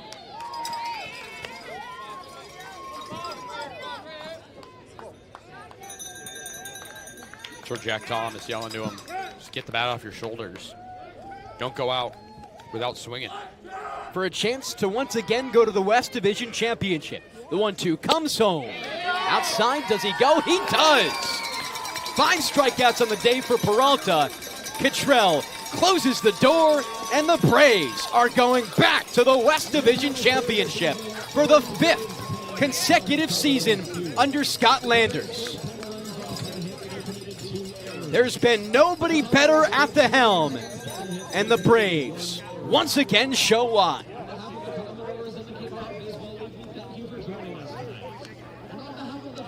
Yeah, I mean, we knew from the beginning of this game the Braves could eliminate Falmouth tonight. It was a question of, was the offense going to be able to pick up where it left off last night? And it absolutely did.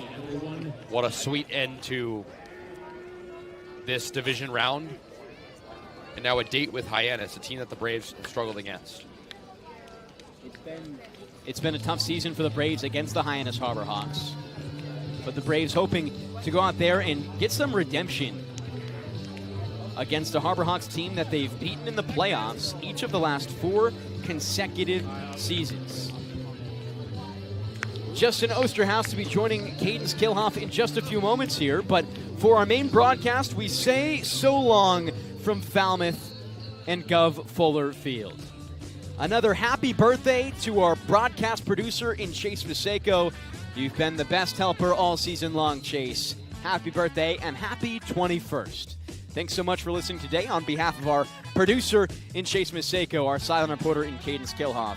I'm Devon Jarvis alongside Kasey Kazliner saying so long, and we will see you on the post-game Tomahawk Talk coming up.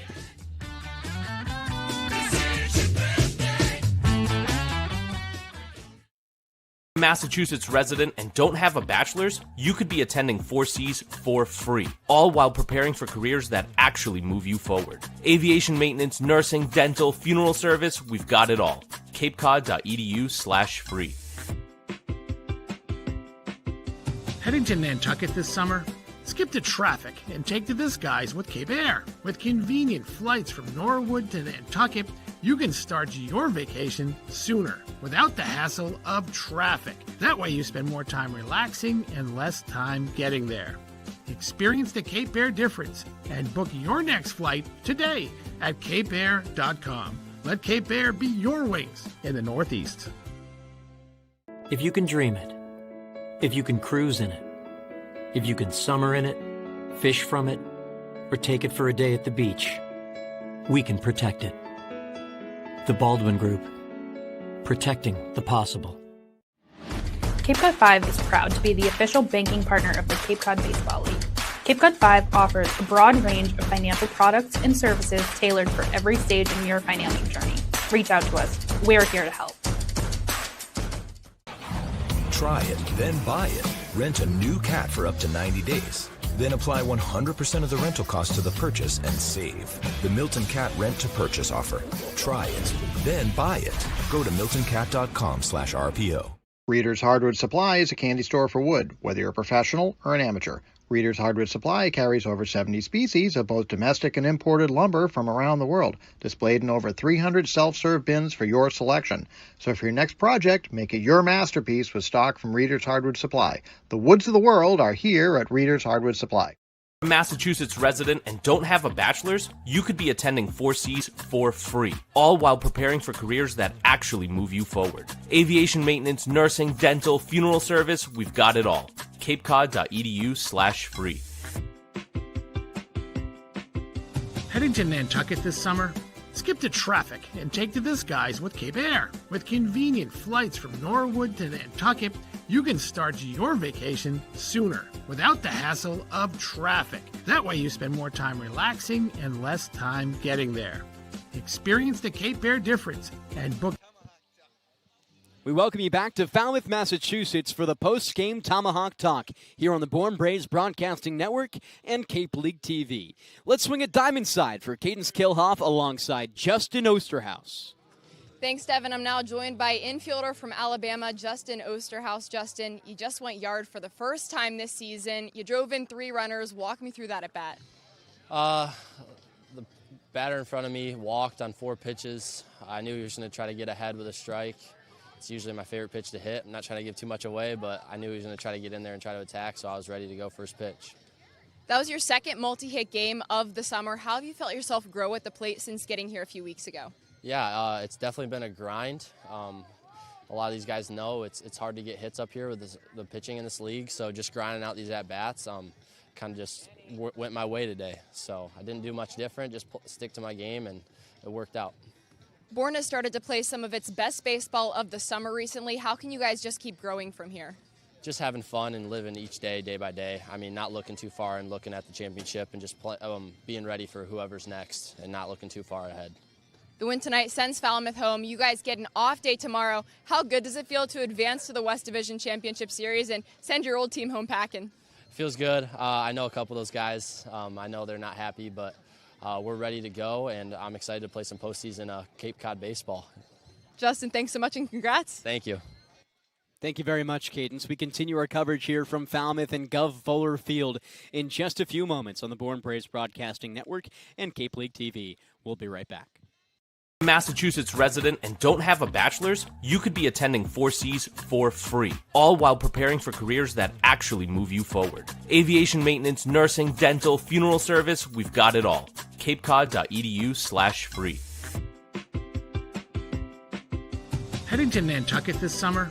Skip the traffic and take to the skies with Cape Air. With convenient flights from Norwood to Nantucket, you can start your vacation sooner without the hassle of traffic. That way you spend more time relaxing and less time getting there.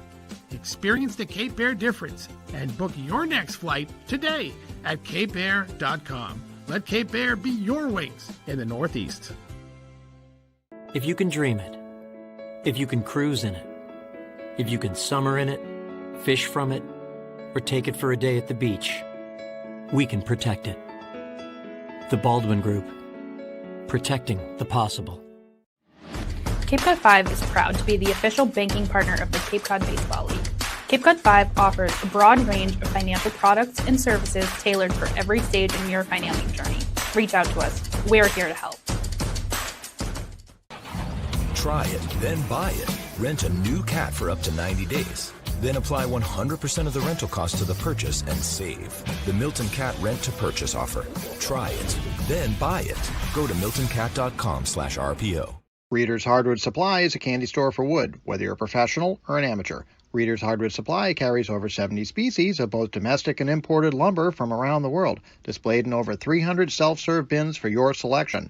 So for your next project, make it your masterpiece with stock from Reader's Hardwood Supply. The woods of the world are here at Reader's Hardwood Supply. Massachusetts resident and don't have a bachelor's, you could be attending 4Cs for free, all while preparing for careers that actually move you forward. Aviation maintenance, nursing, dental, funeral service, we've got it all. capecod.edu/free. Heading to Nantucket this summer? Skip the traffic and take to the skies with Cape Air. With convenient flights from Norwood to Nantucket, you can start your vacation sooner without the hassle of traffic. That way you spend more time relaxing and less time getting there. Experience the Cape Air difference and book your next flight today at capeair.com. A 10-2 victory for the Bourne Braves here at Gov Fuller Field sends the Falmouth Commodores home for the season. Welcome into the post-game Tomahawk Talk. I'm Kaydence Kilhof, joined by Devon, Jarvis, and Kasey, Kazliner. Guys, the Braves ending on a high note just like they did yesterday, and something similar to yesterday as well is the Braves putting up runs all throughout the game. They're really starting to play some consistent baseball. You could argue there's not been a two better consecutive game pair than these two in the playoffs. What better place to have it? Of course, you want to keep getting better as the postseason goes on. But outscoring the Falmouth Commodores, a very solid team, 18-4 over a two-game stretch, is something I don't think any of us expected with the way the Braves have been playing going into the postseason. This is a huge turnaround, and this is a scary team to face now in August. I don't think there's a single facet of the game that Scott Laird should be concerned about, at least looking at this two-game series. Obviously, you're never satisfied if you're a head manager trying to take your team to a championship. But, I mean, the Braves pitching had no walks through 7 innings. There were a lot of moments where it felt like they were rallying around each other. And you talk with Justin Osterhaus, the home run, his first really kind of big hit as a Brave to really separate the Braves offense from what was a pretty close game early on in this one, but both games kind of mirrored each other. The Braves dominating offensively, the pitching staying where it needed to be. Now you head into a high-end series that is going to be a notch harder for sure in terms of competition, but I think the Braves feel like they can beat anybody, and rightfully so. You said it, Justin Osterhaus with his biggest hit of the season, but same with Luke Costello, a guy that we all know has been waiting to go yard all summer long, and he finally does it, and they're all trying to step up in the most crucial moments of the season, the playoffs. So many of the players on this Brave squad are playing some of their best baseball this summer. Yeah, Riker Waite's playing excellent. I think Luke Costello maybe just had his 2 consecutive best games of the entire season. He's a guy who we were just waiting to find that home run. He had been somebody who had been hitting gap line drives, been really good at getting stuff going production-wise for the Bourne Braves, but didn't really have any balls that looked like they could have been home runs. That one was a no-doubter to center field, the longest part of the ballpark, and center fielder Fabio Peralta knew it the second it came off the bat. He almost didn't even bother chasing after the ball. But again, I think that triple yesterday certainly was a monkey off the back of a guy in Luke Costello who really needed that. Now he can unleash himself, go forward. He didn't have the greatest end to the game after the home run, but just getting that is huge. And the Braves, again, need a leader like that, a guy who is vocal. Unlike Riker Waite, as returners go, Luke Costello a little bit more vocal in the dugout. He can lead these guys big time, and he certainly wants a second ring. Yeah, I think you covered all the bases there. Luke Costello needed that. He has extra base hits in back-to-back games. Before the 3 RBI performance he had yesterday, he hadn't had more than 3 RBI in a game since back in mid-June. He feels like he's turning a corner right now when needed most. And again, you have to be able to pick up this offense where it left off. You're playing a Hyannis team that has some good pitchers on its staff, but offensively is also scary. So the Arbor Rocks are going to be a test, but I think the Braves feel like they can beat anybody, and they've played pretty well at McKeon Park, granted only a 2-game sample size, but they put up double digits there before. Game 1 will be in Hyannis. That'll be a great one to see. A corner was turned for the Braves today, and we're going to turn a corner right now. Coming up after the break, you're going to hear from the Bourne Braves beat reporter Nate Laird about the win. Massachusetts resident and don't have a bachelor's, you could be attending 4Cs for free, all while preparing for careers that actually move you forward. Aviation maintenance, nursing, dental, funeral service, we've got it all. capecod.edu/free. Heading to Nantucket this summer? Skip the traffic and take to this guy's with Cape Air. With convenient flights from Norwood to Nantucket, you can start your vacation sooner without the hassle of traffic. That way you spend more time relaxing and less time getting there. Experience the Cape Air difference and book your next flight today at capeair.com. Let Cape Air be your wings in the Northeast. If you can dream it, if you can cruise in it, if you can summer in it, fish from it, or take it for a day at the beach, we can protect it. The Baldwin Group. Protecting the possible. Cape Cod 5 is proud to be the official banking partner of the Cape Cod Baseball League. Cape Cod 5 offers a broad range of financial products and services tailored for every stage in your financial journey. Reach out to us. We're here to help. The Bourne Braves just sent the Falmouth Commodores home after a 10-2 victory here at Gov Fuller Field. Once again, I'm Kaydence Kilhof, joined by the Bourne Braves beat reporter Nate Laird. Nate, you just spoke to field manager Scott Landers about the win. What did he say to you? Yeah, he was really impressed with how the team played today. Obviously, you clinched the series. That's a good thing. The offense, though, was great throughout the game. They had runs in 5 different innings tonight, something that we've seen rarely from this team. He talked about how much they've improved over the past couple of games. Just a really good win. Nate, from the eyes of the beat reporter, what have you seen change from those rough doubleheaders over the past few days? And then the playoffs immediately start, and the Braves have found something that they haven't had since the very beginning of the summer. Yeah, I think just a change in philosophy and just the mental side of the game. Talking to Austin Hawk after the game, too, it's a little bit of once you clinch a spot in the playoffs, even if it isn't the top spot, you're kind of looking out more for yourself maybe in terms of the players as opposed to trying to get the team some wins. So we saw that towards the end of the season, not saying that they were just playing for their stats, but it's something once come playoff time, teams really seem to come together, and it's been a really good effort from them. The Braves definitely have come together this season, and they even get an off day tomorrow, get to spend some more time with each other before they advance to another series. That's all we have for you today. Thank you so much for joining us, and we'll see you next time.